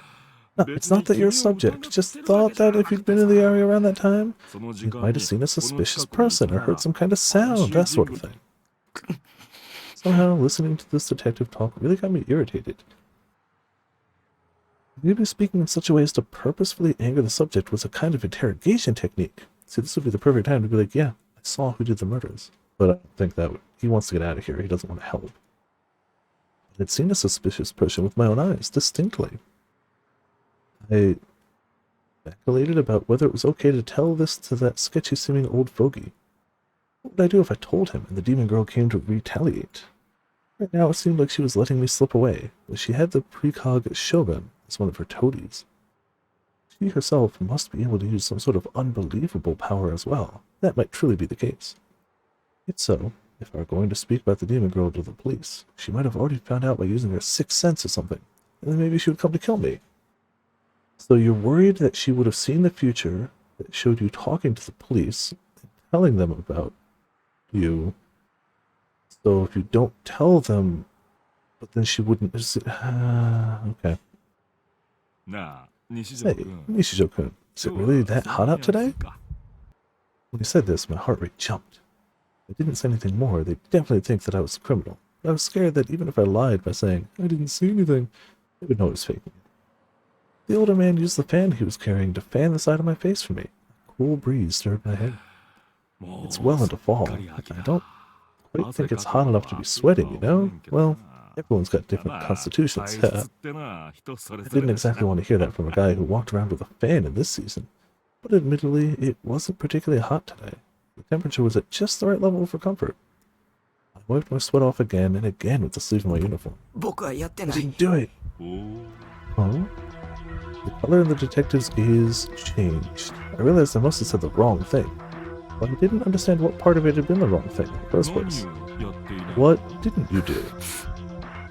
They totally suspected me. My only option was to answer truthfully. Staring down at the manhole that happened to be located right at my feet, I shouted. 見たんです Saw 貼り her! 付けの現場そ The こ scene に of 女 the がいた staking, んで there was す a って girl 血ま there, みれにして with her hands covered in blood, in front of the body. There were lots of stakes stuck into it. There must have been, over 500 of them. It was 死体が freaky. ハリネズミみたいにな The って body was like a hedgehog. 女は僕を見てよかった The girl looked at me and 笑 said, ってた I'm so glad, and あの smiled. 悪魔だ She's a demon, she's not human. The new gen criminal is an existence way above regular humans. Uses foresight and all these other incredible powers. When I'd said that much, I realized the two detectives were staring at me blankly. Maybe they didn't believe me. I shut up again as that thought occurred to me. うん A demon, huh? 悪魔か I see. It's good to know. It's あー true. わかった Yeah, I know. It's valuable info. 僕 Please protect me with the お前 police. に Before その that, 女の年 do you know は how わかる old that girl was? Or her clothing, or her facial features? Sume. 水明って Sume, do you mean Sume そ Academy? の制服 That's the uniform she was wearing. 西条君 In と other 同 words, じ she 学校 goes to の the same 生徒 school as you. After lapsing through that for some time, the old man grinned, and then muttered something that could have been either a real question or a rhetorical one. 何年生だろうな I wonder what grade she's in, that high school girl. What grade do you think she's in, Nichijou-kun? わからない I don't じゃ know. あなんて名前だと Then, do you know her name? わからないよ I don't know that 僕は demon's その女 name. の身長 Her 体 height. 重 Wait, and while you're at it, ついで the に three スリー sizes. サイズについて What's up with this geezer? Was he mocking me? How could I possibly know even one of those? I don't have a moronic love comedy manga-esque power like being able to tell someone's height and weight in 3 sizes from a single look. But I bet he wishes he did. なるほど I see. 黙ってるって Being quiet means you don't know. わからない That's っ fine. てことだね You've been a help to これ us. は本部に戻って I gotta 検討し consider な this きゃいけない carefully once we get back to headquarters. 先輩 Senpai, マジっ are you すか serious? Lifting a hand to silence the dumbfounded younger detective, the older one gave him some kind of sign with his eyes. 西条君 Ah, by the way, ちなみに Nishijo-kun, 連絡先 could you tell us how to 教えて contact you? No. Why? They didn't believe me after all. They wanted to label me as a deviant and set me up as the criminal. あーだって Well, she's a demon, right? 悪魔 We gotta protect you from her, don't we? Oh, I get it. Thank God they believed me. There'd be nothing more comforting than having the police looking out for me. Of course, our opponent was a demon, so maybe even the police could get felled with a single blow. But it's better than being completely unarmed. A tiny bit relieved, I took out the cell phone I bought the other day and showed its number to the detectives. The younger detective wrote it down in his notebook. 忙しいところありがとうさ Thanks for taking a moment out of your 君の busy 身の schedule. 安全は警察が保証するから We'll 何の guarantee 心 your 配もしな safety, さ so there's no need to fret じゃあ anymore. また何か聞きたいことができたら電話するか And も we しれない might の call で you if we'd like to ask you something else, so I'll talk to you again then. イルスとか使わないでくれ And you aren't there when we 今 call, のところ okay? 警察にとっては Right now, you're a 君は really 重要 important な figure 人 to us 物だ policemen. 君の目撃証言 Your は eyewitness 事件解 testimony 決 could の become 重 a 要 key な part 手 of がか how り we になりそう solve the だ case. じゃあな See ya. Your eyewitness testimony saying she's got precognitive powers and is a demon is definitely important. The two detectives bowed their heads to me and swiftly walked away. After turning to glance at me, the younger detective began saying something to the older one in lowered tones. The older one kept walking without responding to him. Excuse me again. I took deep breaths. I'd been so nervous. It was my first time being questioned by real detectives. I'd acted pretty suspiciously, but somehow they believed me. Wonderful if the police caught the demon girl, but the police were basically powerless, so it might not be a good idea to expect too much from them. Noticing that the inside of my mouth had become desert dry before I knew it, I bought a plastic bottle of Coke from a nearby vending machine. You know, I mean, the outfit narrows it down to some degree, to be fair. But yeah, white pink hair might have been something. 四つん這エロすぎ Crawling on all 後ろから fours 見 is たらパ way ンツ too 丸出しじゃ hot. んか Look at her from だがそれがいい behind. You could totally see her panties. But that's what's nice about it. So this is where we save for the night. Come back to next time, so we can have that immediate harsh refresher of the character we're dealing with as soon as we start up. Yeah, it's 2 a.m. Yeah, that's gonna be what we're doing next time. We made it through another chapter. Not quite. Many questions. Lots of sword-wielding people, one of which is clearly a mic stand. He's got a new figure. Good for him. Another murder happened. And the police are on his trail. This is good. This is going good for him. Everything is good for him at all times. But yeah, obviously, thank you all for tuning in. Thank you all for watching. Shoutouts, obviously, to Heckin Risky for the host. And everybody hanging out in chat. Having a good time. I need to fix the thing on the Discord, because tomorrow we're finishing up the Steins Gate anime in Discord streaming, which means we will have to start it at 9 p.m., not 10, but that should get us all of it done, as long as the power doesn't go out. We should be able to finish it, which is great. Tuesday will be Neo, The World Ends With You, probably Thursday too, but I'll plan on that one after. I'll get something planned for Thursday by Wednesday. But Monday, Tuesday, we got pretty set. But yeah. Thank you all for tuning in. Thank you all for watching. This has been Vipers of Viperland. Let's get our got a monster. Okay, Discord. And do you know what? It's already been played, but He might actually be dead. it's just fitting. It's a good one. And yeah. Hope you all had a good time. I normally host somebody right now, but it's very hot in here with the AC on, and I'm very hungry. And I'm distracted by food, so I'm gonna go do that. I'll still have somebody else, I'm sure. See you all next time.